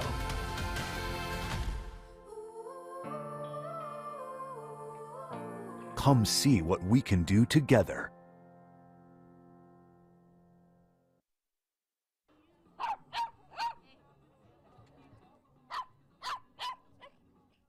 Today we're having our second annual event here at the beautiful park. Everybody showed up real early. It's a beautiful day. We have plenty of things that you can purchase for a donation. Everything goes back to the Animal County Welfare Department. And with that money's in an effort to reduce the pet population here in El Paso, we roll it back into our clinic. And then we also have free microchipping with our partners from El Paso Animal Services. And also our partners are out here from I'm Almost Home Rescue Group and for some adoptions. We've got some cute pets out here that need forever homes. Say hi, Max. Say hi, Max. When we offer these resources, they come early, they line up, and they want to do what's best for their pets. And then we will go ahead and register her with the City of El Paso as well as with the county here. It's cost efficient, to do it for free. That helped a lot, and that was huge motivator to come out and get this done. So it's great. So this event came to be as a celebration of Read Across America, so promoting literacy. So it's a partnership with the United Way of El Paso, donating the books for kids, free books for kids to read. And then, of course, the Parks and Recreation Department and the Animal Services, the County of El Paso Animal Services as well, partnering all to teaching kids how to fish with the fish derby. Be patient. Wait for the fish to come. And educating the public on how to care for their furry friends. So it's a beautiful day to be out at Ascarate Park. Reading to them like this was really nice. Like I said, I've never really read books outside. We live in an apartment building, so we don't have the luxury to go out into a yard read like on a blanket and stuff. So it was nice to have that here and have that opportunity. And our son, he really seemed to like it. Like I said, the attention span could be short, but I think in this environment, he really liked hearing the book out in the sunshine. Come play with us at Ascarate Park or your local county park.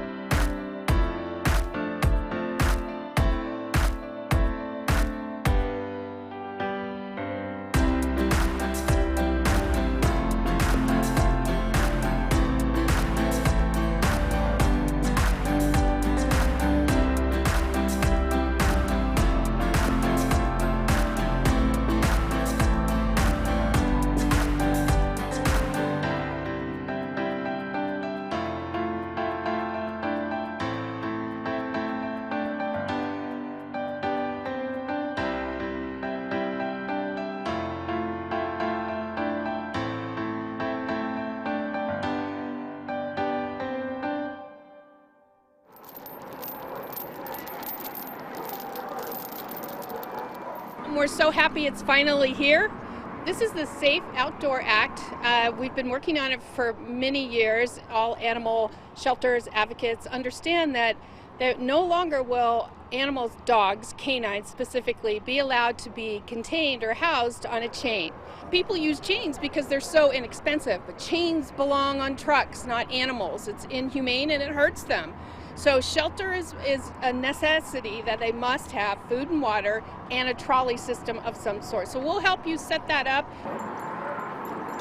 This act gives us a little more teeth to go in, gives us stronger law enforcement. The fines are severe. The first citation is $500, the second is $2,000. Your information will go into our database, including your address. We will know that you have been cruel to animals, and we will pull animals and restrict you having one.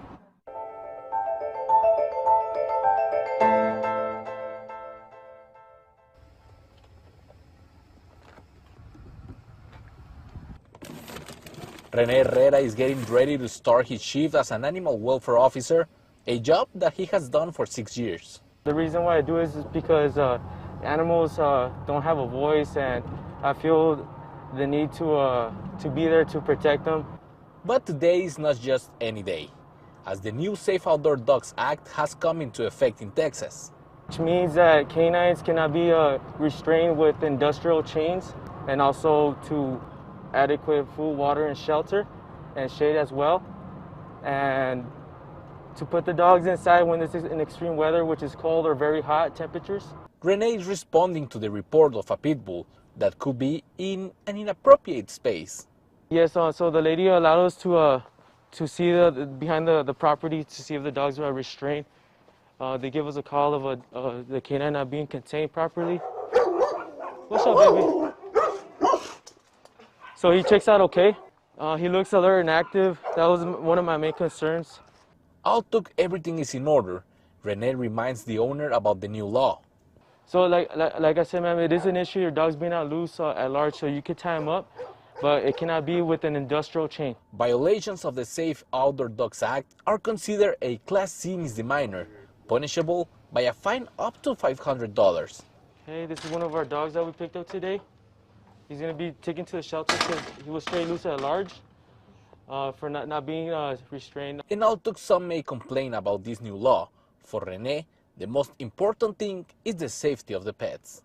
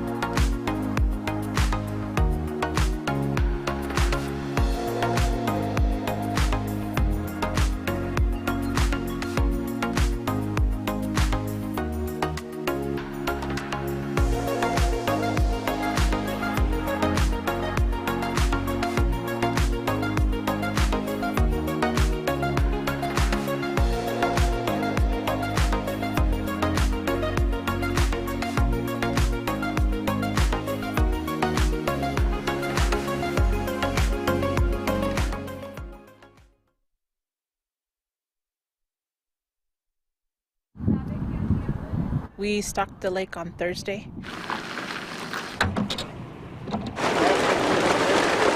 $1,528, all rainbow trout.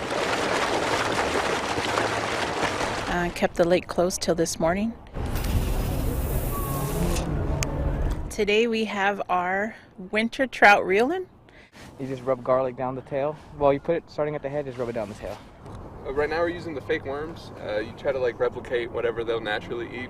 We had 52 pre-registrations, and this morning we had another 25. There's a lot of people out today, so it's pretty neat to have a lot of people come out. Just a couple of nibbles, that's it, but nothing yet. I'm just practically putting it in a little ball, just to put it right here on this triple hook.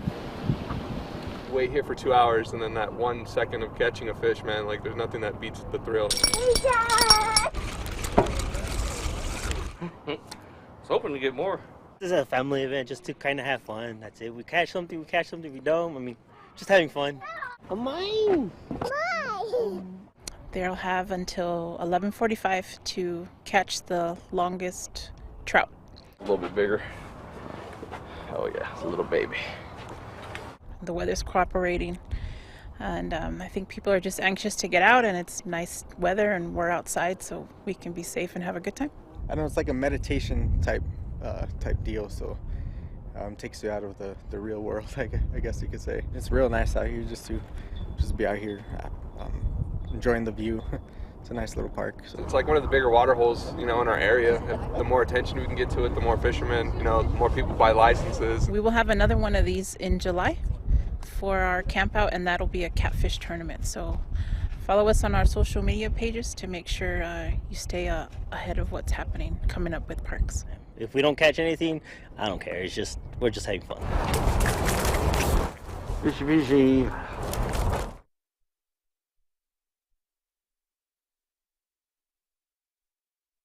Runners, to your mark. Set. Go! Running in the valley and past the missions, what else could you ask for? Welcome, runners! Welcome! At the county, we work so hard to really promote the Mission Trail. We know what an absolute treasure it is, how historic it is, and so many people don't really know what's here in the Mission Valley. So this is a great way to spotlight our historic treasures, our historic buildings.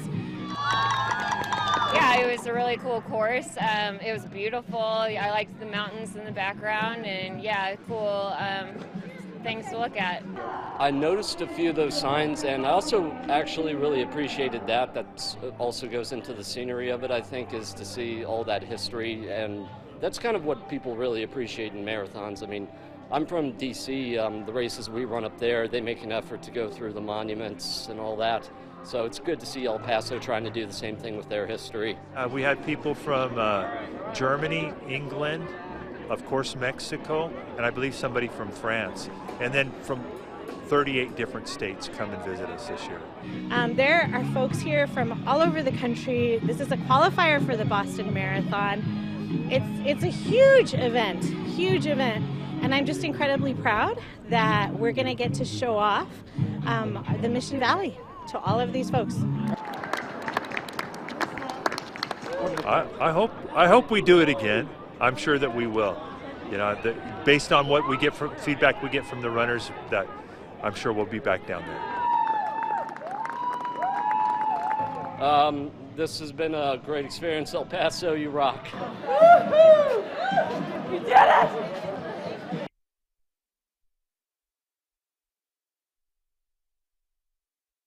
We're talking about a problem that existed in the area for over 20 years that had not been addressed. August of last year, we had a tremendous flooding, and it was necessitated having the proper equipment to mitigate the flooding because we had homes and businesses that were flooded out.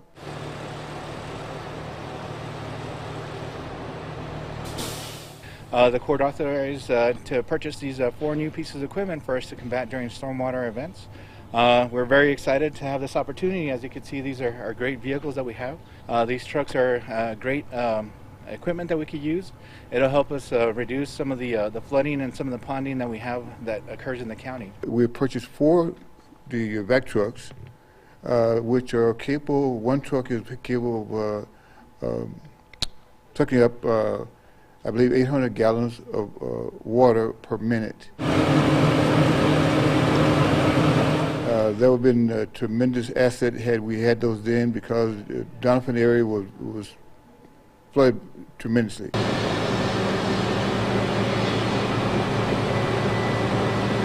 One of the great things of this truck is that basically we're able to do a lot of the work from inside the actual cab. Before we used to have to take the hose off and stand in the middle of the water and suck up the water. With this new equipment, we're able to direct it either via remote or from the cab. We just lower the boom into the ponding area, and we're able to extract the water that way. These pieces of equipment are a great first step that we have, and looking forward for new opportunities in the future. Stay tuned. We have good things coming to El Paso County, particularly the Northwest region. El Paso goes by many names. Sun City, 915. We are known for history, culture, food, and art.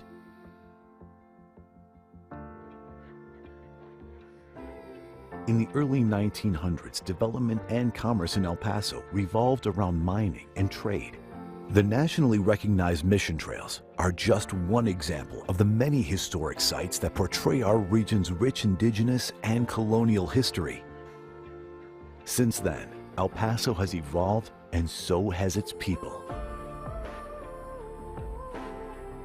We take great pride in nourishing a skilled and capable workforce, with 72% of our population being bilingual. We stay competitive among other large U.S. cities. The region's border location boasts a major trade port.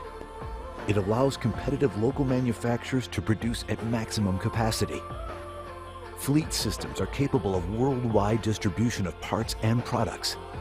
Our state-of-the-art higher education systems are nationally recognized. The Texas Tech University Health Sciences Center El Paso, the nation's first comprehensive health sciences institution on the U.S.-Mexico border, provides students the opportunities to become doctors, nurses, and researchers. The University of Texas at El Paso offers 74 bachelor's, 74 master's, and 22 doctoral programs. Local government agencies and other economic development organizations help industries become established and expand in our community.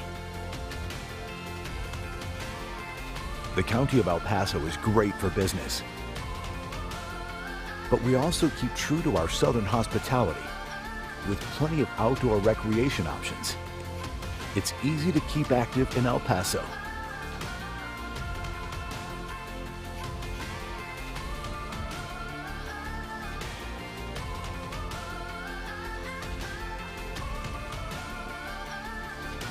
We are constantly looking for new industries interested in expansion.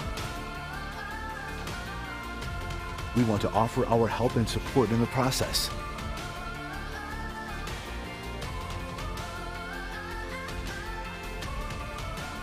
No matter the name, El Paso is proud, strong, progressive. We are El Paso.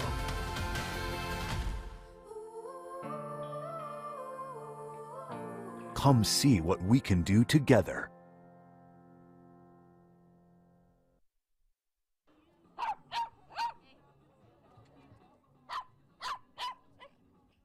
Today we're having our second annual event here at the beautiful park. Everybody showed up real early. It's a beautiful day. We have plenty of things that you can purchase for a donation. Everything goes back to the Animal County Welfare Department. And with that money's in an effort to reduce the pet population here in El Paso, we roll it back into our clinic. And then we also have free microchipping with our partners from El Paso Animal Services. And also our partners are out here from I'm Almost Home Rescue Group and for some adoptions. We've got some cute pets out here that need forever homes. Say hi, Max. Say hi, Max. When we offer these resources, they come early, they line up, and they want to do what's best for their pets. And then we will go ahead and register her with the City of El Paso as well as with the county here. It's cost efficient, to do it for free. That helped a lot, and that was huge motivator to come out and get this done. So it's great. So this event came to be as a celebration of Read Across America, so promoting literacy. So it's a partnership with the United Way of El Paso, donating the books for kids, free books for kids to read. And then, of course, the Parks and Recreation Department and the Animal Services, the County of El Paso Animal Services as well, partnering all to teaching kids how to fish with the fish derby. Be patient. Wait for the fish to come. And educating the public on how to care for their furry friends. So it's a beautiful day to be out at Ascarate Park. Reading to them like this was really nice. Like I said, I've never really read books outside. We live in an apartment building, so we don't have the luxury to go out into a yard read like on a blanket and stuff. So it was nice to have that here and have that opportunity. And our son, he really seemed to like it. Like I said, the attention span could be short, but I think in this environment, he really liked hearing the book out in the sunshine. Come play with us at Ascarate Park or your local county park.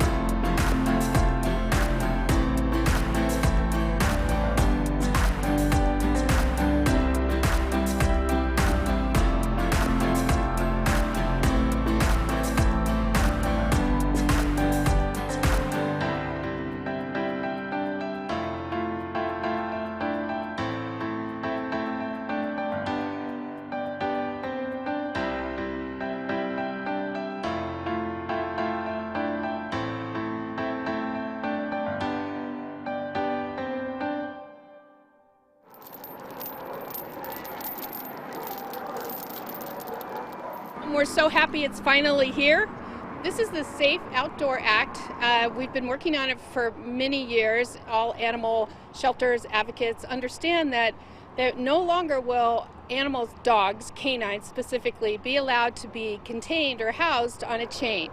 People use chains because they're so inexpensive, but chains belong on trucks, not animals. It's inhumane and it hurts them. So shelter is a necessity that they must have, food and water, and a trolley system of some sort. So we'll help you set that up. This act gives us a little more teeth to go in, gives us stronger law enforcement. The fines are severe. The first citation is $500, the second is $2,000. Your information will go into our database, including your address. We will know that you have been cruel to animals, and we will pull animals and restrict you having one.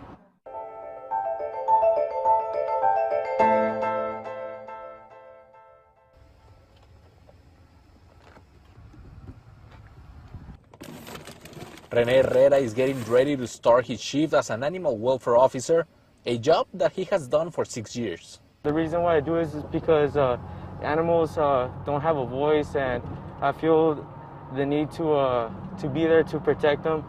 But today is not just any day, as the new Safe Outdoor Dogs Act has come into effect in Texas.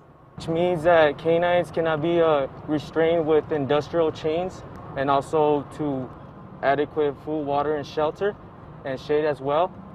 And to put the dogs inside when it's in extreme weather, which is cold or very hot temperatures.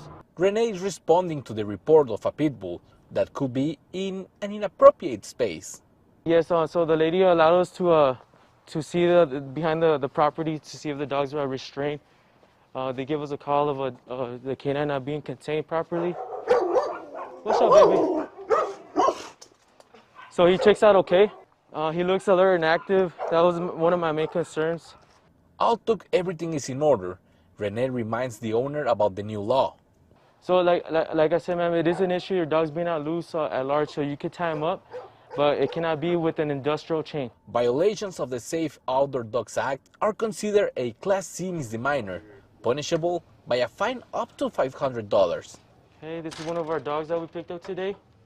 He's going to be taken to the shelter because he was straight loose at large for not being restrained. And although some may complain about this new law, for Rene, the most important thing is the safety of the pets.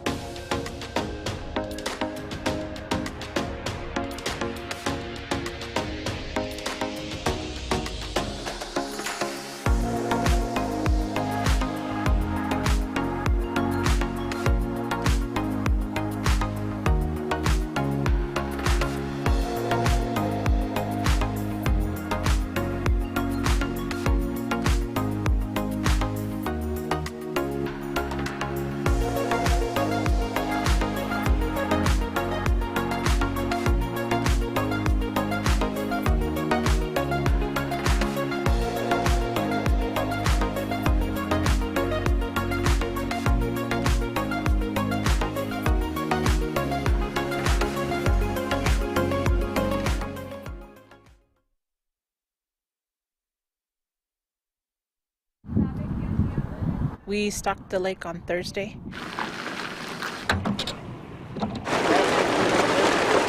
$1,528, all rainbow trout.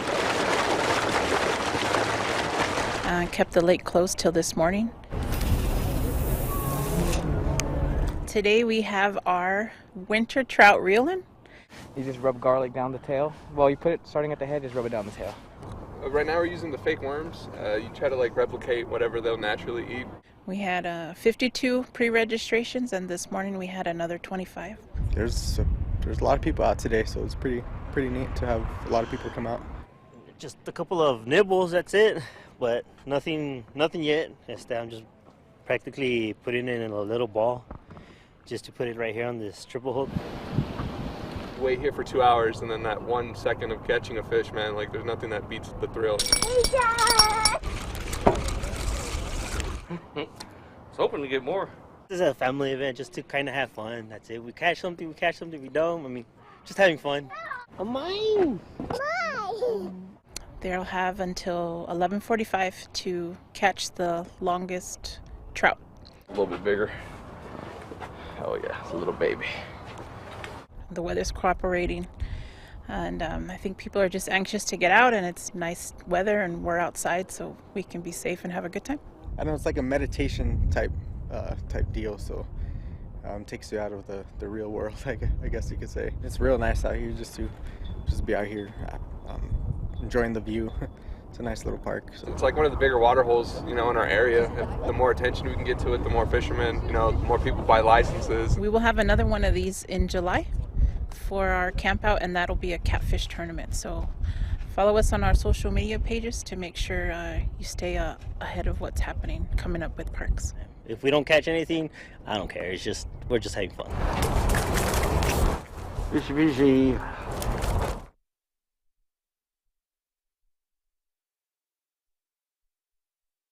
Runners, to your mark. Set. Go! Running in the valley and past the missions, what else could you ask for? Welcome, runners! Welcome! At the county, we work so hard to really promote the Mission Trail. We know what an absolute treasure it is, how historic it is, and so many people don't really know what's here in the Mission Valley.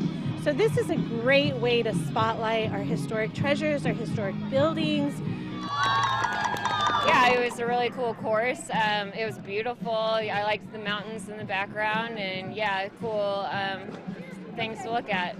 I noticed a few of those signs, and I also actually really appreciated that. That also goes into the scenery of it, I think, is to see all that history, and that's kind of what people really appreciate in marathons. I mean, I'm from D.C. The races we run up there, they make an effort to go through the monuments and all that. So it's good to see El Paso trying to do the same thing with their history.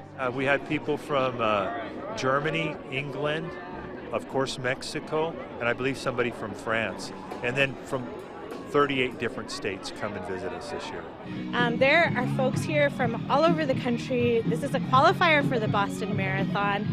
It's a huge event, and I'm just incredibly proud that we're going to get to show off the Mission Valley to all of these folks. I hope we do it again. I'm sure that we will. Based on what we get from feedback we get from the runners, that I'm sure we'll be back down there. This has been a great experience, El Paso. You rock. Woo-hoo! You did it!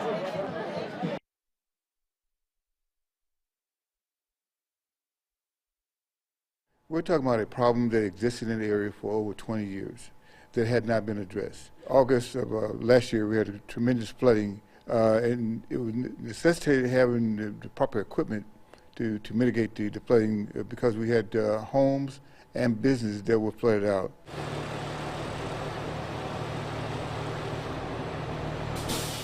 The court authorized to purchase these 4 new pieces of equipment for us to combat during stormwater events.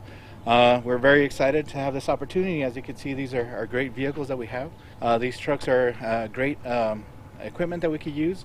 It'll help us reduce some of the flooding and some of the ponding that we have that occurs in the county. We purchased 4 the vac trucks, which are capable. One truck is capable of sucking up, I believe, 800 gallons of water per minute.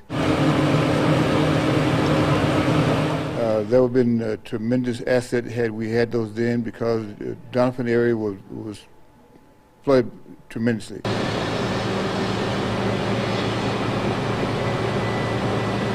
One of the great things of this truck is that basically we're able to do a lot of the work from inside the actual cab. Before we used to have to take the hose off and stand in the middle of the water and suck up the water. With this new equipment, we're able to direct it either via remote or from the cab. We just lower the boom into the ponding area, and we're able to extract the water that way. These pieces of equipment are a great first step that we have, and looking forward for new opportunities in the future. Stay tuned. We have good things coming to El Paso County, particularly the Northwest region. El Paso goes by many names. Sun City, 915. We are known for history, culture, food, and art.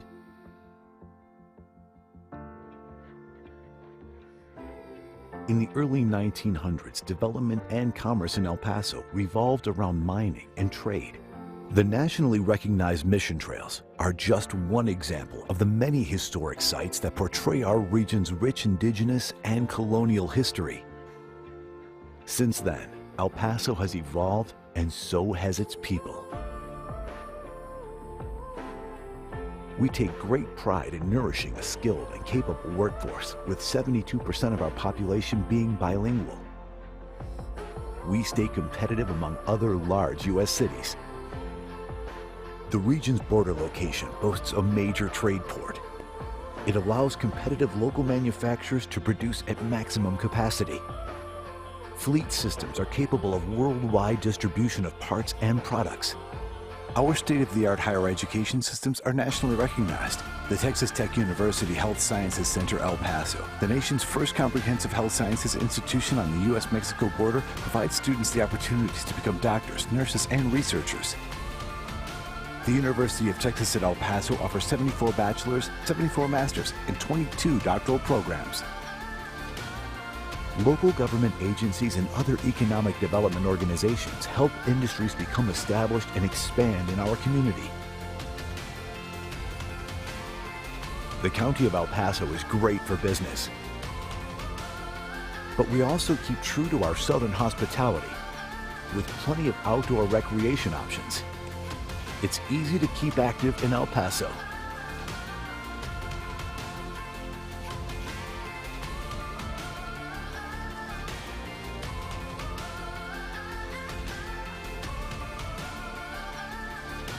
We are constantly looking for new industries interested in expansion. We want to offer our help and support in the process.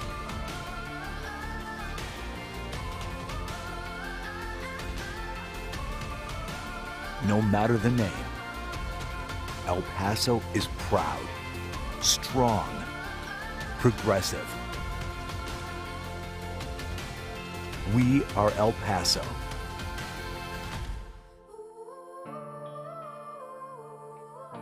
Come see what we can do together.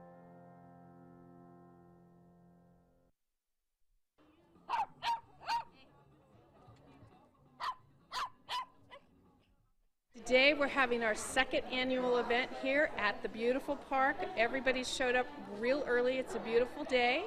We have plenty of things that you can purchase for a donation. Everything goes back to the Animal County Welfare Department. And with that money's in an effort to reduce the pet population here in El Paso, we roll it back into our clinic. And then we also have free microchipping with our partners from El Paso Animal Services. And also our partners are out here from I'm Almost Home Rescue Group and for some adoptions. We've got some cute pets out here that need forever homes. Say hi, Max. Say hi, Max.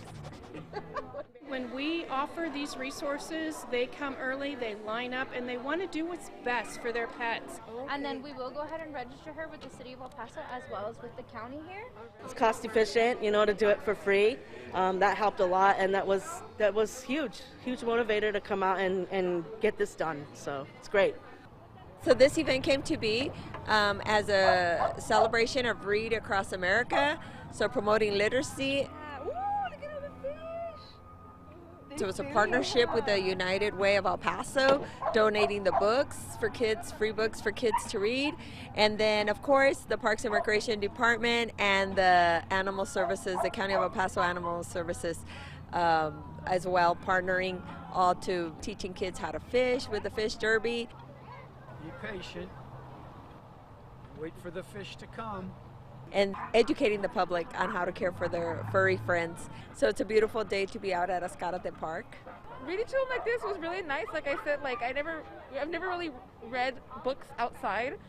We live in an apartment building, so we don't have the luxury to go out into a yard and read like on a blanket and stuff. So it was nice to have that here and have that opportunity. And our son, he really seemed to like it. Like I said, the attention span could be short, but I think in this environment, he really liked hearing the book out in the sunshine. Come play with us at Ascarate Park or your local county park.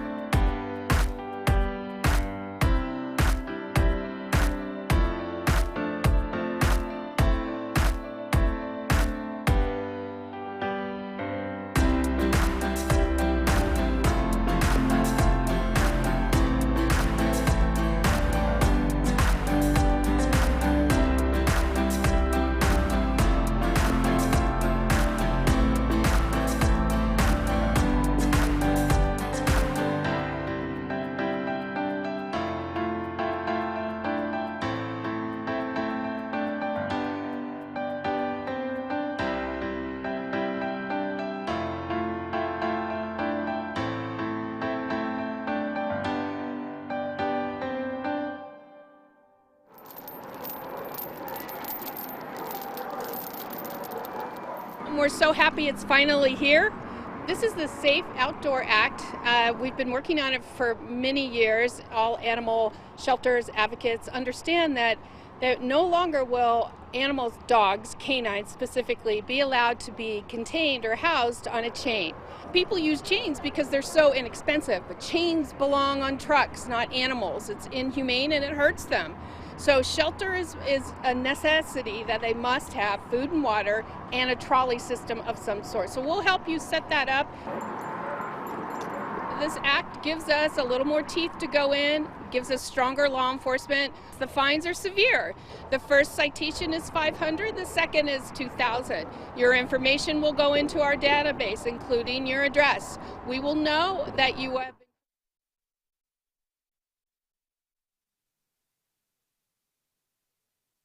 Go ahead. Commissioners Court has reconvened to regular open session. Item 7C. Receive a presentation from the El Paso Sports Commission regarding its quarterly status report.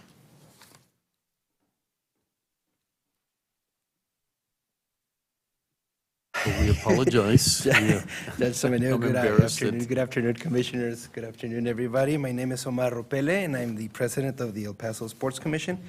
We're here to present a report for the second quarter of this fiscal year regarding the Coliseum and sports tourism. We submitted a presentation just to give a visual backup of what we're trying to do. We're going to start out with the venue management and events. If we can go to the next slide, please.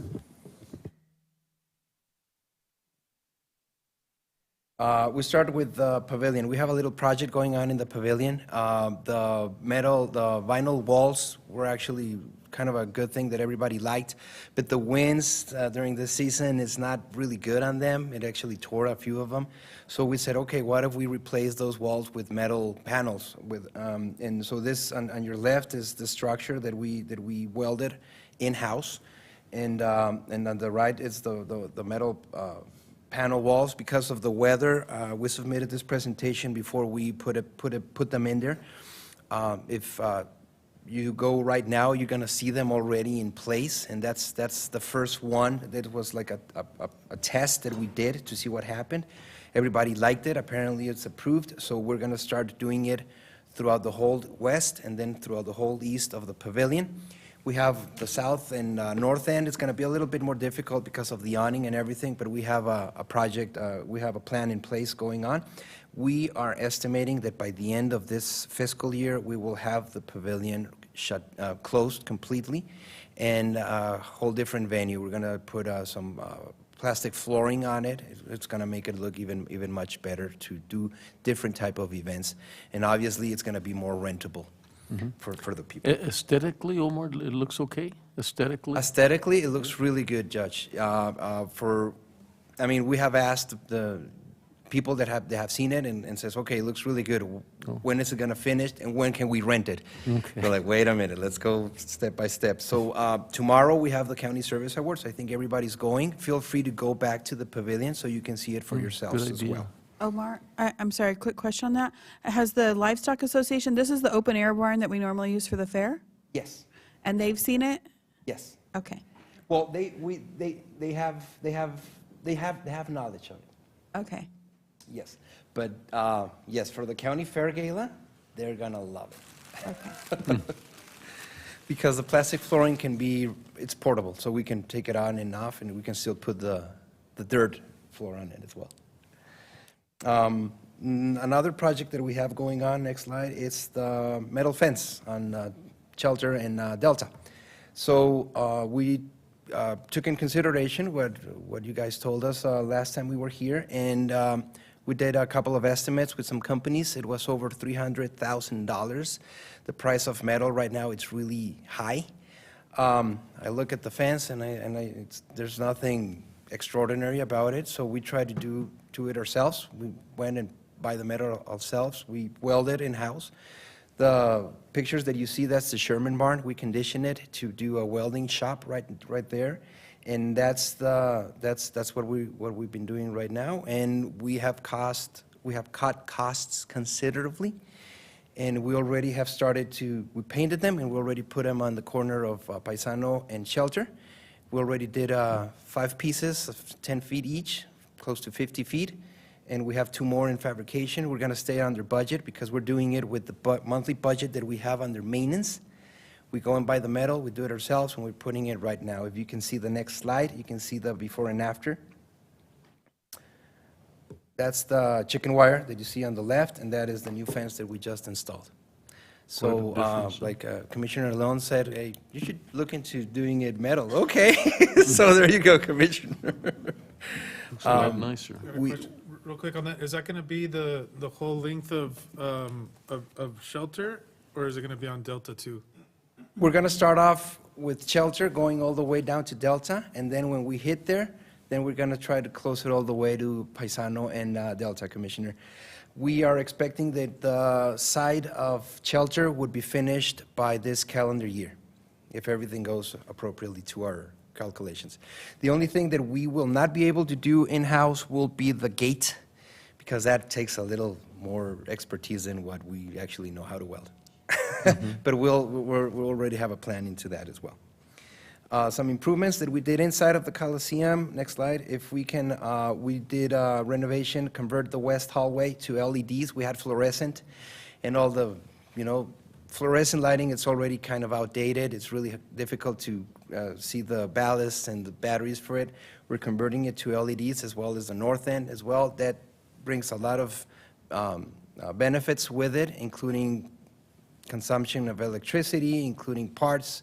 It's LED lasts for longer time, so you're going to see that improvement as well when you go to the Coliseum.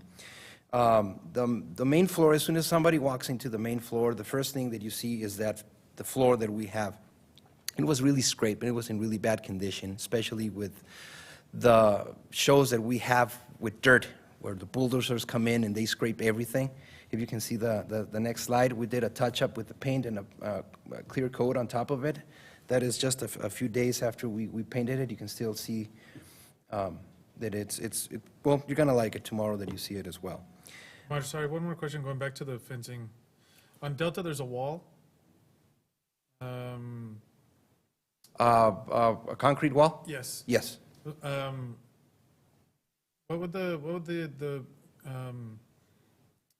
probabilities of us being able to put like a mural there or something like that, have some type of public art on that wall? Do y'all think that that's something that's a possibility? On the outside? Yeah. I mean, I don't see why. Oh, okay, we can talk about that. It's just something that we've been talking about with some of the community members. Okay. Wanting to repurpose that wall since it's, not the greatest looking, not the prettiest thing right now. And that wall. I mean that together with the new fencing that you're going to be putting on, if you're going to be putting on new fencing at Delta, I think would be a huge facelift for that side of the property. Yeah, absolutely. The purpose of that wall is to house all of the rodeo dirt that we have on the inside. So, coming back to next slide, we did concessions for Ascarate Golf Course. David Hernandez from Classical Kitchen has been doing an outstanding job. We've been getting nothing but compliments about it. He already included like a lounge area inside, and apparently the operations, everybody's been very happy with it. As well for the sports park, we opened in January, and apparently Veronica Myers from Parks has been really happy with it as well. And I'm giving you the exclusive that April 15th, we opened the courthouse cafeteria. So finally, it took us a little while because there was a lot of jumping through hoops with the health department and licensing and everything, trying to open something after 2 years. It takes a little time. Thank you to Eric Hernandez from maintenance and his amazing team with Rene and Genaro. They've been outstanding working with us, so thank you so much for that as well. Thank you for recognizing them. Yeah. Next slide, please. That's Ascarate. And then the next slide, I would like to show you inside of the Coliseum concessions. We try to see a comparative with the new concessionaire that we had. It's really difficult to compare because of the nature of an event, but we found one event that is exactly the same, so we can compare apples with apples, and that's Tough Hedeman. The same event, same duration, same group of people, same attendance. It's a sellout, and these are the numbers from last year to this year. This is how much the revenue for the county was in 2021, over $13,000. This year, it was almost double. We increased by 86% in comparison to last year. Same show, just the only thing that changed was the concessionaire. And with that, we changed the point of sale. We improved the network for the Coliseum, so everything was faster. And you can see that. So hopefully, that goes across the table, the whole thing, and you're going to see a considerably amount of increase in revenue coming from concessions, hopefully. And what event is that? Tough Hedeman? What is that? Bull riding. Oh, that was the bull riding championship. So yeah, we sold a lot of beer that day. Next slide, we have just the events that we wanted to show you that it happened in January through the last quarter. We had Lucha Libre, and we hosted Blue Demon Jr. He's still wrestling at 60 years old, but he's bringing a crowd. We usually do this in the pavilion, but we were expecting close to over 1,000 people, and we did 1,500, so we hosted in the Coliseum because we didn't have anything going on that Sunday in the Coliseum, so we just let him have it. Next slide, please. We had Tough Hedeman bull riding, like we said. And you can see the number of hotel rooms that was produced by the event and the number of tickets sold outside of El Paso there on the bottom.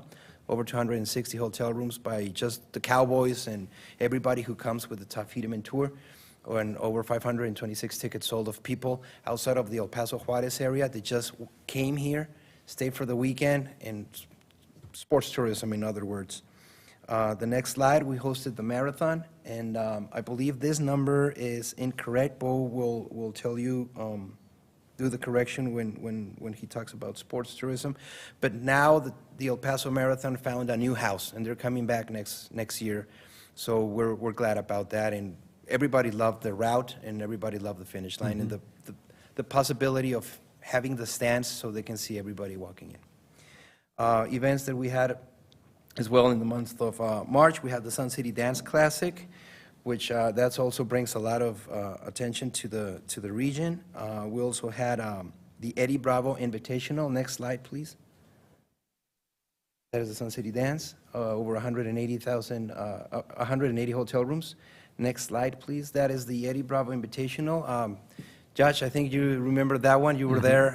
It was excellent. And this was a top-notch event that we decided to help this guy, trying to see if he can bring something bigger to the caliber of Ultimate Fighting Championship. So hopefully that'll happen sometime soon. Next slide, we hosted as well Marca MP. This is a big group that is getting hot, and it also generated a lot of hotel rooms and tickets outside of El Paso. This event was on a Friday. On Saturday, we had Ana Gabriel immediately the next day, which also was a sellout. And then on Sunday, we had Lucha Libre again as well. So it was a big weekend for us that in the month of March. Next slide. That is Ana Gabriel, and you can see she brings a big production, and she just getting better and better. Next slide, please. That's this low-class militia Spring Fest, over 1,000 show cars there. And everybody was so excited. There's a bunch of people came also from out of town just to participate or to watch this car show as well. Next slide. This was the total hotel rooms for this quarter, over 1,900, and total tickets sold outside of El Paso, over 3,500 as well in this quarter alone. Upcoming events, next slide, we have in April, the Show Me Snakes just happened. County Service Awards, we'll see you tomorrow there.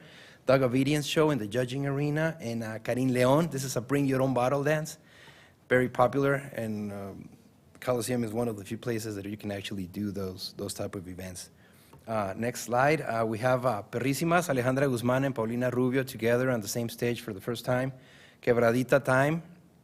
We have Michael Jackson and Prince tribute show, and all of the proceeds go to the people in Ukraine and Operation Hope. That is the organization that donates the turkeys in Thanksgiving. And we have Jack White at the end of May as well. In the month of June, we have the naturalization ceremony. I know that is something close to Commissioner Olean's heart. Thousands of people become citizens that day, and we're bringing it back after more than 2 years, Commissioner. So we're happy to do that as well. And we're turning the Coliseum into a theater, bringing Trolls Live in the month of June. You will not recognize the Coliseum because we actually turn it into a whole theater with theater curtains and everything. It's amazing what we can do there. This is the financial report for the first and second quarter up to the year. This is how much we have produced in rent concessions. We call it external concessions to the Ascarate and Sports Park. That is not updated. We just received a check for extra $6,000, so it's going to be over $11,000 for a total of almost $500,000 just in this 2 quarters. So according to the contract, we are really a couple of $1,000s to meet the goal for this year. So we're getting there. Very nice. Sports tourism, I'll let Bo talk about what we have done in the sports tourism division. Thank you. Thank you, Omar. Great presentation. Thank you, Omar. And once we get to middle of June, we're all going to be turning into trolls. That's going to be the fun part of it. Hi, Judge, County Commissioners, ladies and gentlemen. Good to see you guys again. I'll keep it short and sweet because we got to get ready for the county awards tomorrow. Sports tourism quarterly report, January. We're averaging our goals in our marketing report. Our goals are about 4 events a month. That gives us 48 a year. Right now, we're averaging 6 per month in the first quarter of 2022. Exciting because it seems like everybody wants to come back in 2022. Everybody wants events, everybody wants concerts, everybody wants sporting events. It's now we just got to find the space, right? In January, we had 5 events, and some of these events overlap with the ones that were in the Coliseum. 5 events at 367 hotel room nights, and 4 events we did sign, headlined by the Texas Police Athletic Federation Games. And earlier, we're with Visit El Paso, the new CEO, Jose Garcia, also Brooke Underwood and Valerie Garcia, worked with them on the Texas Police Games. Looking forward to working with them in the future. I think we've created a great relationship, so excited to work with them. In February, we had 7 sporting events with 1,282 hotel room nights and 1 event signed, USA Boxing Bronze Clinic. We're working very hard on contact sports, not just youth sports, baseball, softball, soccer, but contact sports is kind of a little bit of the lifeblood of El Paso and the borderland. And so we're working really hard on boxing, jiu-jitsu, and wrestling. We've signed 2 wrestling events in December, very excited about that. And then the Eddie Bravo Invitational, which has a relationship with UFC. Victor Davila is the Spanish voice of UFC. And he's from El Paso, and that was his very first event, the EBI. It was a U.S. Open qualifier just last month, and it went really well, so well that we're hoping for 4 events a year, that they'll be working with UFC and the Eddie Bravo Invitational to bring 4 more events. So we're really excited about that. In March, we had 7 events with 531 hotel room nights and 2 events signed. The United States Powerlifting Association Goliath Powerlifting Meet, that's a USPA national qualifier, so that'll be held at the Radisson. Really excited about that. We're also combining a first-time event. We're combining with the El Paso Locomotive and also Warrior T2 Sporting Soccer. That's a national sporting soccer event manager who really is excited about El Paso. We're excited about youth sports, and we need more and bigger youth soccer events here. So we've combined with the El Paso Locomotive to put one on, and that'll be in June. Also, what we have coming up, NFL referee camp. That is the 2nd largest NFL referee camp in the United States, will be held here. Luckily, that's coming back. We're very excited about that, May 27th and 28th.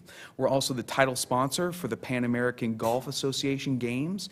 That's a week long in July. 650 athletes, golfers from all over the United States will be here, and as well as Mexico. Very excited about that as well. We've signed Flat Track Racing. They will come back in August. They had Last year was probably a little bit smaller than they expected, but once again, we're in a pandemic. Also, they've never competed on a concrete floor in an arena like that before. Primarily, it's been on dirt. They were so happy with it that they're expecting to double the size. Sorry, it might be 2 days, Omar, just FYI, heads up. It might be 2 days in August, but that should be very fun, and a lot of people are looking forward to that, especially coming out from Nevada and Arizona. Once again, we signed the Texas Police Athletic Federation game, so we're hoping to make that an official announcement next month, but hopefully we'll have a press conference, have everybody invited in, along with law enforcement from the County of El Paso, because really looking forward to that. Give you a little update on Sports Tourism, the Hotel Lodging Association. I do meet with them and the new president, Carlene Garcia, once a month. Developed a great relationship with them and really looking forward to working with them, continue to working with them in the future, but everything seems to be going great. Both parties very, very happy there. And understand that sports tourism also was something that was brought up in your strategic planning meeting.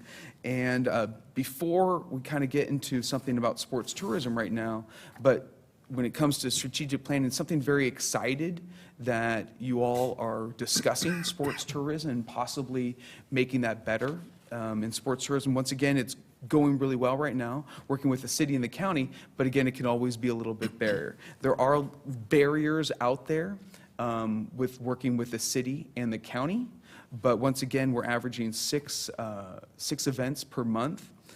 Working with Visit El Paso, Destination El Paso, City Parks and Rec, also County Parks and Rec. And some of those barriers right now that we are encountering, have encountered for a couple years, we are working with the city and county to overcome those and possibly find some solutions to some of those barriers. So to address those issues, that what can make El Paso more attractive, what can make the city sports parks, the county sports parks, all the field, what can make this a little bit better and easier for us to access and get those tournaments here, whether it be long-term or short-term. Right now, one of the things we're seeing is there are sports parks, let's say in our region, from talking about Arizona, Tucson, Albuquerque, that sometimes maybe a field or a complex might just fall through. They need a place to go. One of the first calls we get are from usually Arizona. There's a legacy complex out there that apparently has not been able to fulfill their obligations, and they want to find out where they can go. And one of the barriers are access to the county sports park and schedules. So we're working with the county about that, also with the city about that. So excited about the possibility of making things in sports parks and fields a little bit more accessible. So that kind of gives you a general idea of sports tourism right here. I think Destination El Paso, Visit El Paso, and their sports tourism director, Ray Valles, and I are working on that with the city and the county, and I think things are going well. So hopefully we'll have a little bit more solutions for that in the coming months. Any other questions regarding sports tourism or anything like that? Yes, Commissioner Robinson. Oh, Bagley. Yes. Several things. Boxing. I know they haven't had it in a couple of years, but the event with the police and fire, have you talked with them, or looking to do that again? Yes, Clash of the Titans. Right. We actually have them scheduled, I believe, late August or early September on our property. So we have them time. We're working with Chris Acosta and the Sheriff's Department for that. Okay, good. At one time, several things as far as basketball is concerned. At one time, we had, working with your good buddy Wayne Thornton, we had the girls basketball, those individuals who did not get a scholarship. I can't remember the name of the organization now, but Wayne remembers, because he was probably the Junior League. No, about Midnight Basketball? No. This was seniors that graduated high school going to college to play basketball, but they didn't get a scholarship. So they had this league and had players from all over the nation. In fact, we even had players, teams that came from Canada and other locations outside of the United States that came and participated in this tournament here in El Paso. Just my memory can't tell me what the name of the league was. It's all right. I know Wayne very well, so I If can you talk reach with out to him. Wayne, Absolutely. I guess what I'm asking you is to look into that and see if, because we had, oh shucks, we had maybe 10, 15 teams that came to El Paso, actually from all over the country. It was similar to AAU, but it's not similar to AAU, but they were club teams and girls, females that did not get a scholarship to go to Division I, Division II, whatever. But through this league, a lot of them got picked up at the various colleges because it was another look that the coaches had for these females that didn't participate in AAU. Okay.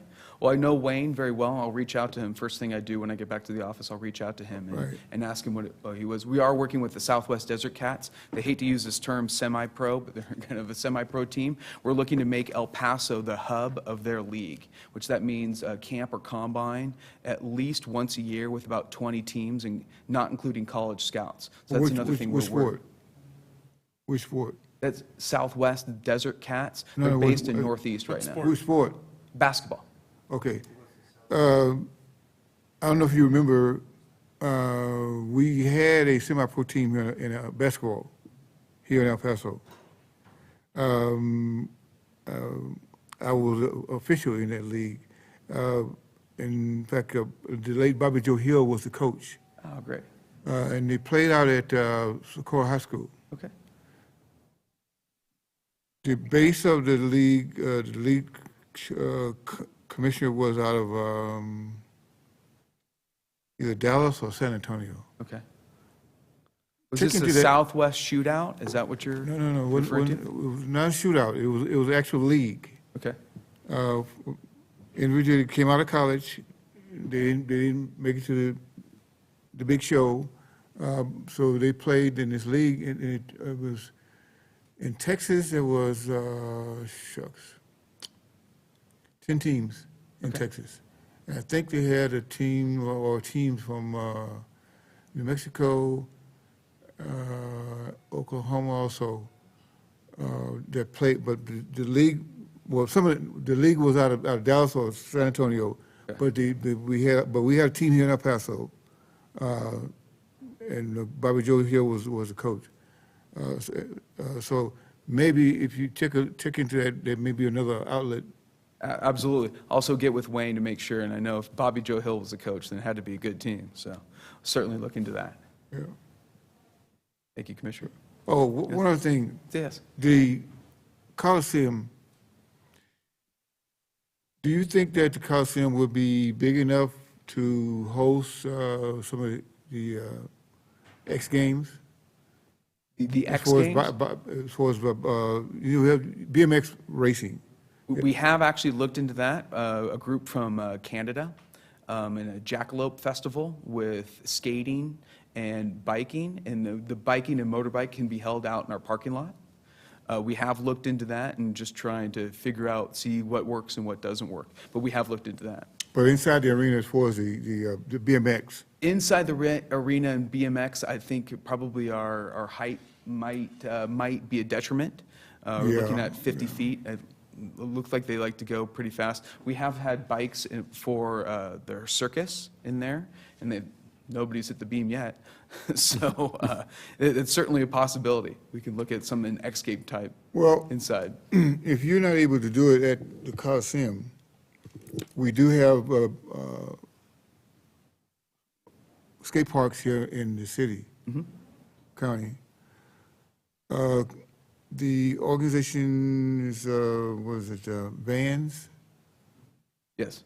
It was years ago when my Optimus Club, we had the funding. We hosted the BMX Nationals here in El Paso, at Desert Downs. Desert Downs, yes.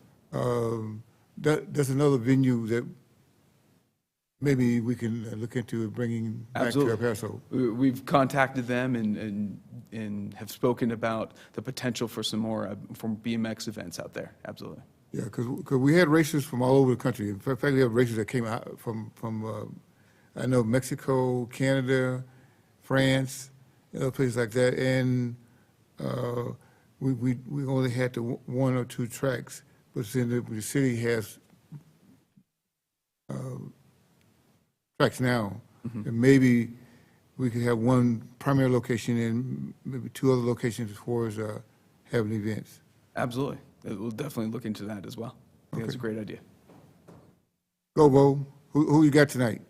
I got North Carolina. I'm kind of an ACC guy. See here, if we get the bags bracket. Okay, see now you're getting into basketball and the bags bracket bonanza here. Okay, so Dave knows about it. Unfortunately, he didn't get in this year. But if I got family members, if Kansas wins, I got family members who win the pool. If North Carolina wins, then my buddy wins the pool. So I'm not sure who I'm rooting for, but I'm kind of an ACC guy, so I'm rooting for North Carolina. How about yourself, everybody? North Carolina, Kansas? Kansas. You got Kansas? All right. Kansas. Should be fun. I know everybody was rooting probably for Duke for the emotional sentiment of Coach K out there. Yes, but that's be a lot of fun tonight, though. Well, It's an early game. Yes, absolutely. If you could move this in. No, thank you both. Let's get this over with. Go home already. No, great presentation, very encouraging. This is really encouraging, coming out of not knowing what's going to happen, and you guys have really put a lot of energy and creativity, and we'll see you tomorrow. Sounds great. See you in about an hour or so? Yeah. Okay, you got Fleet County Awards? Okay, thanks again. Great job. Thank you both. Thank you, Omar. Thank you, Omar. Item number 9, County Administration. Discuss and take appropriate action regarding El Paso County's preparation and response for COVID-19. Do we haven't lost him? No, sir. I do believe they are only going to come if we have a specific request going forward. Oh, okay. Chief Rodriguez and Dr. Ocaranza. Mm-hmm. But we can go to any updates the court has, and if you all would like, we could go to having this item on at a different interval. But if the court would like to leave it on weekly, we're glad to do that as well. Yeah, I think it's so quick. If we don't have anything, it's quick, and we just say we don't. But if we do, we're always available. So I would say sort of like what you're doing now. Okay, Judge, we'll start with you. Yeah. Well, yeah, mine pretty short. I mean, we're looking at the lifting of Title 42 on May the 23rd, and just we're talking about what implications there are of getting as many people coming in and the shelters, and how does that impact with the COVID. And so there was a meeting this morning that I could not attend with all the immigration agencies and the mayor at 10 o'clock, and Nicole will be debriefing me on that. But we're working really hard on our Friday meetings, trying to figure out what's happening and how do we make sure. A lot of the burden really falls on Ruben Garcia, and so we're trying to help him as much as we can. We are going to have we've included, Betsy, when we talk to the mayor in our meeting this week, that we include, the transportation, and of course everything, if we do it properly, less congregations, and obviously then we have less vulnerability on a COVID issue. So we're still trying to make sense of all this.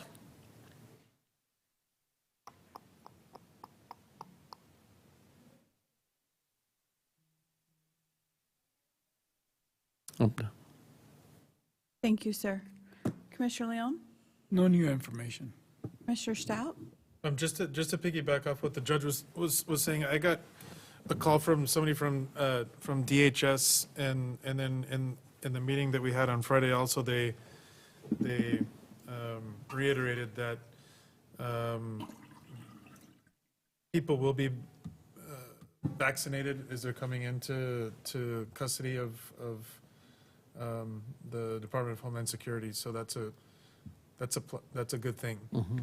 It's not. I don't think that's really been happening as much in the past, and so I think that they'll be vaccinated at the Central Processing Center. So that's all I had. Thank you. Commissioner Robinson? Thank you. Commissioner Olguin? No. Thank you. That concludes this item, and we can close this with no action. Okay, thank you, Betsy. Item number 10, purchasing. Approve the purchase of cable drops for County of El Paso 800 East Overland Avenue, MDR Building, and 320 South Campbell Street, new downtown annex, through Information Technology Department using Region 19 contract number 18-7306, awarded to New IPS Inc. of El Paso, Texas, in the amount of $180,258.48. Purchasing approved on March 28, 2022.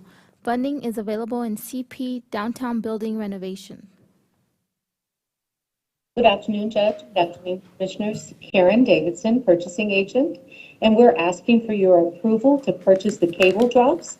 These are fiber optic cable drops in both the new buildings, or the MDR building and the new downtown annex building at 320 South Campbell, and this will bring them up to speed. It's in the renovation budget, and we will be purchasing it using a Region 19 contract, IPS Inc., and I have ITD here if you want to ask any questions about this project. Commissioners? Move to approve. Second? Commissioner Olguin? Aye. Commissioner Leon? Aye. Commissioner Stout? Aye. Commissioner Robinson? Aye. Judge Samaniego? Aye. Motion carries. Thank you, Karen. Thank you. Thank you. Item number 11, litigation, justice, and law enforcement.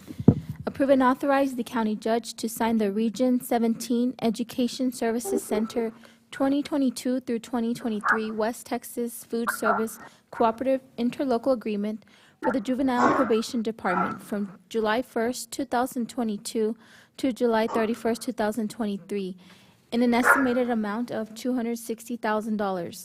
Funding is available in General Fund, Juvenile Kitchen Food Purchases, contract number 2022-0212. Mr. Fausto? Good afternoon, Judge and Commissioners. I am Chef Fausto, representing the El Paso Juvenile Probation Department Quality Services Unit. I am seeking approval for the West Texas Food Service Cooperative Contract. This contract will help in purchasing product that meet child nutrition requirements to keep providing healthy meals to the juveniles we serve. This will allow the Juvenile Probation Department to be part and continue receiving reimbursement through the National School Lunch Program on the Texas Department of Agriculture. Any questions? Commissioners? Move to approve. Second? Commissioner Olguin? Aye. Commissioner Leon? Aye. Commissioner Stout? Aye. Commissioner Robinson? Aye. Judge Samaniego? Aye. Motion carries. Thank you, Manuel. Item number 12. I'm sorry. No, yes, I'm sorry. Item number 12.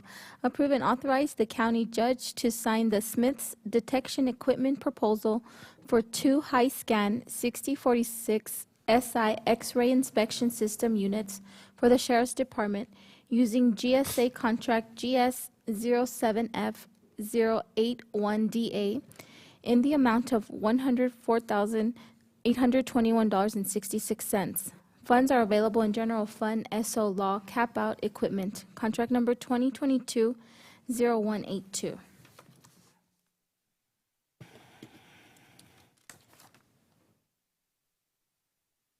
Donnie? Hello. You're muted, Donnie. You're muted. Sorry, I was waiting for the sponsor of this. I did the review on this contract a little while ago, but I don't see anyone from the sheriff's office. There we are. I think we've got someone now. Who do we have, Donnie? No, that's from the constable's office. I'm sorry. I thought it was constables and more. I apologize. Let me see if we can find someone on my side. I don't see anyone here. I'll try to get back with you. Betsy, do you have anything, or do we need someone else to? I do know that these are two X-ray systems, and they were funded through their capital allocation. Mhm. I can pull up the capital allocation if you give me just a minute and get more details. But I know this is something that we've reviewed through our subject matter experts. It goes through an extensive process before we recommend the funding. And so the fact that it's in the budget, it's been reviewed by all the team members, but I can pull it up and see if there's Well, more I details think- on the location. I think that's all we need, right? Yeah, I think we're okay with that, with the information. Move to approve. Second? Commissioner Holguín? Aye. Commissioner Leon? Aye. Commissioner Stout? Aye. Commissioner Robinson? Aye. Judge Samaniego? Aye. Motion carries. Thank you, Donnie. Item number 13, Public Works. Approve and authorize the county judge to sign work order number 3 on-call civil engineering contract with ACOM Technical Services, Inc. for the Stormwater SSA1 Design Services Project in an amount not to exceed $4,472,000, contingent on closing of grant and loan funding by Texas Water Development Board on May 24, 2022. Contract number 2022-0178. Good afternoon, Judge, Commissioners, Jose Alneros of the County Administration. I know I'm the only thing standing between you and adjourning, so I'll be very brief. This contract is for the design and engineering services of the SSM1 Stormwater Project. As the court recalls, the Water Development Board awarded the $34 million design and construction project to the county, the single largest in the state of Texas, at their January meeting. Over the past few weeks, we've been working toward implementing all of the necessary steps to successfully close on this grant and the loan that will bring down the interest rate for the debt to 0%. And we anticipate wrapping that up in early summer. And we want to ensure that we have our engineering consultant on board ready to go so that as soon as the funds are received, we can issue a notice to proceed and get started on this critical project. So we are asking for the court's favorable consideration this Monday afternoon, and I'm available to take any questions that you may have. Move to approve. Yeah, Commissioner Leon has a question. Jose, I've got no problem with the civil engineering contract. What does the technical services mean?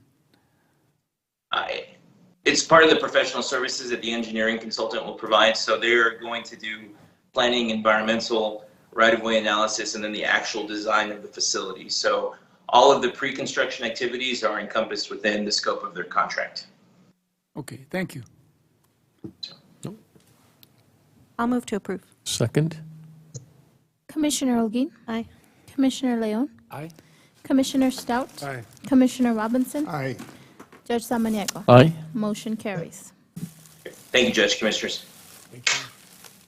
And this concludes all the items on today's agenda, Judge. We're done. Wow, my goodness. We went from slow to fast real quick. So just want to thank everybody, our sign language translators back there. Thank you for being here with us and all our legal department. I know we didn't have Miguel today, but thank you for helping out as well.